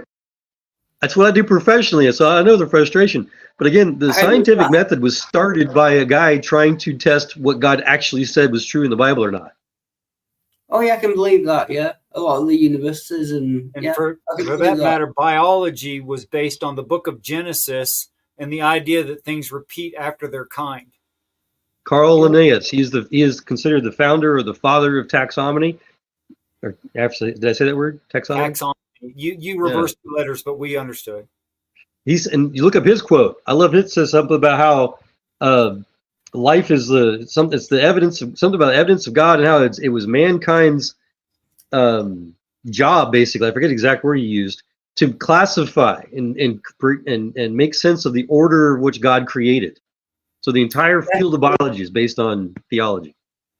Yeah, and I get what you're saying, but that's not evident. Like, even if science did start because they were trying to prove God, that doesn't mean anything. They could have started science for any reason. That doesn't really matter. It's not evidence. So the same applies to all fields. So, even in rocket science, I could tell you, the differences. We could debate whether, a full flow versus a stage flow rocket engine design is better. But until we do it ourselves, we do it empirically, and test it, especially given whatever configurations and environments we want to drive our engines in, we won't really know what's actually best until we do it. So the same is with the scientific study of God. Until you go and test it yourself, until you go and test God, so to say, and go ask God, hey, God, are you real? And what I am observing, what I think may or may not be God, does this match this, that, or the other observation? You have to do your own science to know God, just like you have to do for anything. But Richard, can you understand my problem? You know how long I've been doing this and talking to people, and literally this is the first time that anyone has even claimed that science has proven that God exists. Oh, I've got another one for you. When tapping quarter 20 in aluminum, you should use a double flute tap, not a triple flute. Yeah. There, you never heard that before either. Happens to be true. Let's do the science. Find out. But the point is, I've been talking to people who have religious beliefs. I can't, and I'm not saying you're wrong. Let me give you an argument so you can argue against it. What is Joel's and Max Planck's definitions of God, and are they different? There you go. Have fun. That's a good point, yeah. Well, actually, I've got a question for Dave. What is your evidence that God doesn't exist? I have no evidence that God doesn't exist. Why do you have such a strong opinion that it must be true that he doesn't exist then? I don't have that opinion. I don't know whether God exists or not. You've got a bunch of people that are espousing. You ask a question, then you ask another question, then you ask another question, and all these questions have been asked and answered on multiple occasions, Dave. But yet it seems like you keep picking up and moving the goalpost, even ever so slightly, and rejecting the answers that are being bandied to you. To me, that almost seems like a disrespect of people's time, effort, and energy to answer your questions, because it doesn't seem in good faith you actually want answers to these questions. You just want to challenge the assertions, which is fine. I'm just observing. Yeah, I understand your question. And Dave, that would explain to me personally why you have not heard these things before. It's because you just don't surround yourself with those that know. Whether on purpose or not, I don't know. Yeah. Okay. Yeah, please Yeah, keep no, it open. what I'm trying to do is to try to understand the argument, and once someone convinces me of something, it's not that I'm against God, or I have anything against God if he exists. It will be my best interest to know. If God exists, I desperately want to know that he exists. Well, I have nothing against God. I as either a scientist, it's nobody's job to convince you. You have to convince yourself. But he's asking me why am I so against God? I'm not. No, I never said. See, you keep putting words into my mouth. You asked me a question and you won't let me finish the answer. You say you're desperate to know these answers to these questions, yet it seems like you're actually desperate to run away from the actual knowledge and the answers to some of these questions. Just because you give me an explanation and I don't agree with it and it doesn't convince me, doesn't mean that you've answered the question. Based on what? But hold on, Dave. Based on what metrics are you disagreeing? Your knowledge of no God, or your knowledge of God? But wait a minute, Dave. You just asked him for an example of something. He came with an example, and then you turn around and wanted 30 years research. You can't change the goalpost. You keep moving. I mean, that's a giant moving of the goalpost. I'm trying to give you credit and say you're slight. It seems to me like you know what you want to know, and you don't want to know anything more than that. And somehow that's some kind of a weird cope for you. You said you're desperate to know if he exists. I say I see you, therefore God exists. Right, so you just said you see me, therefore God exists. Can you understand why that's not a convincing argument for someone that doesn't believe that God exists? And then you'll turn around and say, well, I'll give you an answer. I see you, therefore God exists. So you want my answer, or do you want to answer for me? Because they're not convincing answers. See, I didn't even answer it. You just answered it for me and dismissed me before I even opened my mouth. This brings me back to, what is your end goal for asking these questions? Because it doesn't seem like you want to be convinced in any way, shape, or form. You just want to be an interlocutor for no actual good form other than to be an interlocutor. And with all due respect, combined with the fact that you just said that you've just not been convinced yet, but you've also admitted you've never heard of the arguments for God in science. I've never heard. So you're not looking for the answer. That's the question. You're not really looking. So Richard, I'm having two different people asking me questions, and I can't answer a single one. We've been answering your assertions and your questions for the last 45 minutes to an hour, and you've bounced the ball down the court and kicked the can down the road on every single response. So now we've got a couple questions for you, and you're acting like you're so put out.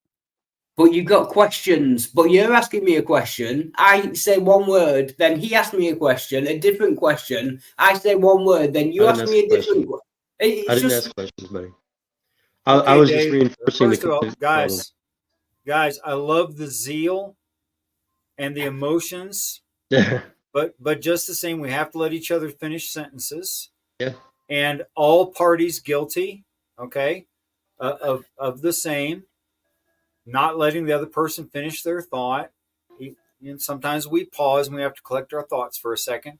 So give each other just a little bit of grace, and you guys will work through it. And no, Dave, you do not need me to moderate, because you're intelligent enough and man enough that you can do this yourself. Yeah. Yeah. So if I may, then Dave, what I like to do again in my ministry, my Christian ministry, I like to challenge people, like such as yourself. You're very, again, I agree. You're very intelligent. You just don't know yet. So I challenge people who do want to know. That's the difference. Some people want to learn and know about God or know about everything, and other people just don't. Some people are comfortable in their lack of knowledge. It's just fine too, to each their own. But if you do want to know, start your own research. Don't listen to me. Don't listen to anybody else. Do your own science, your own research. Seek God on your own, more importantly. But go read some of Max Planck. Go read what Einstein talked about was his evidence that convinced him of God being the first cause, for example, of how relativity confirms biblical science, that there is a beginning and an end, and that the universe cannot be the first cause. The reason why he changed from steady to constant state theory. Go study these things. They've published it. It's a massive volume of work, not just from the guys that started those fields of science, but people, of course, for decades around them have talked about it, positively and negatively. there's just a huge volume library of knowledge on this. And so for those that don't know about it, it's just that you just haven't learned about it yet before. And I think that, again, that's a travesty of education today. Okay. So educate yourself. Okay. Yeah.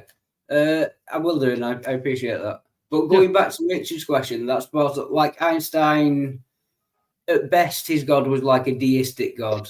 He didn't believe in a personal God. So False. what, presumably you're a Christian? So Einstein was not a deist. He specifically said that the same living spirit that moves the universe moves our spirit. So that's the exact opposite of deist. And personal God means something that you invent or create and invent on your own. Atheists invent their own personal God, the straw man, for example. Einstein very specifically said that his God is the God of Moses. And then more specifically, this is really aggravating to a lot of atheists I find out in debate, Einstein said he believes in Spinoza's God. Spinoza said that Jesus is God in his own work, his own book. I've got all the sources for it. Okay, cool. I'll check that out. Yeah, it's crazy. By definition, Einstein and Spinoza are technically Messianic Jews. Jews that believe Jesus is the Messiah. Yeah. And when people come to believe that Jesus is God, I got a question again, because it also says ye are gods. Yeah. And then I got a question again, because he also said supposedly ye shall do greater things than I. So I got a question again, does that mean we will be greater gods than he? I see a lot of contradiction. I see a lot of contradiction when people talk about the ego. That's I think what it's I'm because talking about. Jesus is referring to us doing things through him, and that we can't be great. We can't be our own God. That's being your own personal God. So let me try to answer. Real quick here. So we can only strengthen the vibration which comes through us. Otherwise, it doesn't come through as that same vibration. We alter it somehow. So God works through us. How's that? Right. We're not God. If we resonate with it, it's like a step-up transformer. Well, so let me try to answer your question, because I've posited basically this one of the same arguments that greater things that I have done, you will do, but through Christ Jesus, through God, through the belief in God, those things can happen, not through our own power. But exactly. So I think it was it Proverbs, or Psalms? It was one of the where he talks about God sits in the midst of the little g gods. So the question is, ye are big G or little g gods? Because there's a big difference. Now, what does it mean when it says God sat in the midst of little g gods? Now, I thought, well, that's Parthenon. That's like Zeus, Apollo, even Odin was underneath big G God. That was what I was thinking. But what I understand is the little g gods that it's referring to are judges, kings on the earth. So ye are gods, meaning ye are people that can judge. Ye are people that can be leaders. Ye are people that can go forth and do these things. Not ye are gods like you can replace me, big G God. So I think maybe that might be where there's a lost in translations, perhaps, maybe. Does that make any sense? I was just pointing out that very fact. If we're gonna do anything, it's got to be of the good faith vibration, and I firmly believe we all mean to do good. So let's seriously look at what is good and whether it's having that effect. Well, what do you mean good, though? Like even Jesus said, "Why do you call me good? There's only one who's good, and that's God." Are you talking about good acts, good deeds? Right. The good acts. That Titus 3:8 that I was talking about earlier. Okay. This is a faithful saying that I will, that thou constantly affirm. And you do so through your maintaining careful works. Yeah. I think Richard is an example of that, in my opinion. So I still want to get my question answered that I posited with Dave, is like, what is your goal? What's your end goal to ask these questions? If it seems to me as a casual observer that you'll reject the answer if it doesn't confirm your bias. Right. Can I finish the answer without someone interrupting, please? My goal is to know what is actually true. And the only reason I reject what the arguments that people make is that if they are unconvincing, if I'm not convinced by them, then I am going to reject them. You can't say, well, we've answered that. If I don't accept your answer, then I'm not convinced, so I'm not going to accept that. But my ultimate goal is to know what is actually true. So then why can't you tell me what the truth is? Because I don't know.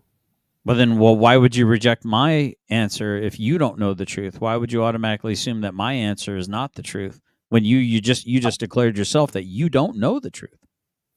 I'm not assuming that your answer is incorrect. I'm just saying that it's not convincing to me. So if it's not incorrect, that means it's correct. And if it is correct, then why wouldn't you want to adopt something that is correct? No, there's a difference between what is correct and incorrect, and my beliefs about it. Yes, that's exactly my point. You're saying I'm not saying what you're positing is incorrect, GS. I'm just saying I don't know that I believe it. But you just admitted from your own mouth that you don't know what the truth is, and that seems to be a broad statement on your part. And I can't imagine that you don't know what 2 + 2 equals. Hey guys, can I interrupt just for a second to help Richard? Sure, Joel. He's looking up Spinoza quotes. Look up Spinoza saying that Christ was the way of salvation. It's in his Politico Tractatus book. So yeah, and listen, Dave, the reason why I'm asking you these questions isn't just so I could like pin a tail on an atheist. Okay, that's not the reason. I'm not trying to waste your time or my time. Yeah, I get this a lot. So if me answering a question succinctly and appropriately is a waste of your time because you're going to reject it no matter what, because even though you claim out of your own mouth that you don't know what the truth is, but you reject me telling you what the truth is. So then we're at an impasse. Good. Right, that's the thing. I'm not rejecting it out of hand. If I ask a question and you give me an answer, I'm either convinced by the answer or I'm not. I have no choice about it. By what metrics? By what metrics would you need to be convinced of the answer? That's what I'm saying. You're all over the place, man. How can I appeal to you mathematically? Do you believe that there's truth in mathematics? So 4 is equal to 4 is true. Can it also be false? 4. Sorry, what did you say? 4 is equal to 4 is true, but can it also be false? No, it's definitionally true because you do understand truth. Yeah. Okay. So now, how do you base your understanding of said truth? How do I base my understanding? Based on what rationale do you understand that 4 is equal to 4 is true, but it cannot be true and false at the same time? All right, I'll give an example. If I ask you a question and you say, this is true because it says in the Bible that this is true, I don't find that a convincing answer. I'm not saying it's an incorrect answer. I'm just saying that it's not going to convince me. So you can give me an answer which could actually turn out to be true. I'm just saying it's not going to convince me. So you've made up your mind that you don't want the truth. I've not made up my mind. No, I'm just saying that's a bad argument for anything. Did you just not just say that even if I tell you the truth, you've already determined that you're not going to accept it? I'm getting confused, and I know that God is not the author of confusion, so I'm probably going to just disengage at this point in time. So, all right. Yeah, sorry, I wasn't trying to confuse you. Yeah, no. What I'm saying. Yeah, carry on. It's just if you give a bad argument for something, even if the fact of the matter turns out to be true, if you give a bad argument for something, it's not going to convince me whether it's true or not. It doesn't mean that I'm rejecting it out of hand. I'm just saying there's nothing that will convince me. I'm just saying if you give a bad argument that doesn't convince me, I'm not going to be convinced. So okay, so this would be the last time I'm going to entertain this. Okay, so you're saying if I give a bad argument, by what metrics do you measure whether my argument is good or bad? You yourself claiming you do not know the truth. Yeah. Then what studying have you done? How have you studied to show yourself approved onto man because you don't believe in God? So by what metrics are you telling me that what I am asserting is a bad faith argument or a bad argument in general, therefore you're going to reject it? By what metrics? Because that sounds to me like you already know something to be true, but you claim to not know the truth. So square that circle for me, because I'm finding this very, very laborious to try to. I feel like I'm carrying some heavy water right now. Yeah, it's the same as well. When I get asked a question for 10 minutes, I forget what the... Well, we just spent like over an hour answering all your questions, and you have yet to satisfactorily answer one of ours. Yeah, but when one question lasts, what was the question? Well, it wouldn't last 10 minutes, buddy, if you'd answer it in the first minute. You're running from the answer. You keep saying to let you finish. Is it not out of your own mouth? You stated that you don't know what the truth is. Yes. But yet you're going to reject me telling you what the truth is. By Okay, what so I want to be metrics? fair about this. Right. You guys have both stated your case plenty. So I want to try to be a pontificator and build a bridge between these two things. And either or both of you tell me where I'm wrong. GS wants you to say how you identify something is a bad argument. All right. And in all fairness, Wildheart, you should be able to establish what it is that you would find as evidence that's persuasive. It's very easy to say, I find nothing you've said persuasive. Right. Okay. Yeah, possibly bad argument will be a bad way of putting it. I mean, whether it's convincing or not. I'm either convinced by an argument that you make, or I am not convinced. If I'm not convinced, I consider that a bad argument. If I am convinced, I consider that a good argument. But that's not the evidence of a good argument or a bad one. By what metrics are you determining good or bad? If I may also add to that, what I like to do in my debates is I ask people that are in your position, Dave, is what is unconvincing, or what are the counter-convincing arguments from the scientists that claim that the science that they discovered shows God? And it's very rare, unfortunately, for me to find people that even know what the scientists say, much less counter it. So that's the real challenge. What is your counter evidence to what we scientists know God to be true with? I don't need counter evidence. You're positive. Yes, you do. No, I don't. You're positive. You absolutely do. Otherwise, you're dismissed. Otherwise, your religion is absolutely irrelevant compared to according to yourself. We should dismiss everything you say because you have no evidence. You have no logic, nor reason. You have zero science to convince us of anything, while we use science to convince us God is real. Yet you just admitted you have nothing to counter it with. Can I ask something? Okay. You're using what's called sophistry. Okay, pause. New guy on the floor. Give him the floor. Go ahead.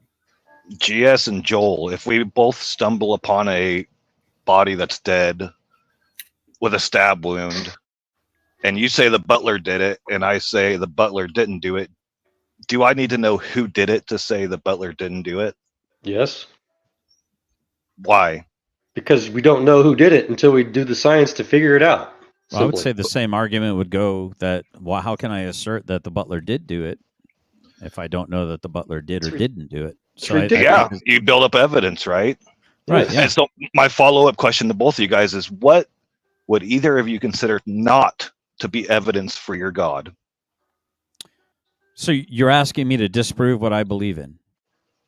Or what would not evidence? I'm asking you what would falsify your belief. And if it's not falsifiable, you believe in an unfalsifiable deity, which means that you can't verify nor falsify it.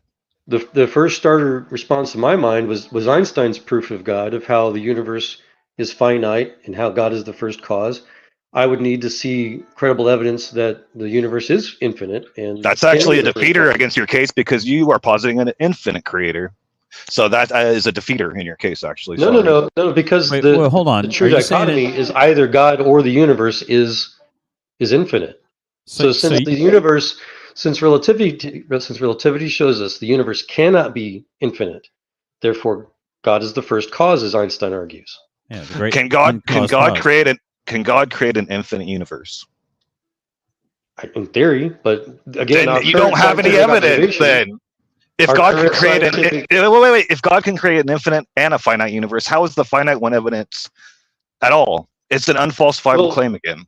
You're trying to pack in all this stuff into the definition of your God to make them so you can't lose either way. Can I see who I'm actually even speaking let me respond, to? please. Can you pull down the text? I can't even see who's even addressing me. I want to respond to that. That's a hypothetical, and science doesn't deal with hypotheticals.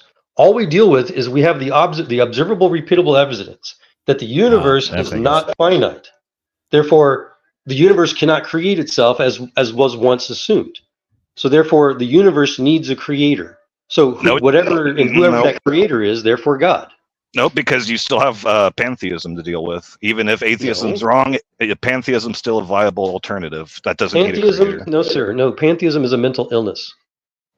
Okay, that's convincing. Your evidence for that? Where's your evidence? Because that's called we call it the God delusion, where you believe you're God. Yeah. No, it's where everything is God. All trees and rocks, and it explains better. It explains everything better than a creationist model because it doesn't break the first law of thermodynamics. It says you can't create matter or energy. It says you can transfer it, where the Big Bang would be the God that transferred all of its stuff into what we know as the observable universe. That's extraordinarily amateurish. Pantheism claims you are your own God. No, that's solipsism. You're thinking solipsism. It's both. Pantheism is the belief in many gods, isn't it? I thought. No, that's polytheism. Pantheism is the universe. Everything that exists is God. Oh, that's a new word I didn't know. Thank you. The individual is their own God. Yeah, that they are. No, not the individual. You are God. I am God. A tree is God. A rock is God. We're all parts of a giant whole that is called God. They think that's pantheism. Their own God. Okay, if you're just not going to listen, you're just repeating the exact opposite of what I keep saying. Well, because I just know things differently than you. No, because you're stuck on creationism, because your model depends on creationism, which you've already determined is an unfalsifiable claim. My model, no, sir, my model depends on science. Then give me evidence. Give me evidence. What would not be evidence for your God? Okay, so I just told you. BS. You're a box maker. And you make a box, and the box has parameters. You decided to make the box with parameters. You decided that the customer wanted a box at a certain diameter, a certain width, a certain height, and you made it within those specifications. So my response to you, B.S. Lewis, would be, were you there when God laid the foundations and the four corners? Were you there when the That's begging the question. No, it's you're not begging the question that God did it already in the question. You're over here crapping on my belief system, but I'm supposed because to you haven't demonstrated any. System. No, you were. I don't. What have you demonstrated? No, you were double teaming on Wildheart, and I needed to jump in here and say, like, you guys are a bunch of Save-A-Ho and decided. A white knight. Double down. Yeah, you're going to double down on his nonsense when he still has not answered the single question that I posed. Why are you calling Wildheart a hoe? No, I'm saying you're Captain. No, what? Yeah, and he's a hoe. Why are you calling Wildheart a hoe? Well, the question is, why do you consider him a hoe, requiring a damsel in distress savior like you? I don't know. Why do you and Joel need to team up on him? Well, BS. Well, hold up, man. He's been asking us like 7 or 8 questions in the last hour and a half. We've answered them. We've answered all of them. We asked this atheist one question, B.S. Lewis, and you come in here gish galloping like a fucking retard. Acting all holier than thou, and you don't even fucking believe in religion. You're definitely losing now because you're throwing into ad homs and personal attacks here. That shows that your position is weak. Yeah, I'm a Christian. That's what you're doing, Lewis. We had a good conversation going on with Dave. Your entire premise is stupid, Lewis. Yeah, it's funny. It's funny when the questions this is why you guys are getting Christians, so they try to answer them, but when the questions are asked of an atheist, they run. I just told you that we both found the murder body. Just because we don't know who did it doesn't mean I can't say who didn't do it. That's stupid. So you're going to prove a negative? That's called an alibi. An alibi proves somebody didn't do it if they're not there. No, it doesn't. Alibis can be false. You are not intelligent. I'm sorry. Okay, so we can't prove anything then because you're. Yes, we can. How? Through science and logic, which is forbidden in your religion, I'm afraid. No, if we have a murder weapon with a knife and has blood on it, does that prove that the person whose blood on it is the killer? If you can do some DNA analysis and other empirical scientific observations, you might, yes. So if I went out and I murdered somebody and I put your blood on the knife, that means you did it. If my uncle had Necessarily. Titsy, if my uncle had So- Titsy, be my aunt. So what's your fucking point? You guys are trying to destroy all of the epistemology just to prove your case. We ask an atheist one question. He can't answer it. We answered 7 of his questions. Go Yeah, ahead, you come in Dave. here gish galloping like a retard. Well, That's he's just what- hostile. so generally specific. What is the one question you want me to answer? I will answer it to the best of my ability as quickly as possible. Rewind the tape. I've asked it like 4 times. It's exhausting come on, now. you I can't told do you. that. I told You you I can't- was gonna No bullshit. deal with you one You more can't have time. a go with me for not answering the question. I asked what question is it, and you won't fucking even ask the question again. You want to help? You want to help Guys, him we need- remember? Let's stay calm and friendly, please. Yeah, sorry. I apologize for that. Yeah, no, the bottom line Just was, also- Dave, that is Dave, you really- admitted you just haven't heard. Dave, you admitted you hadn't heard some of the arguments, the scientific Sorry, arguments, God, and that's sorry, fine. So, excuse me, Joel. to find out some what those Joel, arguments are, let's Joel, talk about stop it. talking. He's I was accused trying to me come four to ti- the rational conclusion together. He's accused me 4 times in a row of not answering one question. All I wanted to know was, what is the one question he wants me to answer? Or rewind the tape. All right, yeah, here it That's is. just Okay, I'll give it to you now, Walholder. bullshit. I'll do your research for you. You yourself, with your own mouth, have admitted you do not know the truth. Yet I say that I do know the truth. I expound upon what I believe is the truth for you to understand in a way that you should be able to understand. You reject it because you don't believe what I'm saying. Based on what? Based on the truth that you don't know? Right, so you claim to know that you have the truth. You claim that You tell me you don't know what the truth is, Wildheart. So God, stop interrupting him. Fuck. Just let him answer your question. How can you Guys, you gotta disprove? breathe. How can you disprove what you I'm saying is breathe, untrue guys. when you yourself claim you don't know what truth is? there's a difference between saying Madness. that you are wrong and saying that your arguments don't convince me. That's all I'm saying. I'm not saying you're wrong. You might Okay. have the truth. I'm just We're saying done. that Good the enough. arguments you have made have not convinced me. But Good what's the enough. question? But that's because you reject his argument without doing the research and say that you're just not going to allow it to convince you. He's saying you need to do your research upon the information he's giving you so you can find out that he is telling what is true. That's fine, but it will be the research that convinces me, not his arguments. Right. So then go do your research and not retort back with, Yeah. well, what about 30 years of research? Okay. But Let's do some Well, science then you're together. criticizing me for not accepting his arguments when you're saying it's the research that should convince me. I'm still justified in not accepting his No. arguments. The research. Again, it's nobody's job to convince you or anybody, Dave. You have to convince yourself. You need to do your own science, your own research is no shame. Trying to help. That's what I just said. No one's going to convince you except yourself and God himself. The question is, if God is real, God has to convince you ultimately. So we stumble upon the body that we talked about earlier with the dead body, and I posit to you, I know a fairy did it. And you ask me, how do I know Who that the cares what fairy? you think? Let me fucking finish the damn thing. It's fallacy. No, Wait, because BS. you didn't even let me finish it. I already know tell- your argument. I tell you, BS, don't okay, do my okay. job no, for me. sorry, Do my job for me, okay? Joel, finish my argument for me. That whatever you think comes out of your butt might be true. That's not fair. Come on, guys. Go back to being fair. Everybody was doing an amazing job. Let's go back to that. Yeah, It was Until this guy joined, yeah.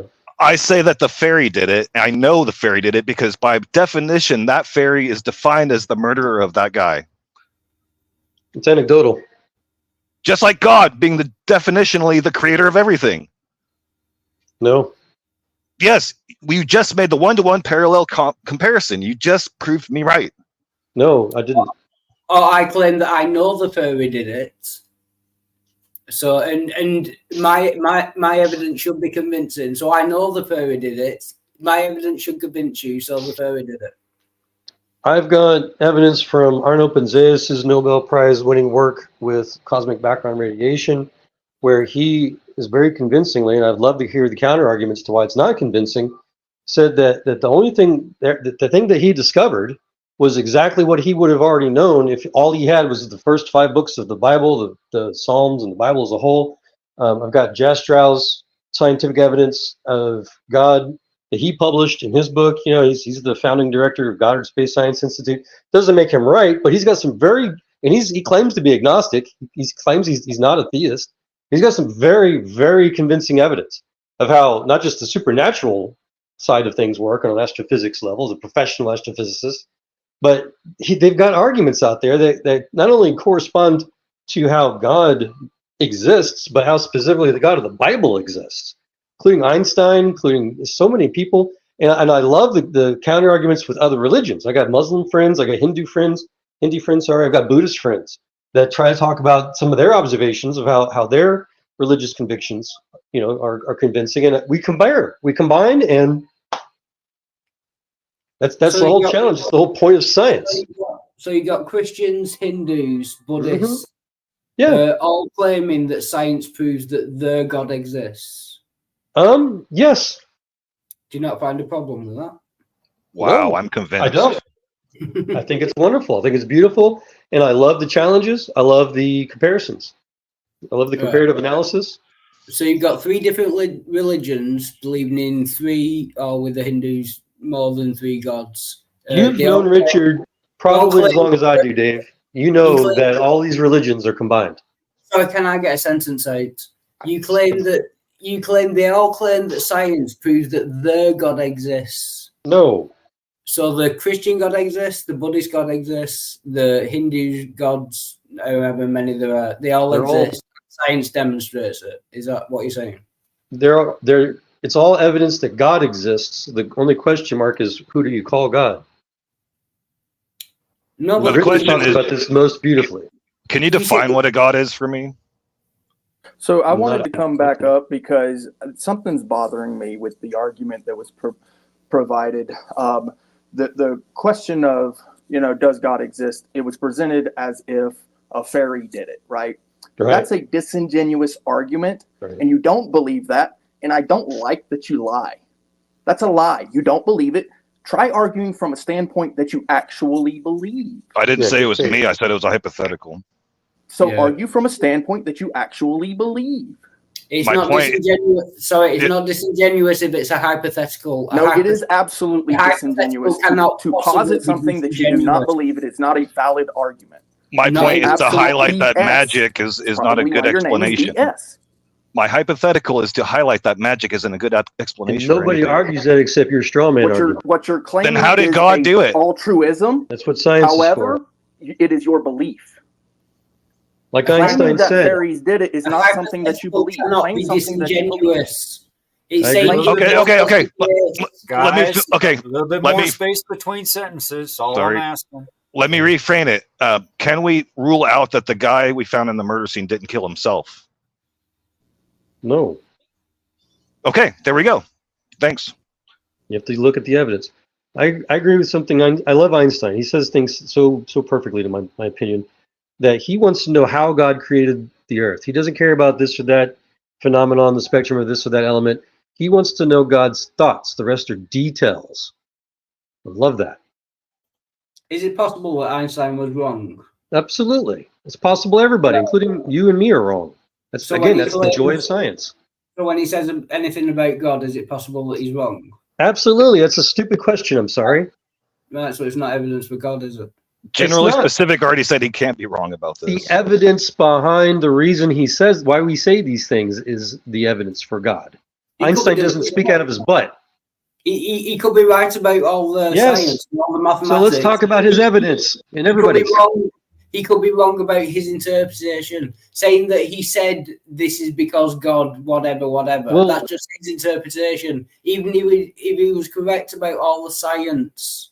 So again, what's so frustrating from the scientific perspective is that rank amateurs such as yourself, who admit you have no clue what the science actually is behind these claims, want to speculate and judge what scientists say about God with no knowledge. You don't care about the truth.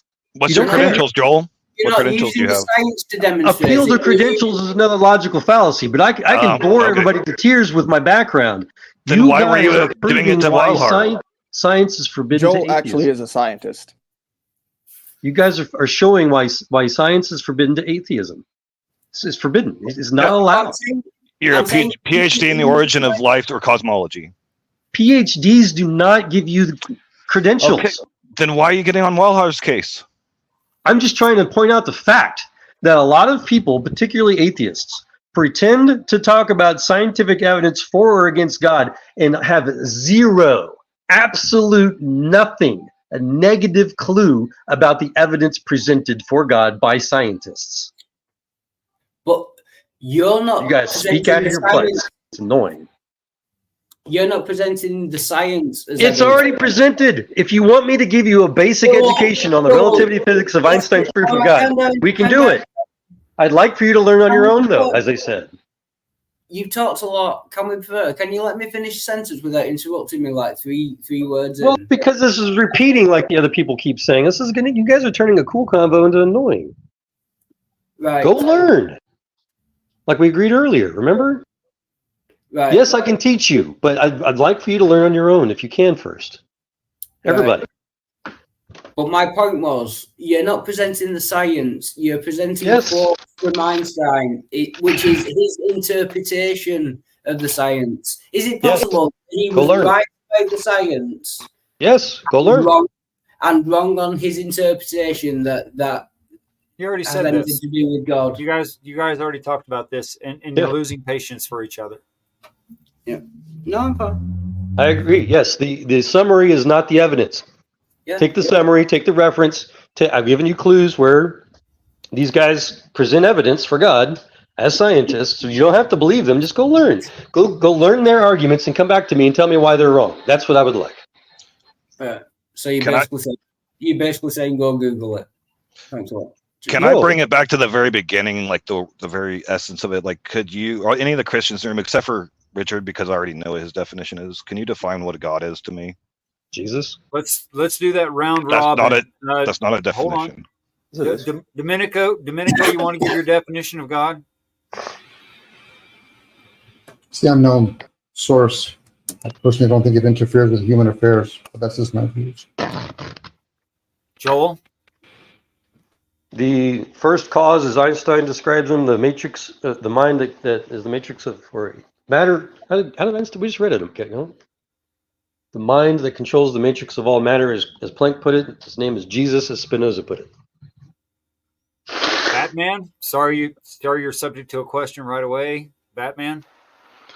I would define God as a being or entity that people revere or as seen as higher than them. Brick? A God would be any form of reality that you subject yourself to. BS? Give an attempt, please. I have no idea. I'm an atheist. Generally, are you here? He should be tending to other stuff. Wizard? Yeah, I simply define it as the source of life. For all things. Give an attempt. What's a God? God to me. Sorry. Oh, I thought you were talking to me still, Demolish. No, Wild Heart. Oh, okay. Yeah, I would say a supernatural being that created the universe. Is that good enough? Yeah, so the reason I ask is because when people are trying to scientifically prove God did it, we have a bunch of different definitions of what a God is specifically. Like No Shame said it is the source of life. So we would just say, hey, life exists, therefore that proves God exists. We have a bunch of definitions for everything, though. So No, the idea, yes, we do. The idea in science is to try to come Right. to nomenclatures best we can. And that's my point. God, in our sense, objectively, through the language, can only be a noun. It's merely a description, and therefore it is independently up to each and every one of us to discern for ourselves what that, quote, God is, subjectively in our own life, according to our own experiences. So how would we come to a scientific consensus on doing actual experimentations if we have such a hard time coming to a definitional consensus on what? Same way you do everything in science. So the scientific method was, you might have missed that part of the conversation. The scientific method was originally created to test the scientific study of God called theology. That's what it started with. But it doesn't matter why it was created or how it was created. We're saying how No, it does matter because it answers that question. If we pretend that the Christian scientific method is useful for anything, then it can be especially used for the very first thing it was invented for, which was to find out what God actually says. Not necessarily. Yes, necessarily. It doesn't matter what the scientific method was created for. We're saying Yes, how do we use scientific... Can I finish? Joel, seriously now, stop interrupting me. It doesn't matter why it was created. We're saying, how do we use the scientific method now to demonstrate that God exists? The same way it was used when it was first invented. Yeah, that's the logic. That's to know how it was invented. That's the logic I was talking about. There's a logic to the world that proves that it is not chaos. That we ourselves are the one that put it in chaos by not being in balance with that which is already in order. Trying to understand the order, right? As Linnaeus put it when we invented taxonomy, discovered taxonomy. Can science be used to prove that God exists? Absolutely. In fact, that's the only thing science can be used for. Can science be used to prove that God doesn't exist? I don't think so, because science cannot. Well, no. I take that back. Science cannot prove anything. All science can do is try to test things empirically. Yeah, and science doesn't work to the ends to prove things impossible. They work to the ends to prove them possible. Science can test the observations of God. Well, that's what I was kind of trying to get to, is that one of the scientific method steps is falsifiability. And if you have a definition of something that has built in, like it is the creator of everything, then since everything exists, obviously it's going to fall in the definition of the creator of everything. So it becomes an unfalsifiable proposition, not testable anyway by science. I would disagree, again, with the simple premise that people have talked about for centuries now is what is the origin of creation. And so, like, that's where Einstein's relativity physics became so convincing, and why he himself changed his philosophy from the steady state universe, the idea that the universe is infinite, to the current observation now, where it's not, where it's a non-steady state, it's a finite universe. And so that was the theory. It was either the universe is self-sustaining, self-creating, whatever, is the first cause. And if it's not, then what created the universe? And since the universe is all things material, then therefore something outside of nature, something supernatural, had to create the natural universe. You can't rule out pantheism, though. You have no scientific way to rule that out. And so even if atheism's false, you're still stuck between pantheism and creatorship. Right, and the Christian scriptures, real quick here, Joel, and then the Christian scriptures also say in Colossians 1:16, we have to admit this, if they're Christians, for by him were all things created that are in heaven and that are in earth, visible and invisible, whether they be thrones or dominions or principalities or powers, all things were created by him and for him. So if that's the context of the Christian scriptures, that's in agreement with what BS is talking with pantheism. Well, that's where. I have a question. Sorry. Do we agree that an all-powerful God is unfalsifiable by definition? It is falsifiable because I agree. It's unfalsifiable. Sorry. It's falsifiable because if the universe is infinite and the universe does create itself, as atheists, I call them high priests, like Lawrence Krauss and others try to present, then that could falsify. Like Krauss says, that means that we could have a universe without God, as well as Stephen Hawking's. But the universe is not infinite. So you could have an all-powerful God who couldn't hide himself from science and make himself unfalsifiable. You have an all-powerful God who it is falsifiable. Yes, just explained how. I can explain it again. Then he wouldn't be all powerful. That would make him not all-powerful. Yep. If the universe is its own creation and it is infinite, then therefore you don't need a God to create it. Let No, me ask. no. So I can If just we, finish. if No, let me really, ask. Let me please ask. can I finish this point. If God is all powerful, right? He could hide himself and make himself unfalsifiable. If he can't make himself unfalsifiable, then he's not all powerful. He can't both be all powerful and not unfalsifiable. They're direct logical negations. He can't be both logically. You reminded me again of something Einstein. He said that God is the invisible player keeping the universe in tune. Correct. Right. How does that answer my point? Well, it just coincides with how you're saying. God could make himself invisible if he wanted. You're right. And so God could and make so himself. So an all-powerful God could make himself unfalsifiable. and so we have a universe that all scientists agree that expands. Correct. I believe even No. on the panel, members can agree that it expands to a certain extent. And that in Eric that Lerner is one of the more prominent scientists that he talks about what he calls the plasmatic universe, or it does not expand. But yeah, go ahead. It's an ebb and flow. exactly. And so in that ebb and flow in that universe, they also have scientists that wholly agree in black holes where things compress. So isn't it more like a circulatory system, maybe? You're talking about Penrose's CCC theory, the circular, whatever it's called, cosmic collapse theory. Correct. If it expands in the law of vibration, it also contracts at some point. It's theoretical. We don't have the evidence of it collapsing yet.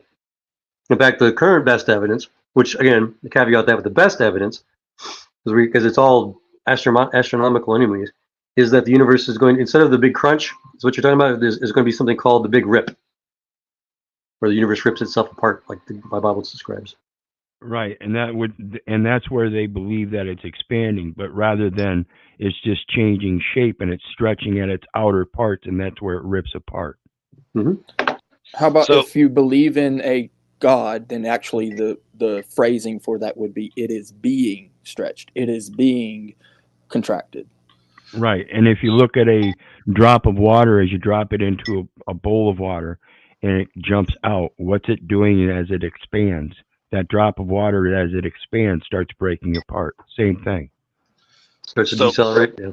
Let me ask a question. If it turns out to not be the Big Bang, if it turns out to be the Big Bounce or the Big Rip or the Big Crunch or any of these different models, we actually get to a better consensus scientifically on it. Your God could do any of those, right? Well, yeah, in theory, God can do anything. Unfalsifiable.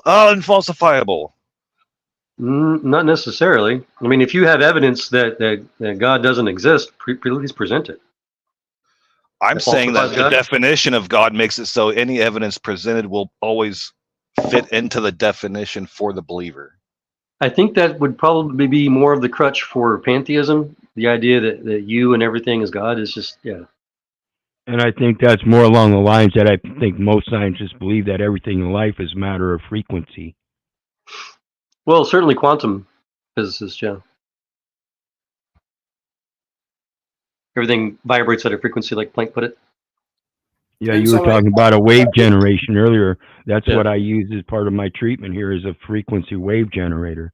And I've got it set to certain frequencies. Mm-hmm. Sorry if I'm getting annoying, but an all-powerful God, by definition, is unfalsifiable. There's nothing he can't do.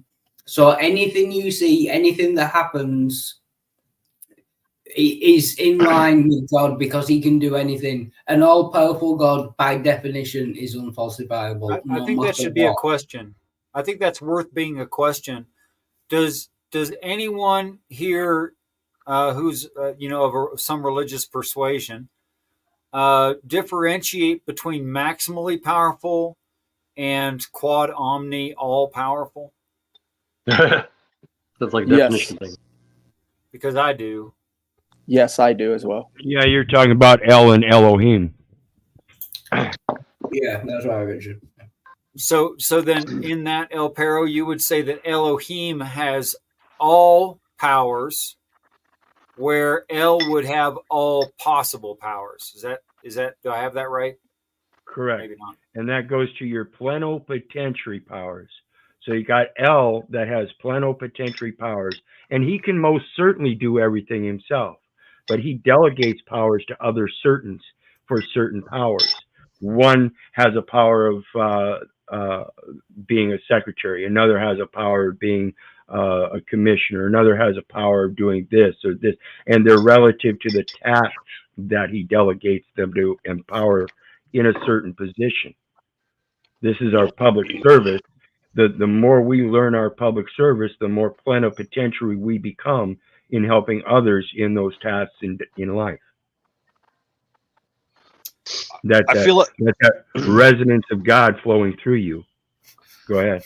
I feel like all this scientific talk about God is just the tail wagging the dog. We sit around and we talk about all the most recent discoveries and scientific thing, and all the Christians sit in the room and they say, how can we make this fit our God model? How can we make this fit our God model? Instead of actually following the evidence to God, you start with the presupposition that God exists, and then whenever any evidence comes in, it's either reject the evidence that doesn't fit with my model or accept and tweak the evidence that does. Okay, well, the truth of the reality is that we use science to see if what we think we understand if God is correct or not, and while we wait for those of your religion to tell us why it's wrong. So how would Okay, wait. You keep calling my religion. What is my religion? Atheism. How would I describe something to you that I believe exists that you what do don't I worship? Exist? What words would I use? I don't know. What do I worship as an atheist? Yourself? I don't know. No, I don't. Yes, you do. Atheism. You're not supposed to lie in your religion. Why are you lying? I'm not lying. I've been an atheist too, buddy. I know your religion just as well as you do. So you used to worship yourself? How did you worship yourself? How did you worship yourself? By thinking that you're yourself God, basically. But that's a whole different talk. I don't think I'm God. Yes, you do. Can I create the universe right now? Especially as a pantheist. But I'm not a pantheist. Can I ask BS? My interpretation from what I get from you so far, you probably likely worship your children if you've got them. I don't worship anything. Like what? Okay, what is worship? What you devote yourself to, what you believe. Do you guys worship? Do you guys devote yourself to a job? No, nobody works for money. You just don't work. Nobody works. We worship God. You worship yourself as God. No, don't answer the question. Does anybody here work? Do they devote their time and energy to work? I have a very limited commitment to work. I work for God, faithfully, constantly affirming His will, being careful to maintain good works. So you don't work for money? Nope. No, you don't make any money? Nope. How do you pay your internet bill? My companion's retirement from the state. So somebody worked for the. If you work for the state, you worship the state? It's called we rely on God to help us with our life. What you're describing as work is not an accurate description of work. That's what I was given, though. Right. That's what they said. Oh, everybody worships something for the where your origination of truth comes from. You believe you know your truth. You don't. Wait, just make it a question. BS, what's the highest thing? The highest thing? Yeah. There is no highest thing. There's no highest thing. Like mankind is not better than insect. Not according to the insect's point of view, no. No, we're not asking an insect. According to my point of view? Yeah. Okay, I don't really know. I don't think there is a highest thing. It's situational. I think I can justify my tribalism and my speciesism, and that's acceptable. I think the most important thing on this earth is human beings. Till the Klingons come, right? So BS, you said nothing is higher than. Why did you dress yourself as opposed to giving your clothes to somebody randomly on the street? I'm not dressed right now. Why did you choose to dress yourself on the day that you chose? Well, the picture you're utilizing is a representation of yourself, right? No. I mean, if you're just going to be an ass clown, then I'm not going to engage with you. Then get off the fucking stream, then. How about you get off it? I was here first. Yeah, how about you show some respect, you fucking dick shit? How about you teach me how to show you respect by being respect-worthy? How about you? It's earned and not fucking given, dipshit. That's what I'm saying. How about you teach me how to be respectful? And I didn't do anything to you. You came and called me a retard. You called him a fucking hoe. No. So you're setting a fucking great example for your fucking words Jesus Christ. Your words betrayed your retarded intellect. I didn't call you a retard. I said your intellect is retarded. Richard, I think I can solve this. Atheism is a religion. I worship myself. That has absolutely nothing to do with whether God exists or not. It's not. Well, I would agree. I would agree with that. Thank you. Yeah, I was going to try to highlight. I mean, philosophically speaking, and I've enjoyed these debates for I don't know how many decades, many fields of science with many amazing people. The philosophical bottom line is that everybody has religion, whether they believe in God or not, and everybody worships something as their ultimate truth. Atheists think truth comes from within themselves, as you asserted to earlier yourself, Dave, in a much more respectful way, which I really appreciate. So the bottom line, people either worship God or they worship creation. They either worship the creator or the creation. Atheists don't believe there's a creation. Yes, you do. It's called the Oh, universe. no, wait, that's just a Why are you religious fucking goal. lying so much? That's I just don't a lie at all. religious goal. Hold on. This is the rationality I came to from Hold many on. years of discussion. BS. I think when Joel says creation, he just means the actuality that can be shown. No, he contrasted it to a creator. Creation is reality.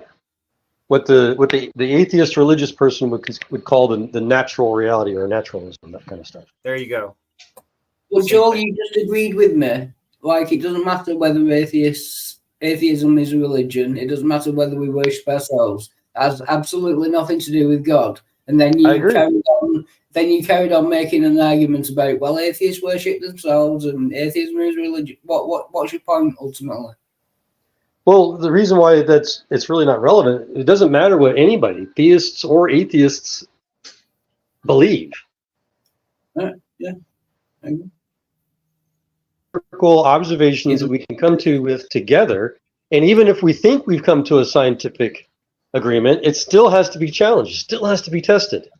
Do you objectively believe what you just said was true, BS? Do you objectively believe that it doesn't matter what atheists or religious people or theists believe? Pay attention to who you're fucking talking to. That was Joel.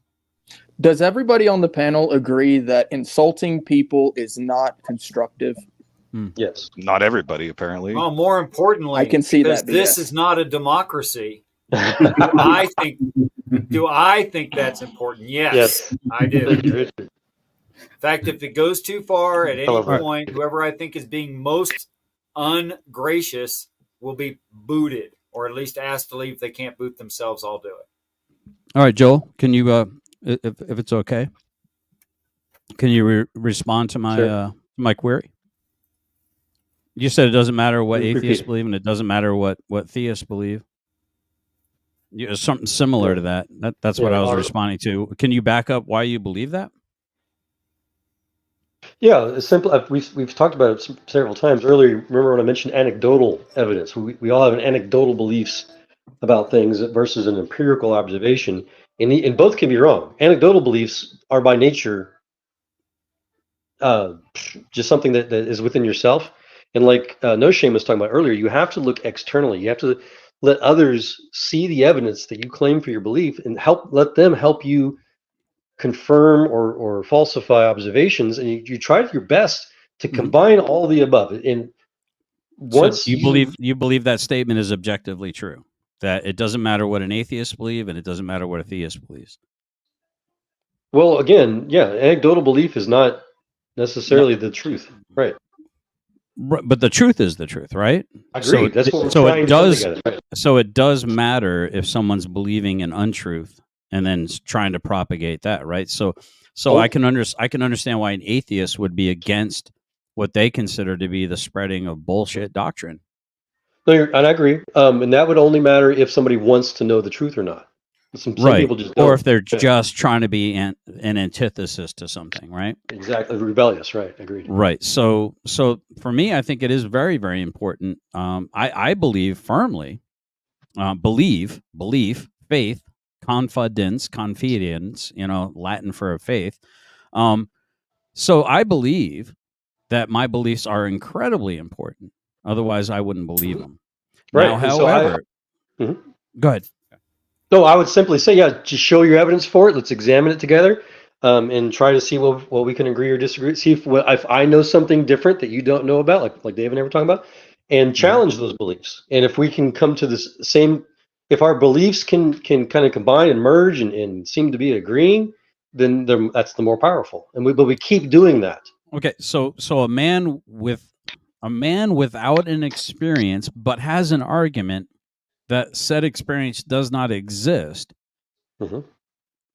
versus a man with an experience says experience does exist. Those two are always going to be, I don't even know if they're going to be at loggerheads. I think they're two ships sailing in the night, and they're never going to see each other, never going to hear each other. You're absolutely right. Yeah, because a man with an Mm-hmm. with an argument has absolutely nothing on a man with an experience, and until that person experiences it. Now, even an experience can still be an experience can still be like knocked off, can be battered away with a level of cognizant dissonance, right? Even if the truth were right in front of some of these people, which it was in the form of Jesus, in my opinion, they still rejected it because it wasn't the truth they wanted to see. Go ahead. I'm pretty much done. No, I was waiting for the end of the thought. Thank you. Quick pause. BS, keep this thing running. I'm going to go smoke a cigarette and have a bathroom break and stuff, okay? Okay, we'll do. Can I just say, GS, I think you're misunderstanding what we were talking about. What we were talking about was people's beliefs don't matter as far as what is the actuality of the case is. Do you know what I mean? It doesn't change the objective reality. What you believe about something, God either exists or he doesn't. What you believe about it doesn't matter. We're not saying it doesn't matter to you. We're saying it doesn't matter as to whether it's true or not. Right, but what if what I believe about the matter is in fact the truth? So then wouldn't it matter then? Well, no. Okay, so my response for that is that so your experience, someone else's experience, no matter how anecdotal it was, that is evidence. That is evidence to that person, no matter how anecdotal it is. And so you have to consider that as evidence. But you also should share and test and compare if what you think that experience was is evidence for your belief, just as the Bible says to test every spirit. So that's part of what science does. And it is preferable to find somebody who also has evidence of experienced God, for example. And like I said earlier, I've talked with people of all walks of life, all religions throughout multiple different disciplinaries of scientific fields. And we've got a lot of things we agree with, things we disagree with. We share those experiences, but we all experience God. What do you guys think about delusional mental illnesses like schizophrenia or bipolar in the higher degrees? Usually demonic. Terrible thing. Oh, yeah. Are you sure you're a scientist, Joel? Joel, are you sure you're a scientist? Do you have any evidence? Psychology said. Do you have any evidence that there's actual third-party demons inhabiting a person and making them do these things? Oh gosh, yes. What evidence do you have? Well, outside of my own anecdotal life experience, you've got the what's called the Lazarus syndrome research. Are you familiar with? Probably not. Oh, I've heard of the Messiah syndrome. I haven't heard of the Lazarus one. Lazarus syndrome it's the current medical term for when people die and come back after hours of brain death. There is part of that research is the influence of personalities not their own. So do you think brains can just go haywire on their own, or you think always it's do you think Alzheimer's and dementia, those are also demons? Not necessarily. Alzheimer's is more of a degenerative connective thing, which is something my old boss Elon's working on with Neuralink. But haywire. So your brain, I call the brain a meat computer. Yeah. It's just an interface between your soul, quote unquote, whatever you are, your spirit, with your body. We know bipolar is an increase in dopamine levels, and we don't quite know what schizophrenia is caused by, but it's something to do with the connections between the perception, like auditory, visual, whatever the sensory stuff, and the connections in the brain. So we have actually mapped that stuff to physical science. We don't need demons to explain it. Well, I would agree, and again, that's what the purpose of the Neuralink is to make those connections in a digital interface to be able to not only monitor but to also augment. So there's all kinds of wonderful research into that. But still, there is evidence that personalities, other than what originated from somebody, is interfaced through the mind-body interface, and then the original personality that comes through, and you just have to read the research if you want. So And since isn't there also evidence of natural diet having the proper nutrients That's and balance true. of that for Keto, your pH yep. balance, your alchemical processes, those neural links? That can all be done naturally through physician heal thyself. Again, a Christian scripture that believes with that natural remedy that's already there. The Bible never says physician heal thyself. Well, That's actually a Trudeau thing. That's actually a misquote, and people think it's biblical because it sounds biblical, but it's not. My best, I guess, point on that topic is from John Nash, Nobel Prize guy for game theory. If you guys are familiar, he was the point of the movie A Beautiful Mind. I loved because he had severe schizophrenia as well, and it almost ruined his life. But he basically figured out through just using science, scientific method. You tested the spirits, so to say. He would test, who he thought he perceived was a personality, influencing him with other, real personalities.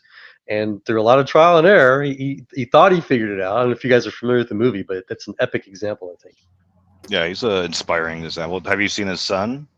His son got the genetic trait passed on, and while John Nash has a mild form of schizophrenia, his son wasn't so lucky. Right. His son is a big fat mess of a man who goes around chain smoking and talking to walls. Yeah, unfortunately. Well, you don't have to have schizophrenia to do that. So yeah. So Luke 23, says this basically. The phrase "physician, heal thyself" is an ancient proverb appearing in the Bible. Luke 4:23. It suggests that before a physician can adequately cure others, they must first heal themselves. So, wrong again, atheist. But cling to your belief. Yeah, and I just It's got an the ancient King Greek. James version. Wait, hold on. Do you think that goes in contradictory of you save yourself? Are you a faith alone kind of guy? Oh my gosh. But that would mean that a doctor with a cold, a GP with a cold, couldn't possibly cure anyone. Yeah, or somebody has to do surgery on themselves. It's Hey, fucking dumb. good job moving the goalpost. You said it wasn't in the Bible. I showed it was in the Bible, and now you're trying to move the goalpost. Congratulations. Absolutely. You're a bad faith. I'm saying that wasn't my argument. I'm saying the statement itself is ridiculous. I'm not arguing that whether it's in the Bible or not. I'm saying a physician can't adequately cure others. They must first heal themselves. So you're saying a GP with a cold cannot possibly cure anyone? That is the most asinine example. It's saying that if you want to care for others, if your house is on fire, you should put water on your house. If my house is on fire and I'm splashing water across the street on a house, yeah, it looks like I'm doing a great virtue signal. That's some woke leftist crap. But at the end of the day, everyone's going to look at me like I'm insane because it's my house that's on fire. Well, so, Todd, if I may argument, go ahead. That's literally what it says. If I may address the useless straw man argument that BS gave us, I thought the reference in the Bible was about one of the Roman soldiers mocking Jesus on the cross.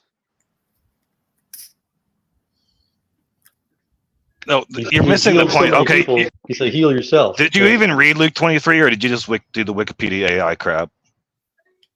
I haven't read it yet. Because he's contrasting that. He's saying this is a parable people say, but I tell you this. Oh, okay. So when people are saying, "Oh, this is a biblical thing," like, oh, no, Jesus is contrasting that. He's using it as an example of, "No, I tell you, you've heard, but I've told you." So look up your stuff, Christian, before you start lecturing me on it. Oh, Christian. Oh, your whole worldview and ideology would not exist. No one cares. No one cares about what you have to say. But BS, you actually I do. Invalidated yourself because it's still in the Bible, right? Sorry. As what not to say. Well, idiot. Oh, fuck, man. Still in the Bible. You said it's not in the Bible. Okay, now who's pushing the goalpost now, right? You said it wasn't in the Bible, then you quoted the Bible from it. Great. Yeah, I mean, it is what it is. You've been revealed. It's an irrelevant argument. Yeah, yes, you've been revealed on not knowing your scriptures generally. No, you did. I just told you the context of the scripture. You said you quoted something from the Bible that is in the Bible after you said it's not in the Bible. Can we move on now? Because it's not a message that he's endorsing. So BS.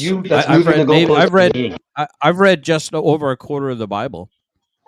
And I'm dog walking you. Well, guys, come on. So- Let's go back to the actual conversation. Let's not do this. Okay. What was the conversation? I forgot. Before That's- generally specific interrupted. I think you interrupted. To be fair, I think he interrupted. To be fair, I was listening to what you guys were saying. you were the one that brought up something. You're the one that contradicted yourself about a Bible verse. Can we move on now? Okay. Pointing out what your Lord and Savior says is actually contradicting, I guess. No, you said it's But not. you in the don't Bible, even and it know is. you don't even know his Lord and Savior. Remember? This is the problem that I'm having here. Why is it that an atheist believes that he can tell a believer what he believes? Because How does that I can work? read the Bible. That's why. But you're It's going to really- assume somebody else's belief. Rick, How does that work? Did I'm Jesus sorry, say that or not? Hold on, because I think Rick. Wildheart has a better answer than you. You're just I've- moving the goalpost. Go ahead, Rick, Wildheart. it's Doesn't the Bible say that all atheists are suppressing the truth in their own righteousness? Don't a No, lot it of does not Christians say go around anything saying about that they know atheists. atheist minds better than atheists know their own minds? It does not contain the word It goes atheist in both the Bible. ways. No. No, I know it That doesn't word say is not in the Bible. non-believers. Yeah, anyone who believes the better answer, I think, Rick. The better answer, I think, Rick, is that Go ahead. atheists are just self-righteous. Atheists are very Atheist is a self-righteous. They do believe misnomer. they know everything better. Atheist. Do you even realize what you're saying? The word Yes, that's atheist crazy. is a misnomer. You're describing how do you know- yourself as something that doesn't exist. How do you know if someone's an atheist or a vegan? They'll fucking tell It you. just means without God. A theist is someone who believes in God. Atheist means without. So you put a space between the two words, I don't and know. it becomes something else. No, it's one word. It's If- literally one word, right? Atheist. Without God. You are positing the ideas of a theist, yet I know. proclaiming that you don't believe in a theist. So how do you explain asexual people then? People aren't asexual. You either have a wang or a hole. Asymmetrical. Never mind. This is why we don't argue with you. Asymmetrical. Does it mean not symmetrical? Look, here I'm going to describe sexuality Not a theist. for you That's because what you it obviously means. don't understand No, sexuality. do the symmetrical one because that's better. Just fit together. The pieces fit together. That's You not what get it? asexual is. It's people who don't have a sexual That's desire. right. That is a misnomer. Asexual, right? People who As in don't have it a doesn't sexual exist. desire. Yeah, When they you are add not the A sexual. in front, you're Okay, saying A- it doesn't exist. Asymmetrical. That's You not guys what. don't That's not understand what simple the name- English language. Suffixes and prefixes Well, make a Are there difference. not asymmetrical shit? Wow. No, you're saying if you put A in front of something, then it doesn't exist. So asymmetrical means symmetrical It's things literally don't exist. anti. Like that's it. You could put anti-theist. Yeah. My doctor said I had an asymmetrical mole on my back. I told him that Antisexual. doesn't It- exist, bro. You're saying it doesn't exist, yet humans have sexual organs. Yeah, you're talking All about humans a have sexual sexual organs, unless desire. you've That's removed temporary. them completely. Your sexual in which case desires they're will- probably dead. Your Well, you sexual keep getting my desires will windows garage. change over time, so that's an entirely stupid point again. So let's. So BS says he's read the Bible, so therefore, I'm going to get an education. So I looked up something about Proverbs 29:9 through 11. Correct me if I'm wrong, BS. It says, "There's no use arguing with a fool. He only rages and scoffs and tempers flare. The godly pray for those who long to kill them. A rebel shouts in anger. A wise man holds his temper in and cools it." So I would say to you, brother, I wish you peace and harmony. I will tell you that God loves you. Jesus has a plan for you. And I bless those who curse me. And I please forgive me if I've been angry at you because that has made me a fool. I forgive you. Thank you. Very nice. Next. Yeah, I tend to agree. You know, Hallelujah. being right is more powerful or less important than being at peace. You know, so It depends on the situation, though, right? Like You you guys could be are- in a death-defying situation where you kind of need to be right at the moment. You guys Well, are no, reminding me of an because- Aristotle quote. well, because if you're Bring at it up. peace, right, and you die, then it doesn't matter whether you were right or not. You're at peace, right? You're okay with it. Do you want it's not a big deal. your surgeon to operate on the right appendage? Sure. Yeah. No, we want them on the wrong appendage. Yeah. So I mean, it does matter if it's right or not. So things do matter if they're right. I know To a that's I'm degree.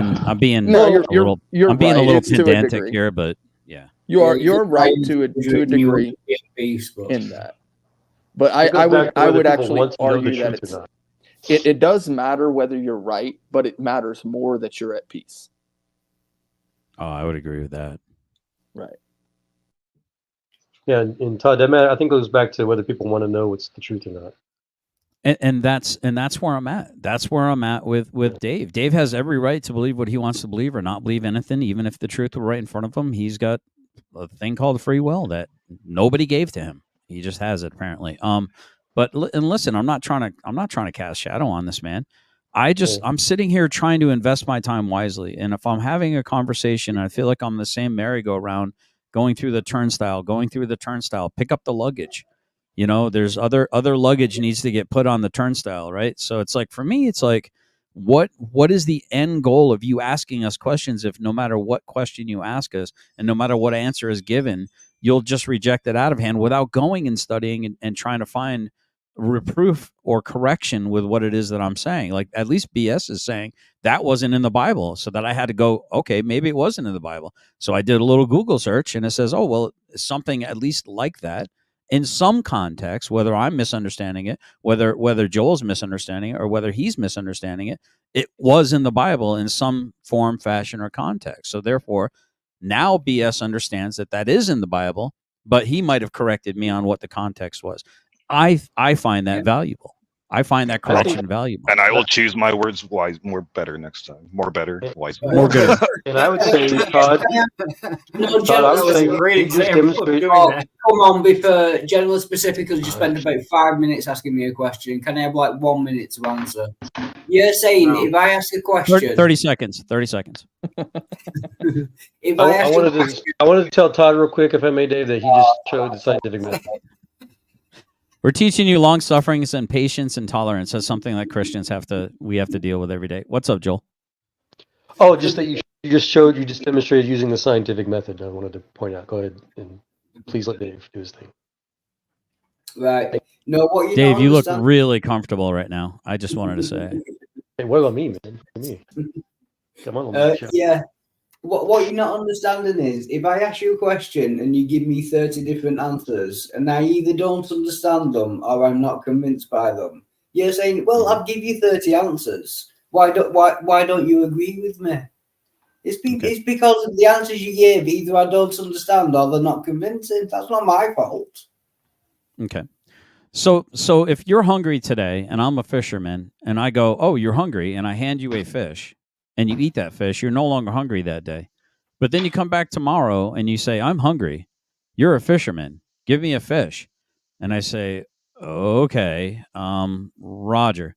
And then the third day, you're hungry again. And I say, well, how about I teach you how to fish? And you say, no, I'm not interested in learning how to fish. I just want you to give me a fish and do all the work. Right. This is why I find this. This is why I find this insufferable. Well, how are you going to be a fisherman if nobody comes to you for fish? You learn to fish. That's my point too, Todd. Earlier, that was my point earlier as well. When I talk about, a lot of people just don't know the evidence that's been discovered for God by other scientists or even for themselves, and they should learn. Just like your analogy, learn to fish. Learn to at least look at the scientific evidence that you admit you don't even know about yet, and then tell us why that's not convincing, or tell us why it's wrong. People don't want to do that. And that's the importance of children. Even if you don't have other people coming to you to learn to fish, you can still teach your children to fish. But what if I use your analogy? What if I come to you? Hold on. Let me put a fine point on this, and I'll give you the last word on it, and hopefully we'll put it to bed, Dave. Don't. You shouldn't be angry about this. We're trying to reach a conclusion. We're not trying to. I don't want to keep. I'm tired of the merry-go-round, dude. I know this is going to go on for another 5 minutes, so I'm just getting comfortable. Go on, ask your question. Well, I hope it doesn't. I really do. So, when you told me, Dave, that you don't know what the truth is, were you telling me the truth, or were you lying in that moment? Yeah, I don't know what the truth is. Okay, so I do believe in good faith that when you say you don't really know what the truth is, that you're not intending to lie, you just don't know what the truth is. Okay, so I'm gonna accept that. So am I to go on the fact that you don't know what the truth is, but I'm over here proclaiming the truth to you, not my truth, but this book says this, my God says this. Here's your answer to your question. You go, no, can't be. It just can't be. I never said It's I never all said- good. No, it can't be. I No, never it's said all can't good, be. Dave. No, it can't be. Based on I what, never- Dave?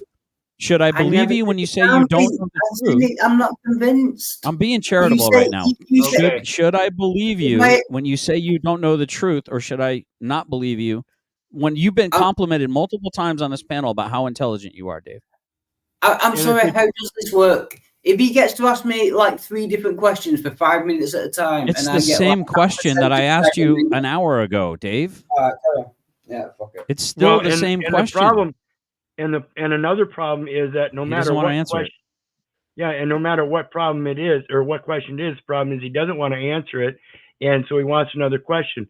So if it's my fault in that, then I'm going to stop my fault, and I'm just going to sit back and listen to Dave. Okay, hold on. You guys been back and forth a bunch, and I love all of you. I really do. Okay, so I just want to point out that generally, and Dave just recently met, and it's not unreasonable that you don't know each other's minds very well, and you don't know how to say things that the way that another person needs. You're gonna learn that over time, however. Yeah, Just keep coming back. I'm just saying it seems inherently unfair that he can ask me a question for 5 minutes. I get half a sentence into my answer and he interrupts me constantly. Well, it depends. It's happened every single time. Well, it depends. I mean, it could be. I'm not saying that it's necessarily the case. It could be that he feels you're wasting your time by not commenting on what he's actually trying to say, and he's stopping you. And it could be the other way around at other times.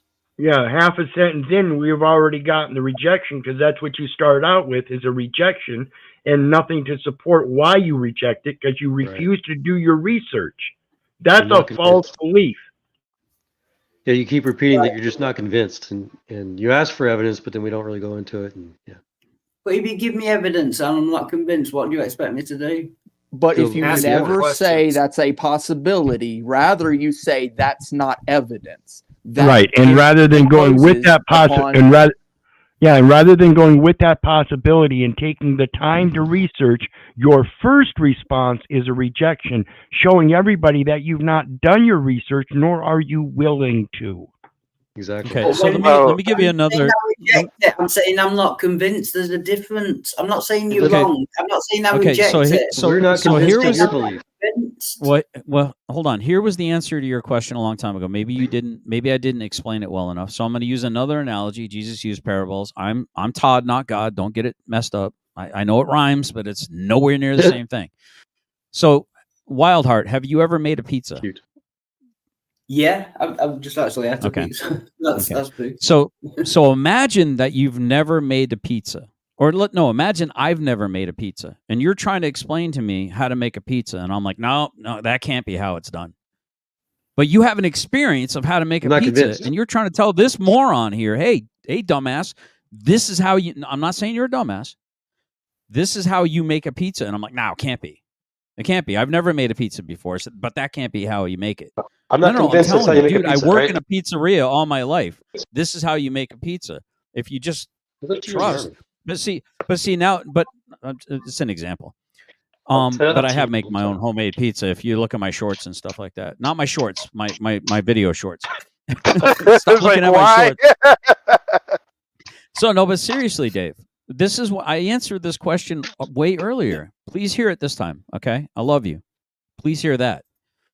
A man with an argument, which is what you have, has nothing on a man with an experience, which is what I have. Meaning I have an experience. I can't give you my experience. Only you can have that experience. And if you choose to never pick up a dough and make a pizza, you'll never understand what it's like to make a pizza. Right. You can reject my telling you how to do it all day long, but unless and until you do it yourself, you won't have an experience. We're trying to encourage you to have an experience. You have experiences that I don't have. Right. And I can't just call you a liar because I don't understand what your experiences are your experience. Brother, I hope that you have an experience like I've had. Amen. If a schizophrenic is hearing voices, they're having an experience. Are those voices real? Mm-hmm. Well, so here's an interesting thing that I posited, BS. I know you're asking this tongue in cheek, but I think Richard has heard me say this. Approximately 7% of the population is considered to be struggling with mental illness, and some of them are really severe, like schizophrenia. I had a friend back in the 90s. His mom would come out of her bedroom every now and then and walk to the bathroom, and he would warn me, "It's okay, she's not dangerous or anything like that." But she would look up at the ceiling and she would kind of hunch, and she'd be like, "Ow, ow!" And like as she's going to the bathroom, it was like she was being poked by something. Mm-hmm. So the question is she being poked by something that I'm not able to perceive, or is she insane? And because I cannot see that experience, how can I deny that her experience isn't real? So maybe that's not the answer you would expect a Christian to have given you, but it's the genuine good faith answer that I can give you, and maybe I can expound on it if you want to further push that, because I find that to be fascinating. What if all the actual insane people are the only sane people on the planet and everyone else is batshit crazy? Wouldn't that drive you? Imagine if 97% of the population was out of its gourd and you were sane and you were 3% of the population. What would it do to you be surrounded by so many insane people? And how many times does that loop intersect? Go ahead. Do we have any evidence of non-physical things being able to poke a physical thing? Well, schizophrenia. No, a non-physical thing be able to poke a physical thing. Are you willing to acquiesce to their experience as being legitimately their experience, and therefore because you've not experienced it, I can understand you not accepting it because you've not experienced it, right? We're trying to draw the causal link, though. Is it the mind or is it a ghost? But the thing is, it's an experience. So I have a physical medical condition to kind of pause it here. I don't have it, but it's a thing, fibromyalgia, right? So they don't know what causes it, but some people just get pins and needles feeling, and that's called fibromyalgia. It's an actual medical thing. I've got an actual medical thing. It's called I'm black from the waist down, and they can't explain it, but my wife really enjoys it. You got a big booty, huh? Actually, I do. That's exactly what I was talking about, dude. I've always had a bubble butt. Oh, you thought I was talking about? No. That's I'm more Irish than I am anything else there, man. I'm all potatoes. You know what I'm saying? So the pins and needles thing. If we can't find an external cause, we start looking internal. And we find out that it's probably a nerve thing, and then we say, okay. And this would be my guess because I have no evidence for any external non-detectable things poking people or whispering voices or whatever the external stimuli the schizophrenic person or something would have. So we would always start by an inductive theory and think, well, 99 times out of 100, because I'm granting that 100th time, it's an internal thing. Let's check out the internal before we start saying ghosts. Yes. Are you a scientific man? I appreciate the scientific method, yeah. Okay. So if I were to tell you that there was a scientific invention, and I think we could argue that military application is usually on board 40 years before it becomes consumer, that there's technology that they can 3D project sound into a person's head and no one else around them will hear it. They can direct that sound directly into my dome. If I told you there was technology where people were able to hear voices and they could target somebody to always, and no one else would hear it at all. I'd want to know if I told you that technology existed, would you believe me? Probably not. Okay, so even if it were proven that it existed, then I would. I did a show on it like two and a half months ago on a Conspiracy Corner. That the technology actually exists. It's existed for like decades now, actually, and it's really gotten improved upon. Can you imagine the kind of like you've heard about sonically disturbing someone's guts and making them repulsed and pushing them away, right? How they can use sound waves to. So my question is, I understand what you're saying. You're saying advanced scientific technological means. Right. How do you know that your experience with God isn't one of those as opposed to a supernatural experience? I don't. I absolutely don't. Why do But you default to but the supernatural one? Test it. How do you well, test somebody well, falling or shooting you with a gun that puts thoughts in your so head? so the question is how Testing how if it's how God am or a I gun. how am I a hopeful agnostic for 50 years, empirical reason and evidence, data driven dude? Basically espoused pretty much every atheistic point of view, adopted all the really smart sounding atheist arguments because exactly, because I'm like, that dude sounds smart, he gets it. Oh, man wrote the Bible says don't trust man, putting out your trust in man, so I should ignore the Bible. If I were the god of this world as the devil is, I would write the Bible in which I'm the hero, because I'm the god of this world. So I'm going to create a deceptive Bible in which the people are going to worship me, subverting the true worship of the original God, because I'm the god of this world. So therefore, I'm going to be the king. I'm going to be the hero of my story. I mean, even evil people probably think they're doing the right thing. Even evil people probably think they're heroes, right? That's maybe a personality thing. Like, I wouldn't want to be the center of attention, so I probably wouldn't make a universe where everybody's like worshiping me. I mean, an atheist argue. So, but an argument for me is like, go ahead. I'm sorry. I think there's a lag. History is a narcissistic chronology. We're just talking hypotheticals about what's possible with technology and stuff. So my point is, I don't think you answered it. It was why did you default to a 2,000-year-old story rather than thinking that you're getting followed? Why did you default to? Why did you default to reject the 2,000-year-old story? And how old are you, BS? If I may ask, roughly, what decade? How many decades?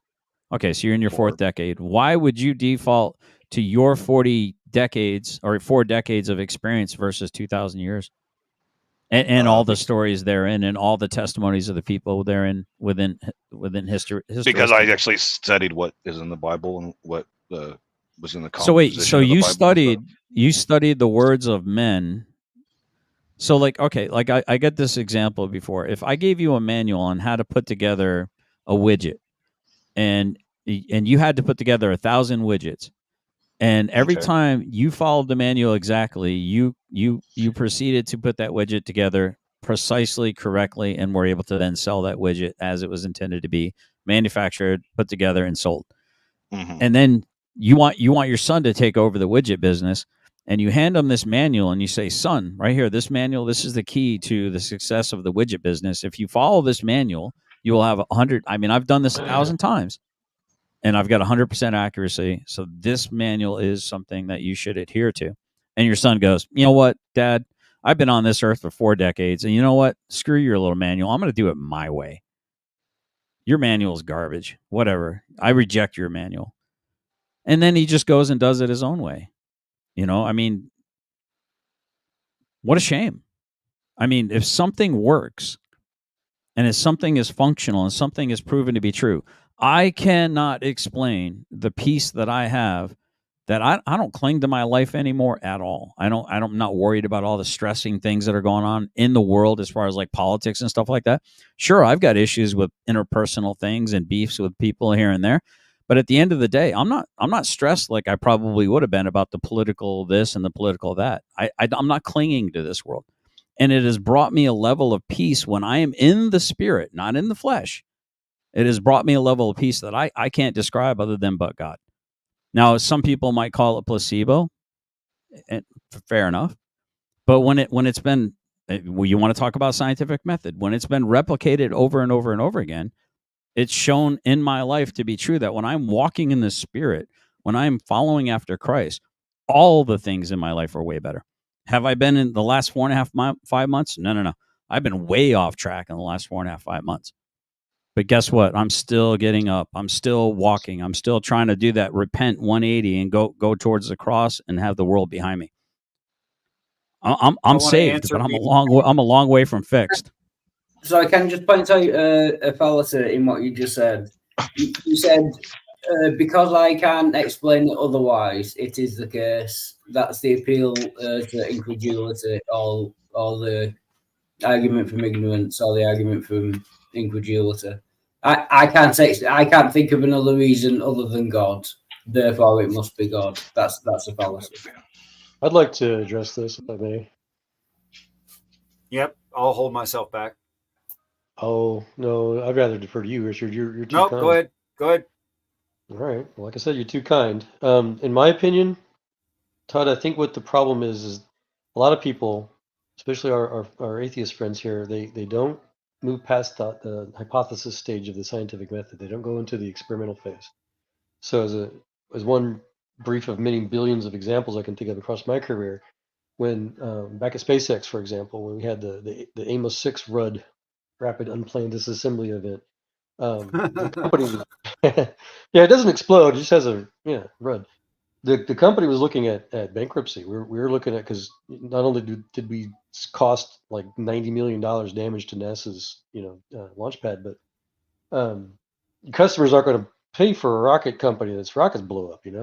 So we spent the better half, actually it's like 8 or 9 months of that entire year in was it 2016, 2017, of just trying to research what the heck happened. And so one of the very first, there's many theories, conspiracy theories. UFOs did blah blah blah. One of the crazy ones was the ULA, one of our competitors, made a sniper shot, because you could hear like a boom right before the actual explosion goes off, and then you could actually see a bullet in the it looked like a bullet. It turned out to be a bird, but it looked like somebody could have taken a pot shot, and made the thing explode. And somebody made a Reddit, public Reddit accusation, and just all heck blew loose. And it was just terrible, right?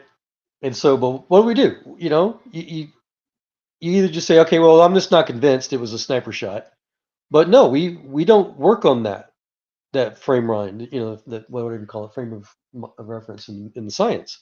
We have to test it. So we tested it. We tested the sniper shot. We had a leftover spare Block 3 LN2 chamber for one of the second stage rockets that was just going to be thrown away anyway. So we fill it up. It costs about $100,000 in LN2 and O2, and just put a COPV bottle in it, and basically put it staged like it was a real test preparation, densified the helium and everything, down there at the West Side test stand. And we hired a sniper, this third party. Wasn't we had one of my Marine techs was a Marine. He's like, I want to do it. Like, no, we got to be objective. So we hired a sniper I forget from where, but and he shot it about a mile away, and the thing exploded, just as we thought it would. I felt it too. My desk was about 2 miles away. The whole building, just the whole everything, windows, everything was shook. It was awesome. But we would take, no matter how crazy of an idea was, that was going to just be, no matter how much it cost, because it needed to be tested. It needs to be tested. So if something's important enough, you make the means to test your hypothesis, which includes God. I have been I'm very patient. Okay. Very, very patient. Yes, you have. Yes, sir. And there's a few things I would like to address. Hello, Wildheart. So, one of the first things I want to address real quick is the idea of whether or not about experiences. If someone is physically healthy, and in that their brain, which typically is what processes experiences, is healthy, and they experience something like, for example, the situation that GS expressed earlier, right? If her brain is physically healthy, and when they test her brain, they realize there are no parts of her brain that are malfunctioning under the circumstances where she's having that experience, right? Does it mean that there isn't something wrong with her? No, no one would come to that conclusion, right? Does it mean that her saying it's probably demons? No, it doesn't eliminate demons, right? It could just be another physical thing that's wrong with her that's causing that issue, right? But we wouldn't write that out, mainly because we tend to kind of have internal bias when it comes to wanting solutions that we can see and touch, or just even wanting solutions in general. So if a large percentage of the planet, or well, most of the planet, the people on the planet who have healthy brains, have these religious experiences, right? And they associate it with some kind of spirit being or entity or God or whatever, right? It could be that they're experiencing that, right? It it could be a situation where their proclivities, prior proclivities, might inform what they experience, right? Because you might experience a direct experience with God, for example, right?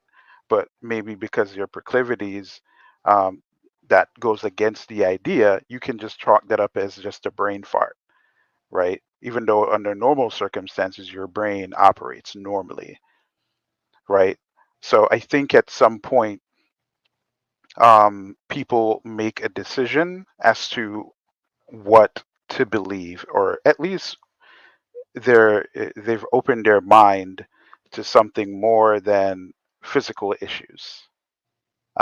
The other thing I would like to quickly address is the arguments.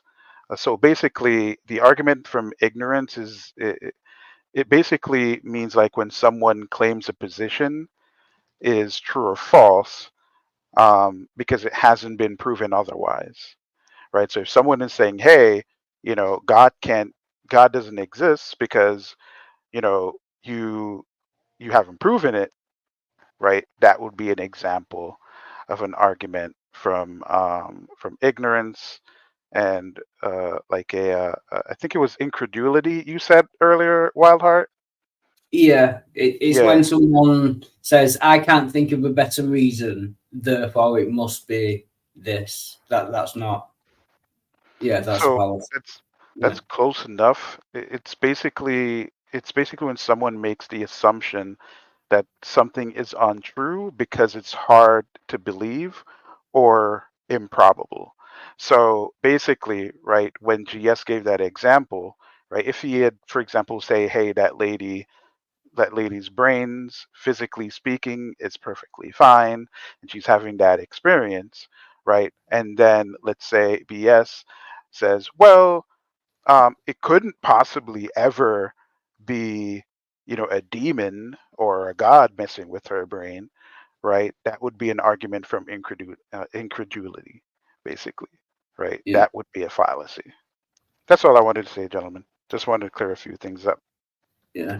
If I can just say, I'm not sure, but if you take it the other way, he was saying that it must be God because I can't think of a better reason than God. I'm saying that's the fallacy. It is true that it was God because I can't think of a better reason. That's just a lack of imagine. It could be just a lack of imagination on your part. Do you know what I mean? It doesn't make it true. Well, the problem with That's that the is problem. that. Hold on, Go let me go address ahead. this. It's so in the key word is assume, Yeah. right? It's not making it's not saying whether or not someone considered other alternatives or not, right? But if the first thing is that the person assumes that, hey, this got to be, false, right? Because it's just too hard to believe that it couldn't, it couldn't be a mental illness or whatever, right? Despite evidence showing that there isn't any, then yeah, it would also be a argument from incredulity. I mean, to be fair, the absence of evidence isn't the evidence of absence. Sometimes it is, though. Sometimes it is, yeah. It is in the case where you would expect evidence. If you would expect evidence and there's a lack of evidence, that can be evidence of absence. Yeah, but I mean, like, for instance, if someone's having something going on and then, nobody can find that they're mentally ill. That doesn't necessarily mean that they're not. I mean, like, for instance, I'm trying to think of a good example. Shoot. Basically, like, I mean, because the barrier, or like, what people consider mental versus neurological versus physical illness, it's kind of, it's not exactly a clear-cut barrier, but there's plenty of mental illnesses that, like, aren't necessarily diagnosable just because they haven't been discovered yet. Or alternatively, if it is a neurological illness and people are expecting it to be a mental illness, and then, like, you're looking for a cause and you can't find it because either you're looking in the wrong place or you're looking for a cause you might not necessarily be able to find. Okay, quick pause. First Peter, you've been here quite a few minutes. Did you have any first thoughts? Hello. Hello. I first came on to apologize for the other night. Can you hear me? How nice of you. Am I breaking up? Nope, sounds just fine. My first thoughts is to apologize for the other night. To say to what's his name, SG, that was here earlier, Probably and to generally Lombard, specific, and yeah. towards yourself. Yeah, just to say I'm here to apologize to you. I'm also listening, and if I can apply when it's my turn, I will. If that's possible, I will take my turn this time. Oh, I personally accept your kindness, and your turn is now. Well, I've just come across you, so I'm halfway into what you're speaking about. So if you just carry on for a little bit, so I can get a drift a bit more, then I will intervene if that's possible. Okay, Ariel. Unmute, Ariel. Yeah, what's up? Unmute. You have the floor back. I just want to say hi real quick. Oh, yeah, no, I was just saying, like, I think that there's, plenty of cases where, say, actually, here's a really good example. So, have y'all heard there's probably multiple examples of this with different communities, but, like, X community doesn't have this level of Y disease. And in a lot of cases, it's simply because they're not looking for it. It's kind of like you only find data that you're looking for. If you're not looking for it, it might be right there, but you're not going to see it. Do you think the opposite's true? Yeah. That if we are looking for something, we're more likely to find it? I believe that you're guided to the information that is forward, that is presented to you. So the information that is presented to you is your information for that moment in time to get you through with the way that you're thinking. That's my opinion of the information that I found. That's helped me guide me through to get me to where I am today. I wasn't meaning it in like a super flattering way either. I'm just saying, like, Pentecostals and Catholics, for example, always have tons and tons of exorcisms, but yet Baptists never seem to come across demons at all, So the question I have then is, what is people's perception of a demon? It's a good question. Well, this goes back to BS's questions, and I've been waiting fairly patiently, considering I get to control the channel, to answer, and I've actually forgotten one of them. It seems to me, BS, if you recall, that there were three of them, and one of them is, do we see some supernatural thing acting on physical reality? Yeah. Yeah, specifically because GS gave the example of somebody being poked. And so I said a non-physical thing causing action, to a physical thing. Right. So I do see non-physical things acting on physical things. Here's how it happens. Some brain perceives the non-physical, for instance, humanitarianism. That some brain sees that and says, well, that's worth it. And then they act on it. They feed some hungry guy or girl or whatever. And that's how the non-physical interacts with the physical. So, can I just make a comment on that? No, you can't. No, you can't. You have to wait. Shit. Sorry, I've waited a lot longer than you just did. Yeah. Okay, so, and the only way that I would know whether or not that thing was generated by the brain that is experiencing it is by referring to information theory, whether or not that brain could extrapolate or interpolate from known thoughts and experiences to get to action A of poking someone in the shoulder. And I think that within that I have to say something like the difference between a schizophrenic and a prophet is the schizophrenic says things that they could say. A prophet says things that they can't say, and those things actually happen. And here's why they would happen. It's because some I'm going to loosely use the term angel informed that person of some detail of the acts they intend to do, which things could not be interpreted from one of the religious stories. So the angel's not bound by the story, act on reality, pre-informing some person of their intent, and then they actually come to the earth physically and perform said act, verifying the assertion of the schizo or prophet. In this case, it would be a prophet. Brilliant analyst. Brilliant. So the prophecy was tested and true. Right. Of course, you got to wait for it to happen, and that's inconvenient for a lot of people. They don't like that.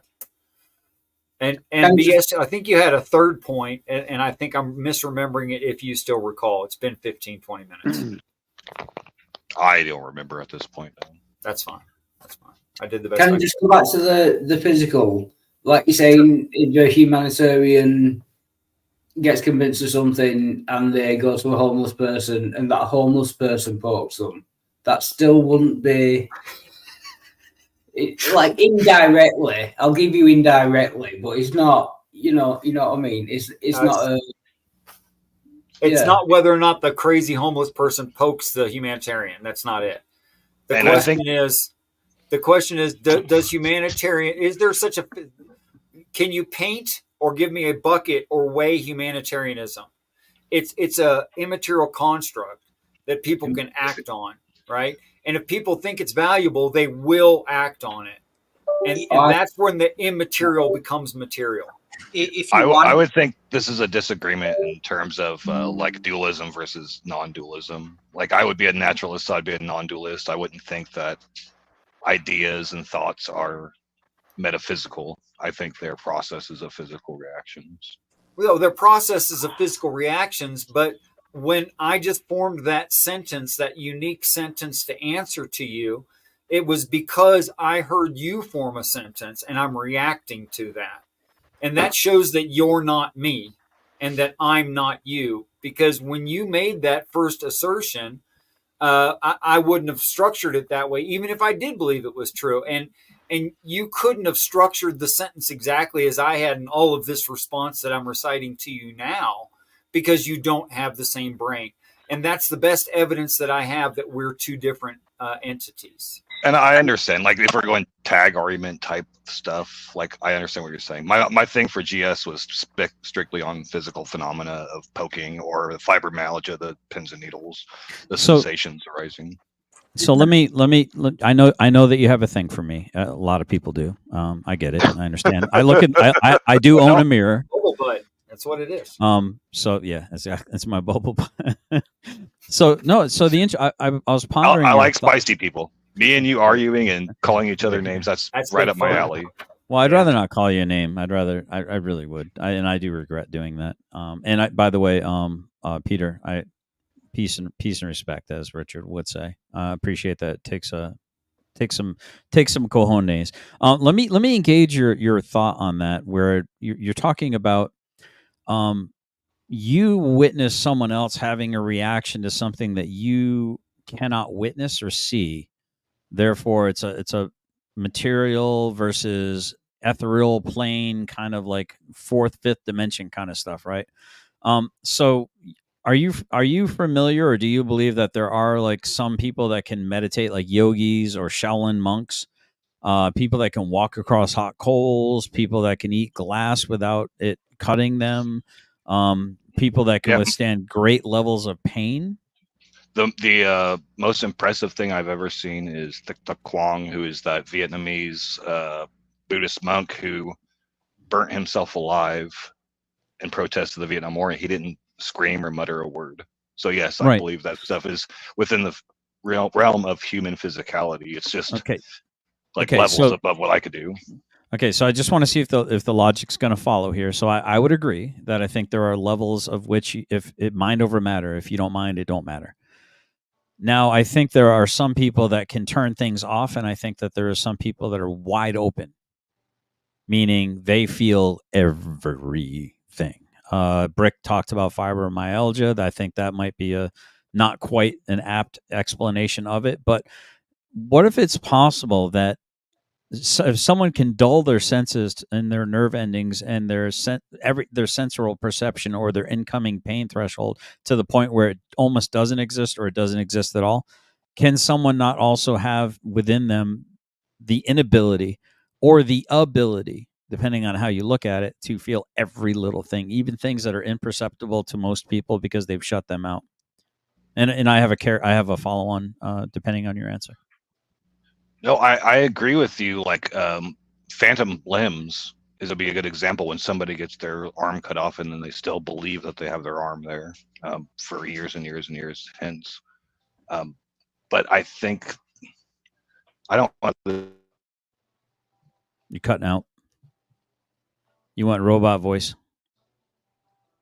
Yeah. While we lost him, I relate to that as like instincts and intuition.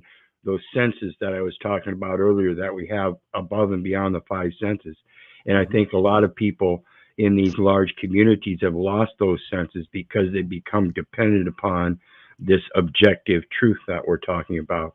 As a society, it may work, but it always throughout history only proves to be temporary. I agree there. Sorry for butting in. I agree there with what you just said about you feeling it. But I feel that that's God's connection of knowing and helping you get through. That's your guide or your higher self or whatever you want to call it. Is guiding you with the information. Get back to the information. It's guiding you with the information that's helping you make up your mind in every day that you step further onto your death, you could say. By the time you get to your death, you should know all, be knowing all, if you get what I'm trying to say. This is the reason why we're having these conversations, because we're trying to get to the bottom of the way that we all think and trying to get to the answers. If anybody's got the answer, do you know what I mean?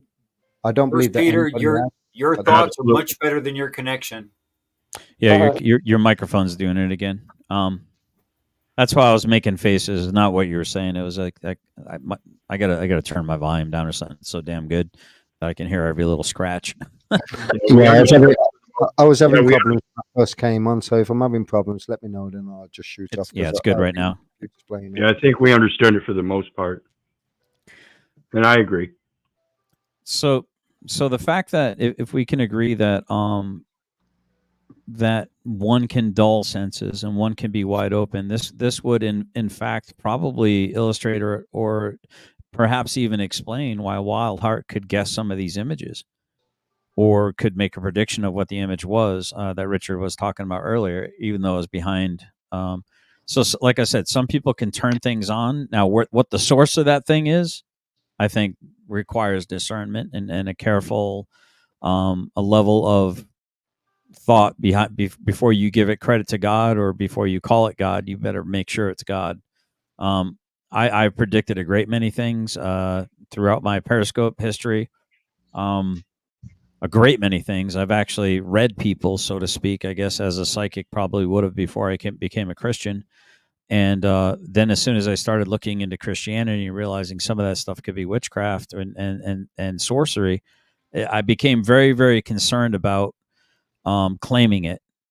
And I don't want to claim it. If I don't know 100% that it's of God, then I don't want anything to do with it. And I know that might sound really primitive to some of you guys, but my soul is very serious to me.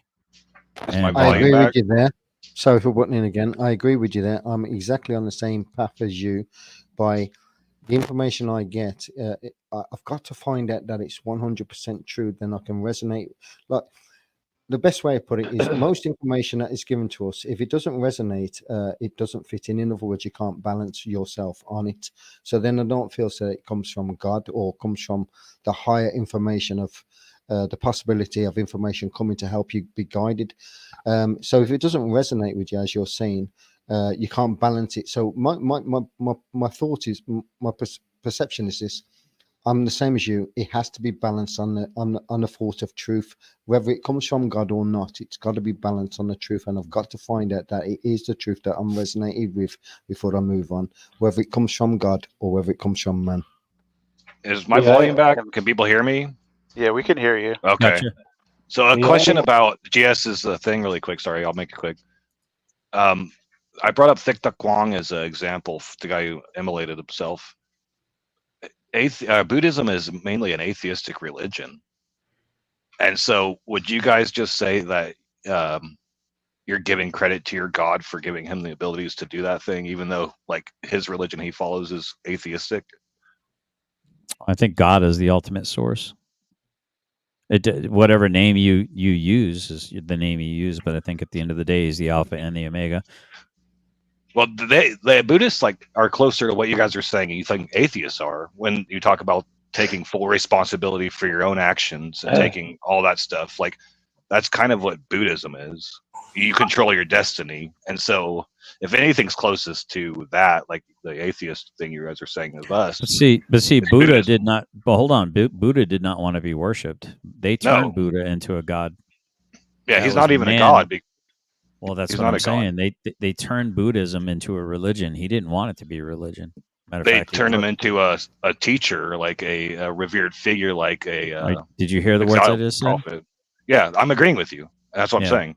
But so he rejected that, but they still did it anyway. The methodology of Buddhism is an atheistic one at its core. So that means this monk that we're talking about, Thich Nhat Hanh, had it within himself to not scream or utter a word while he was being immolating.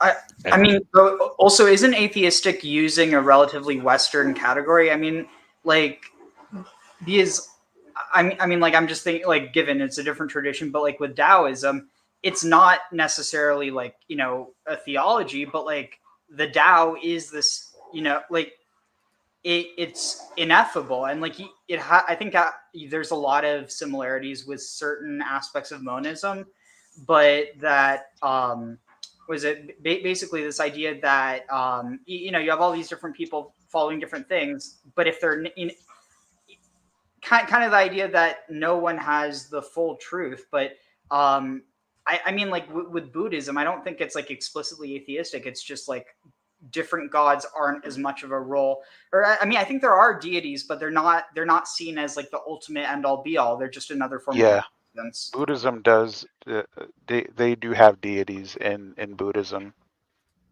There are different sects, just like there's different sects in Christianity. Yes.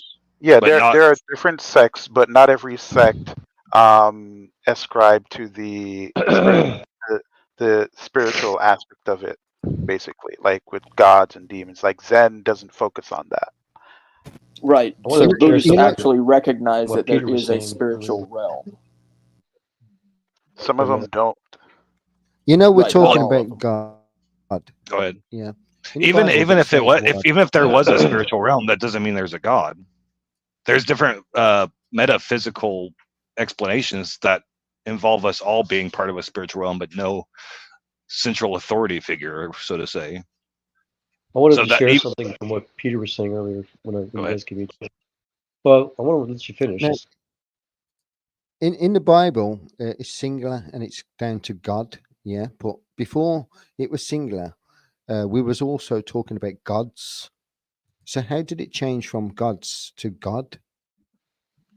I think it might be a category error on our part. Little g gods could refer to quote unquote kings of the earth, people that God put in charge and authority, judges, for example.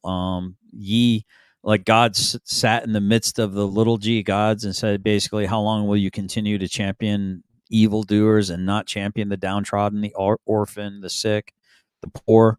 I mean, I'm paraphrasing like horribly, I'm sure. But like so golden even calves.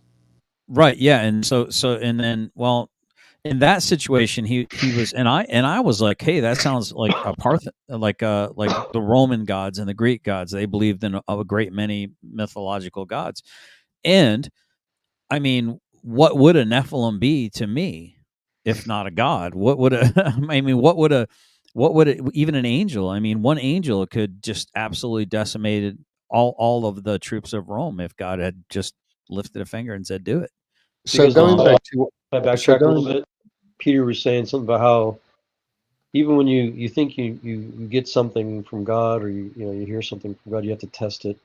And I wanted to share, Peter, that really moved me. That's exactly what I give, a tribute to my success in my scientific career, my engineering projects. There's been so many times throughout my life where there was just an obvious just gift from God, as Freeman Dyson says, that technology is a gift from God, right?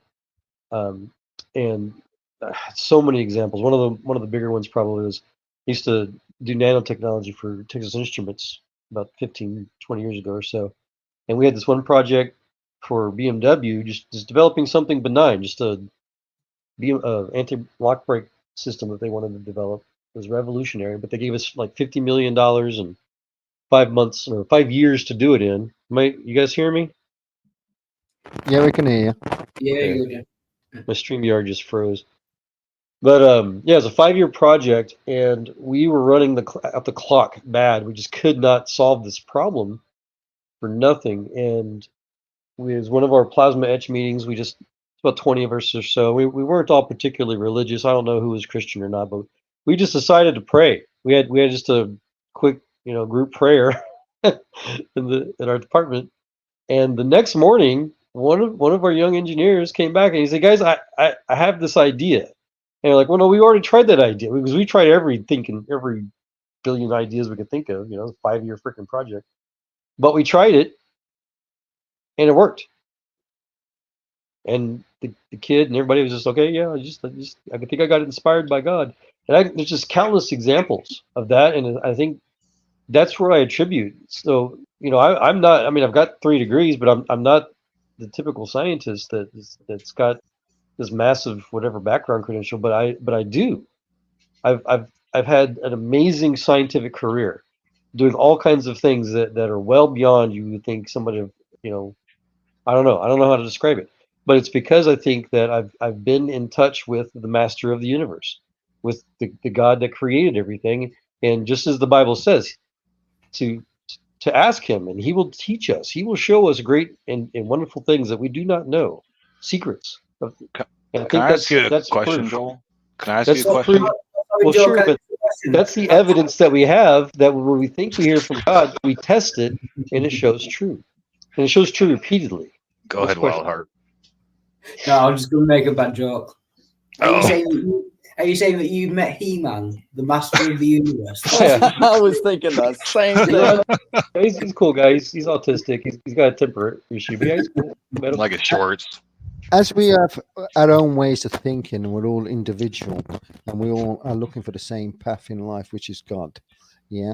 On my journey, as I brought up the other day, I'm very questionable about. I want to question everything that I've been presented with. I'm not saying I don't believe. I'm saying I'm optimistic and I want to believe, but I can't just intermediately believe in what somebody else is saying. So I'm kind of like an in-depth sort of a guy. So when you bring something to the table, I'm going to criticize you. I'm going to rip you apart to the point where you should be sustainable by standing under God and be true to your word and be able not to flinch or get angry or with anything I've got to say. When you do, that turns me away from you. That tells me you're a liar. That tells me not to believe in you, because God is all-knowing, all generous, also jealous, and everything else. So they say everything else, and half of this shit that they say I just can't get my head around. Yeah, because if God is just an energy and we breathe that energy, and God is what we breathe every day, just hypothetically, my way of seeing things, yeah, and he's with. I breathe him in and I breathe him out, and he's good and he's bad at the same time. You know, everything that's presented. I'm a bit confused with the information that comes forward. If God is just an energy, as I say, just as you breathe, if God is just an energy, how can he become physical form? And what made him a Well, physical matter form? is energy, first of all, and second of all, I wouldn't say God is energy. God is beyond energy. God Well, the creates. reason why I say God is energy, because you are energy, I am energy. Yeah, we're all energy. We're all a spark of light. A light is energy. Yeah, so that is the reason why I bring it back to energy. That's a very naturalistic way to look at it, Peter. That's how I think of it too. Yeah, so God can't be natural. Yeah. So Well, God, a God quick, can't be solid. God can't be solid if it's energy. Energy is Sure an he atom. can. If yeah, God, matter is energy. yeah, if God makes solid things from energy, then he can make his own. No, we perceive solid things from the energy that we are given. We make the way No, that we see things is the way that we present the reality that we see. Remember, you think it, therefore you are it. scientifically speaking, matter is energy. That's what I'm trying to say. Yeah, me So too. so I've posited this one to D-Doc before, that God, the true God, the one who created everything that exists in a realm not in the physical universe. Energy Right. actually does exist in the physical universe, right? And so if you view things from a that everything that exists is in the physical universe, then you will have the idea that you could possibly see God. But the problem with that is that you are viewing things from a very low point. You have to go outside of what we consider a reality. That's why it's called a realm, if you will, of heaven, right? So heaven exists outside. We also see a heaven that would be, say, the stars and the sky and all that. Those are two different concepts. But when you posit that there's only one realm, that we exist in the physical universe, and therefore there is nothing outside of that, you limit your view to only that. So my That's the good comeback is thing. this: Why did I say? Why did I say we only have Christ consciousness? Because when you're asleep, you're unconscious, and when you're awake, you're conscious. So while you're awake, you have Christ consciousness, and consciousness is all that you have. Everything else is a dream and a thought that you put together. Other than that, nothing else is real. Well, why are you putting Christ in front of it? That's my question. You don't need to. Just say Because it's Christ consciousness. consciousness. The Just say It is an consciousness is what I'm consciousness. talking about, it is an excellent question. and it's called Christ So consciousness. that consciousness exists in the physical realm. It was a consciousness that was created for us. So the word, right? The word was created for us, right? We speak words so that we can, if we're speaking in truth, go in line with the spirit, which also in turn was created for us. All of creation, see, if you view it from outside the spectrum of a physical realm, it becomes clear that, you know, the creation, it has a purpose, right? The God of the Bible, as it's described, is a God of order, not of chaos, right? So everything that we're experiencing, our views, these things, they are ours because it's a gift, right? And that gift came from somewhere. It didn't come from a universe that we see.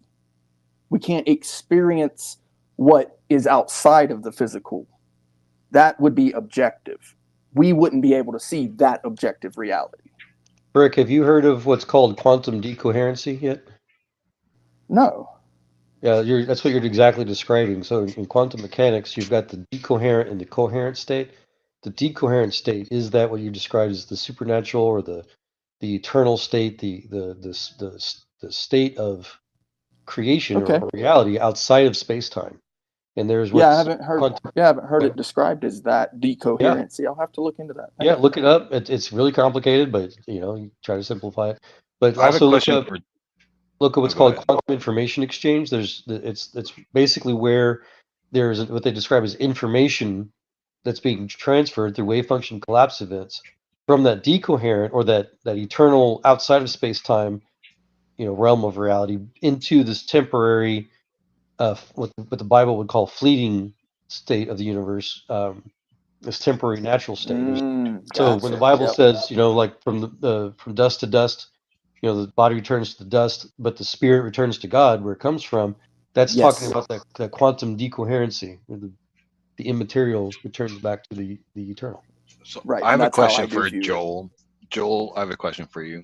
You've been a running theme with you throughout the stream is you really place testing God and the things of God or evidences of God as a high priority.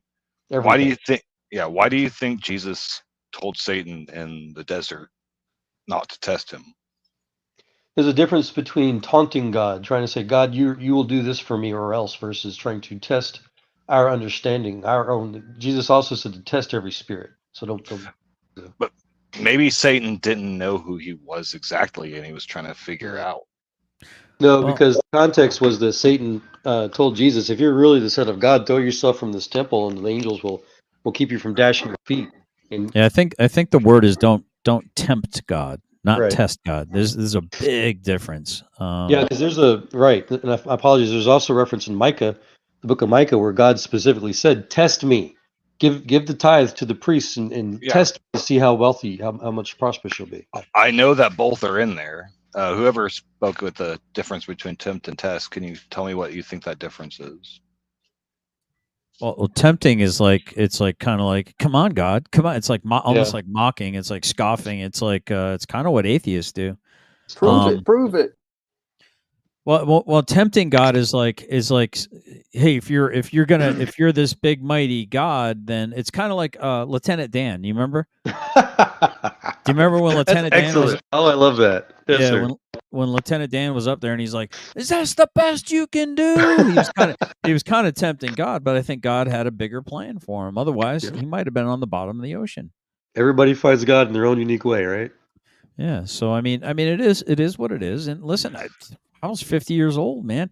I had heard everyone say, well, if you don't bob your head this way, and if you don't count beads this way, and if you don't call them this name, and if you don't have this thing, everyone's close, but you're all going to hell because you're not doing what this religion says you're supposed to do. And I think that's what Richard is purposing in his heart, is to demolish doctrine in order to remove the barriers, the nonsensical barriers from worshiping the Lord, as opposed to trying to jump through hoops for man in order to be approved that you're indeed worshiping the right Lord.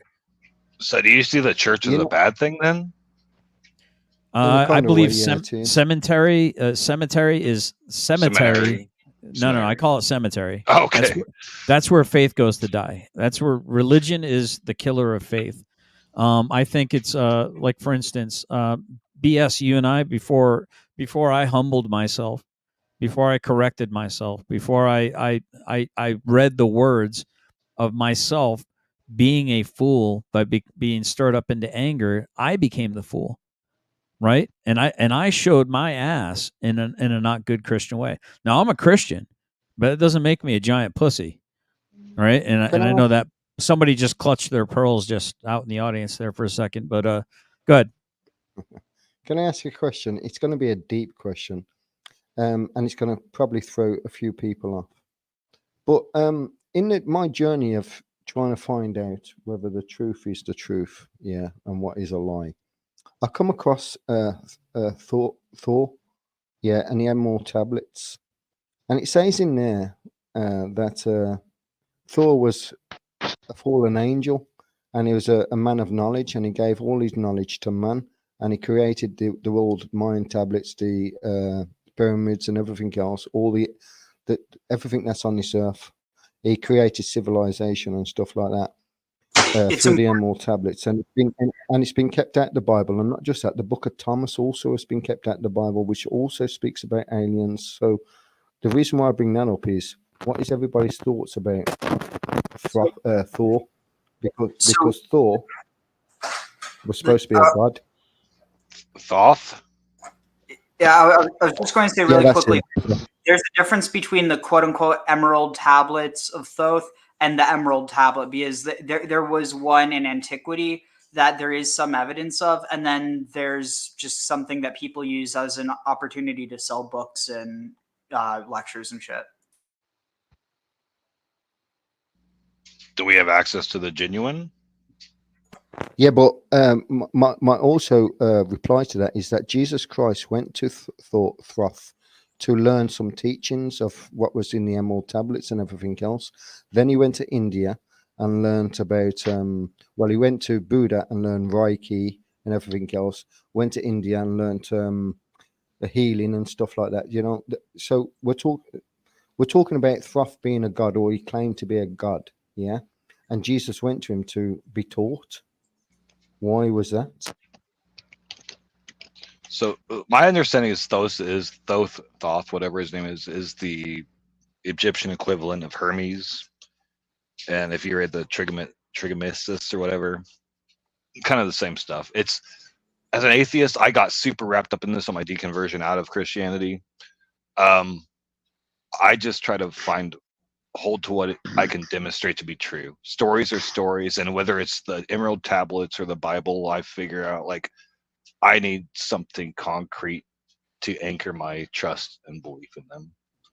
Something that is kind of I interesting. agree, and this is a reason why I bring it up to have conversations about it, because like I have to dig into everything that's presented to me as a percentage of information to say that I'm on the right track. And this is a reason why I came across this channel, to ask deep questions that I can, for me to find my path by analyzing everybody else's answers. If you get what I'm trying to say, the same as what I'm trying to put forward.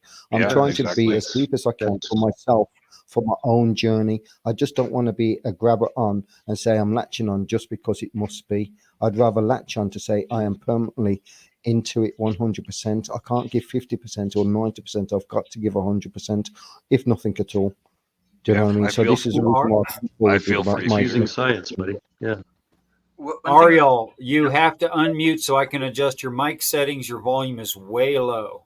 All right. How's this? Yeah. What I was going to say is something that's kind of interesting is, so Hermes Trismegistus is kind of this like syncretism between Thoth and Hermes. So Trismegistus means thrice great.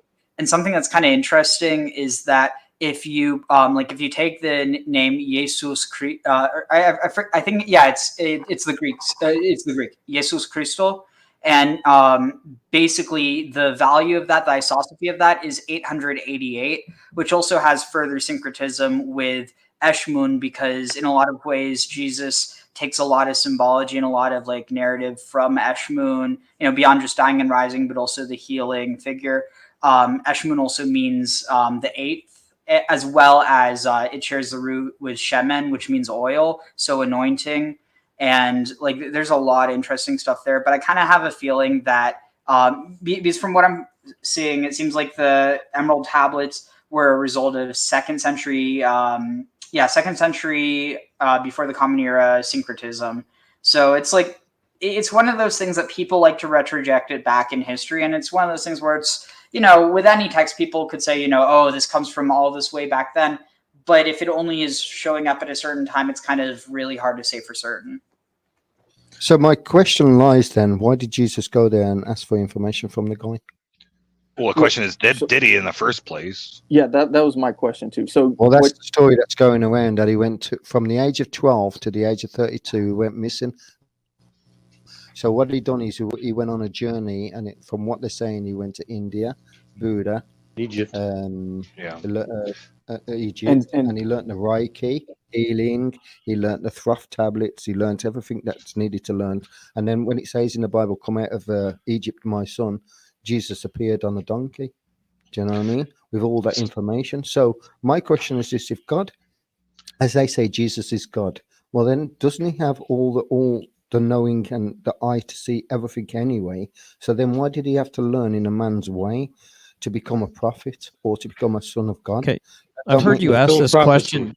I've heard you ask this question. Yeah, prophecy is one answer, but I've heard you ask this question, or I've at least heard this exact premise multiple times. So if all these things already existed, then why would we need Jesus?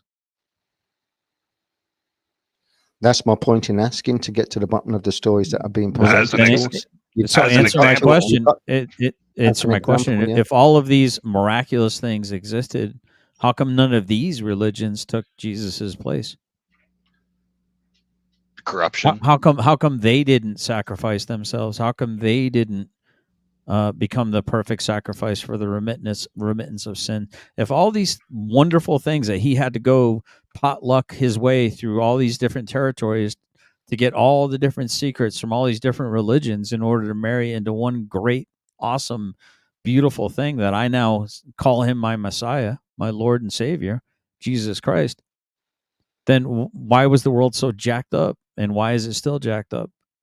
Well, people. Well, I'd like It's to. because of the information. It's because of the information that we're presented with.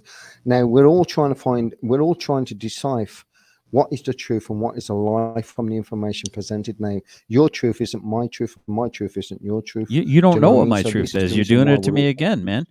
No, Last time you and I'm I not had saying this. that- I'm not Hold on, saying that hold on. directly. You just came in and I'm not apologized to me, saying it and you're doing it to me again. I'm not I've never saying it even expressed to directly. you what my ideology was, my worldview was, in any particular, other than the basic scenario just now of saying he's my Lord and Savior, Jesus Christ. But you keep saying you and your and stuff, but yet you know next to nothing about my belief system.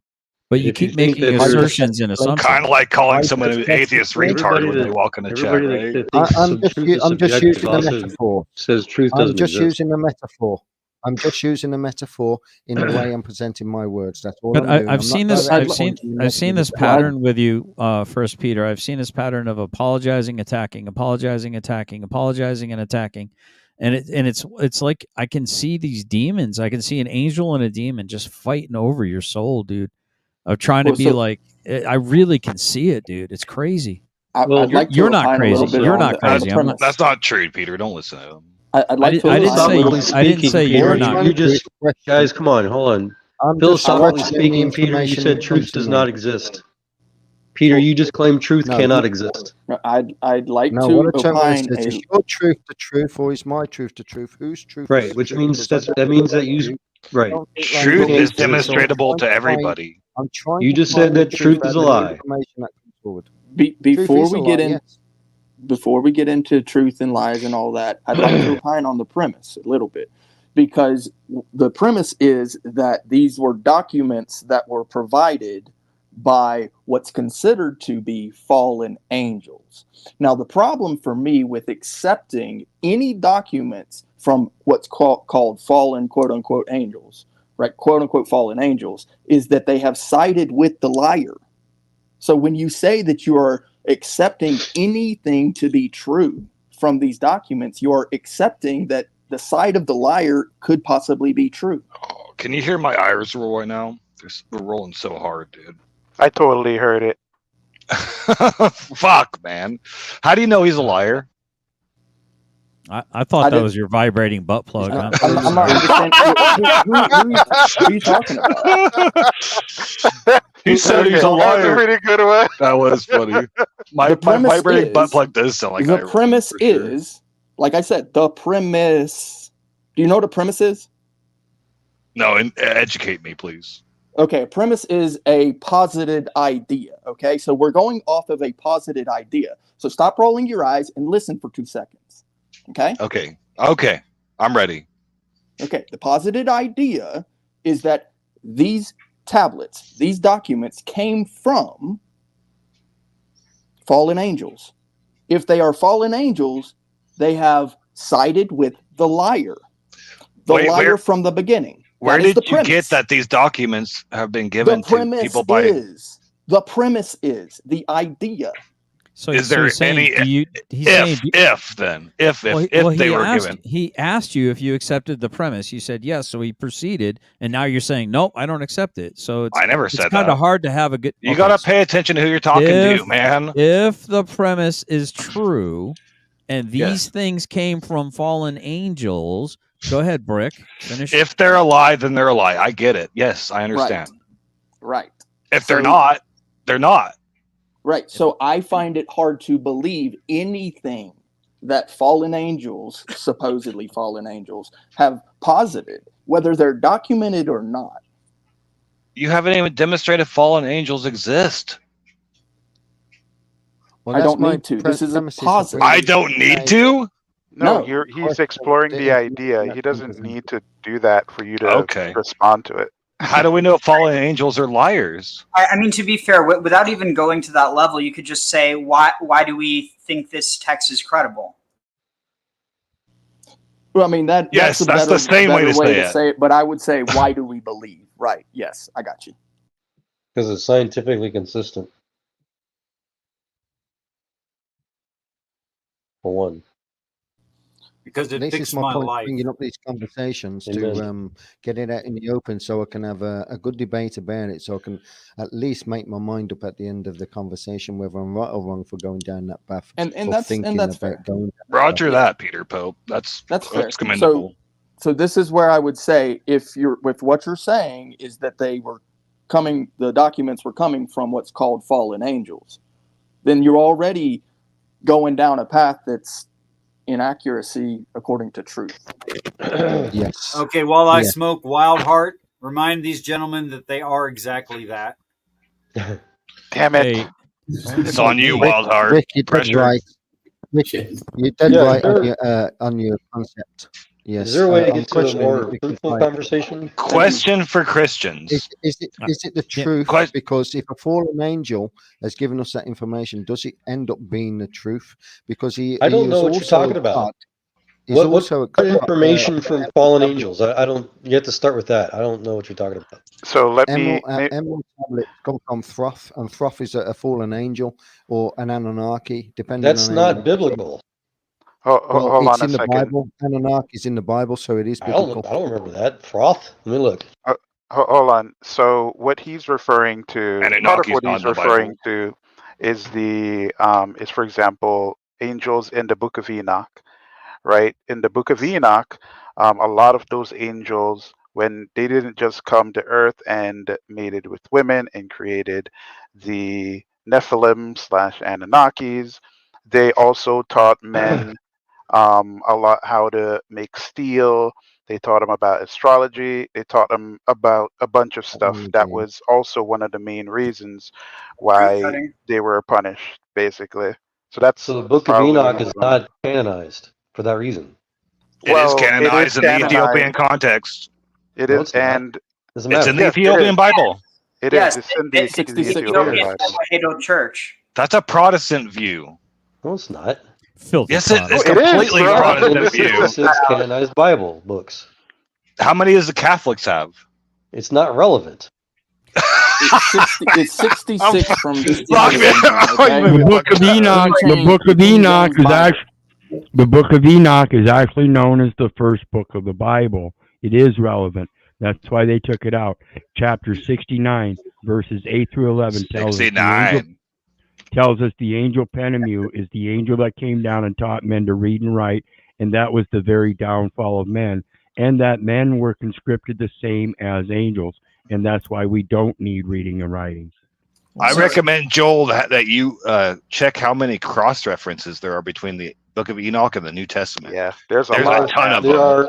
There are 3 different books of Enoch that contradict The each first other. one. There are some references in the canonized section of the Bible to things from those books, but they're just geographical references. They're nothing relevant. No. The idea of what angels wrote to man, whatever, the only relevance is the Elohim. That's it. The Joel, beings been eternal chains in darkness comes from Jude, which comes from Enoch. Second Peter also references Enoch. Why are you completely ignoring one of the earliest Christian communities? Literally, Ethiopia was one of the first nations to be Christian. Because they were not canonized for these reasons. They do not. Because they're not Protestant, What bro. do you mean? Because they're just They're not not Protestant. consistent with the rest of the canonization. So they were Who's rejected. canon? Who's canon? If the apostles are referencing, how are they not consistent? The canon know. I do have one more question. Hold on, Peter. You do know that the Book of Enoch was a book that was written 300 to 400 years before Christ, right? Like that's how old it is.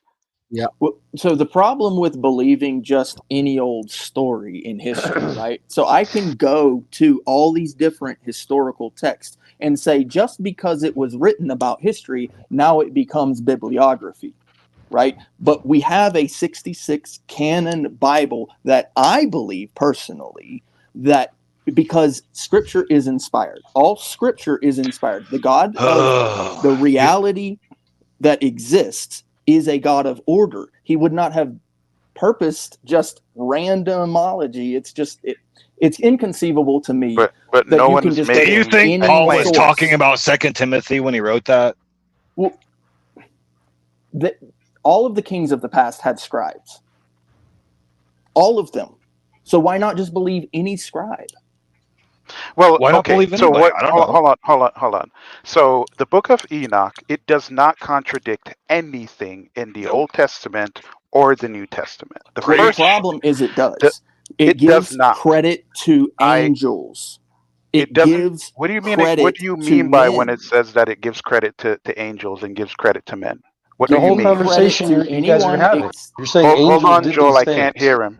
I can't hear him. When you give credit for the creation to It does angels not or do that. men or It the does not do creation, that. yes, it does. It No, does. it You have doesn't. not read that book. If the angels taught the men how to read and write, They that didn't is giving create that credit knowledge. to the They were angels. messengers of knowledge. Or like literally, they like if you teach someone something, are you creating that knowledge? No, you're simply passing it on.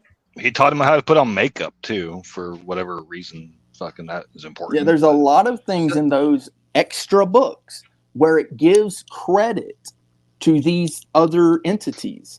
Giving credit to the creation is the problem. Wait, hold on. Not. Wait, But they were bad in that story. They weren't supposed to.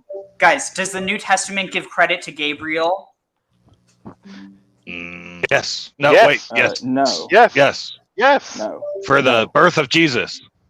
No. Yeah, he informed Mary about the birth of Jesus, and he was also the one that told them that they had to go to Egypt because Herod was trying to kill why? all the firstborn. Why did he do that?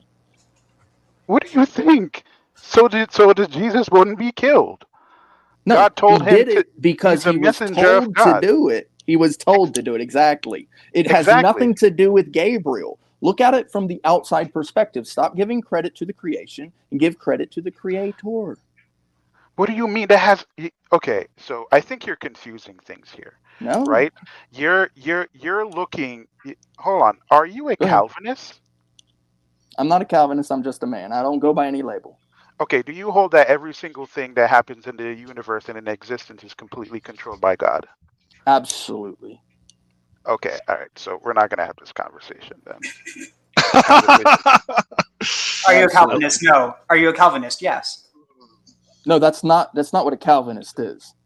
They just A believe God Calvinist did is everything. something. I've been hit with this kind of ideologies thing so many times, and I've literally never had someone accept that I am just a man. Okay, Why is that? Are you a man who holds ideas? I don't hold. Wait, no, I can't. I can't possibly hold an idea. Tell me where the idea exists. You believe God exists. Yes. That's a theist. No, that's not a theist. In what theist form? is something that exists in your mind. Oh, fuck. Richard, this is so fun, Richard. In what Wait. form? In what form does God exist? In what form? Outside of the realm of physical, I don't know. He's Whatever he's the form he invisible dang well God. wishes. He is not visible. He's not like material like we are physical, right? He's not a thing.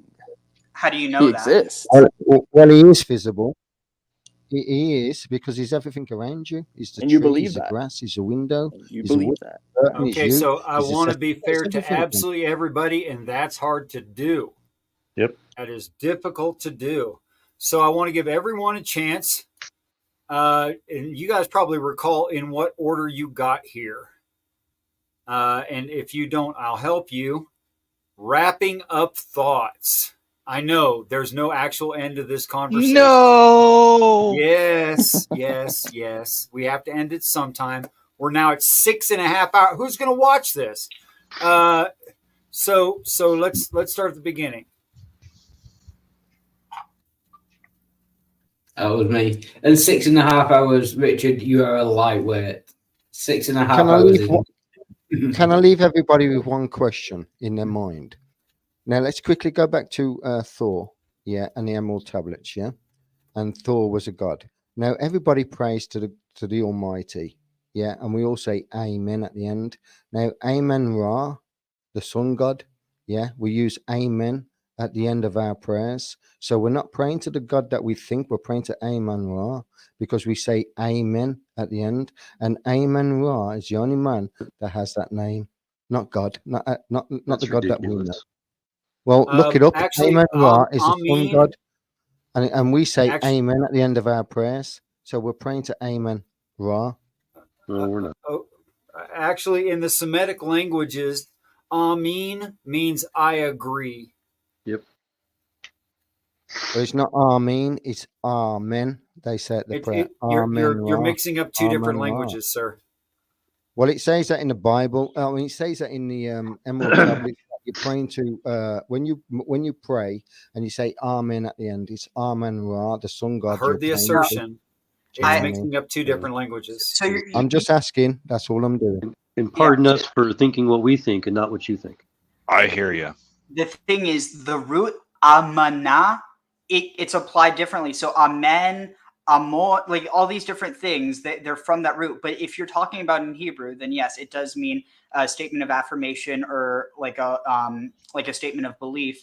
And beyond that, like Richard mentioned, Egyptian is a completely different language family. So there's really no carryover there with meanings. Yeah. Thank Even you. though it sounds very much the That's all I same. was doing.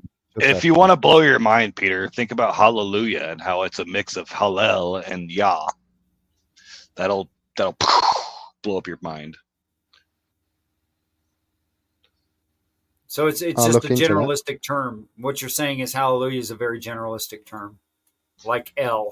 I'm saying it's a mix of the sun god plus the Jewish god. Wait, I'm confused. Where are you getting? Hallel ben Shakar is Lucifer in the Bible. It's the shining one. And then it's the son of the morning. It's the son of the dawn. Nope. New conversation. Not doing it. I made And a then promise. Yah. I have to keep my promise. Sorry, guys. Yah is Yahweh. David. Demolish. Thank you, everybody, for your David, time on wrapping my. up. Thank Thank you you very so much. much. Thank you for coming, Peter. All right. David, go ahead. Yeah, Good night. God just thank you very much. It's been brilliant. Thanks to everyone. You've all been brilliant. And I got heated at times, but yeah, I apologize to anyone I offended, and you know what I'm like. So thanks a lot. Cheers. Great to see you, One Heart. So I'll leave everybody with the 5 vowels of the English alphabet in this order. E, I, O, U, A. Say it in one sound. E, I, O, ya, ya. U, A, wa, Yahweh. Be blessed. Thanks for coming by. Good to see you, Wizard. Joel. Hey, yeah, I wanted to be a little selfish, if I may, just kind of ask in general. Anybody can message me, however. If anybody knows anybody else on YouTube, I mean, other channels or anything, that just try to focus more on the scientific discussions of God, the evidence that I wished we could have talked more about earlier.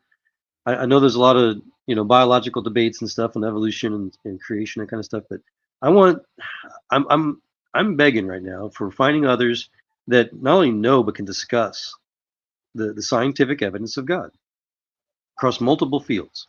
Why is it so hard to find other people like me outside of my jobs? Because we're all individual brains. No, I agree, but we all like you've have come to the shared right knowledge, place. right? Yeah, I feel like you've actually come to the right place because D-Doc, he goes above and beyond to allow as many ideas as possible. I come and visit D-Doc as often as possible, and that's one of the fields that I like to opine upon. So, Well, this thank is a you, good and I place. agree. Yes, I've been hanging out with Richard for I don't know how many years now, man. And you're right. Richard and I have had some amazing scientific conversations that he said he had no idea where they came from, which I think again attributes to how God speaks through us. And even on my shows, Richard, you and I have had amazing conversations. I miss that. I guess is what I'm asking and saying. How do I find that? Today we started to, and it got me excited, and then we divulged into all this philosophical nonsense. Yeah, I'll try to be here. Well, do you know? Well, oh, sorry. Richard's trying to wrap Just a up. little. I know it's another conversation, but just a Yeah. little. Enough. And I'm willing to learn. I'm meek. Well, and yeah, Bricky, and you hinted at a lot of things that I really appreciate. I've got a channel if you want to look me up under SFB MOD. Put it in the back chat. All right. Thank you, Richard. Thank you. BS. I guess the only person I want to talk to is Peter Pope. He seems like he's a genuine seeker. He hasn't made up his mind yet. I went through all the stuff you went through. I looked through the Emerald Tablets of Thoth. I looked through occult practices. I looked through everything to help me discern what spiritual practices and evidence there are for such. I didn't find anything. Check out my channel. You'll have some good laughs, and you'll realize that atheism's the best way. That's it. Okay. Batman. Who is AFK Brick? Praise Jah. I mean, ultimately, I'm going to sum it up to that. But I really enjoyed the conversation. D-Doc, panel, chat. Hope to see you guys around more and more. Thank you. Right on. Right on. Ariel. Yeah, fun like always. Peace and respect. But yeah, I'm just about to finish up the last book of the Torah. I'm doing more of an academic study of it. I haven't really had the time to give it enough time, but it's more or less like just giving the thoughts a quick run through. But after that, I'm going to start looking a bit more into the stuff that predates the Bible. So you can look forward to that on my channel, Ashra's Orchard, in the coming few months. Sweet. Batman, did you come back yet? Hate to end it without somebody speaking. I'd like to double check real quick. Does that link I posted in the back channel look right? I don't know. I'll try it. That's at SFB. That's what it shows me on my browser. Yeah, I got you. I subbed to you, and I put mine in the back as well. You get it. Brick Jonesey. Yeah, they both work. Cool. See you later, fellas. I got you subscribed. All right, guys. That's it for this time. Till next time, I look forward to the day that we're all great friends in heaven. And yeah, I think it's going to be every one of you. Amen.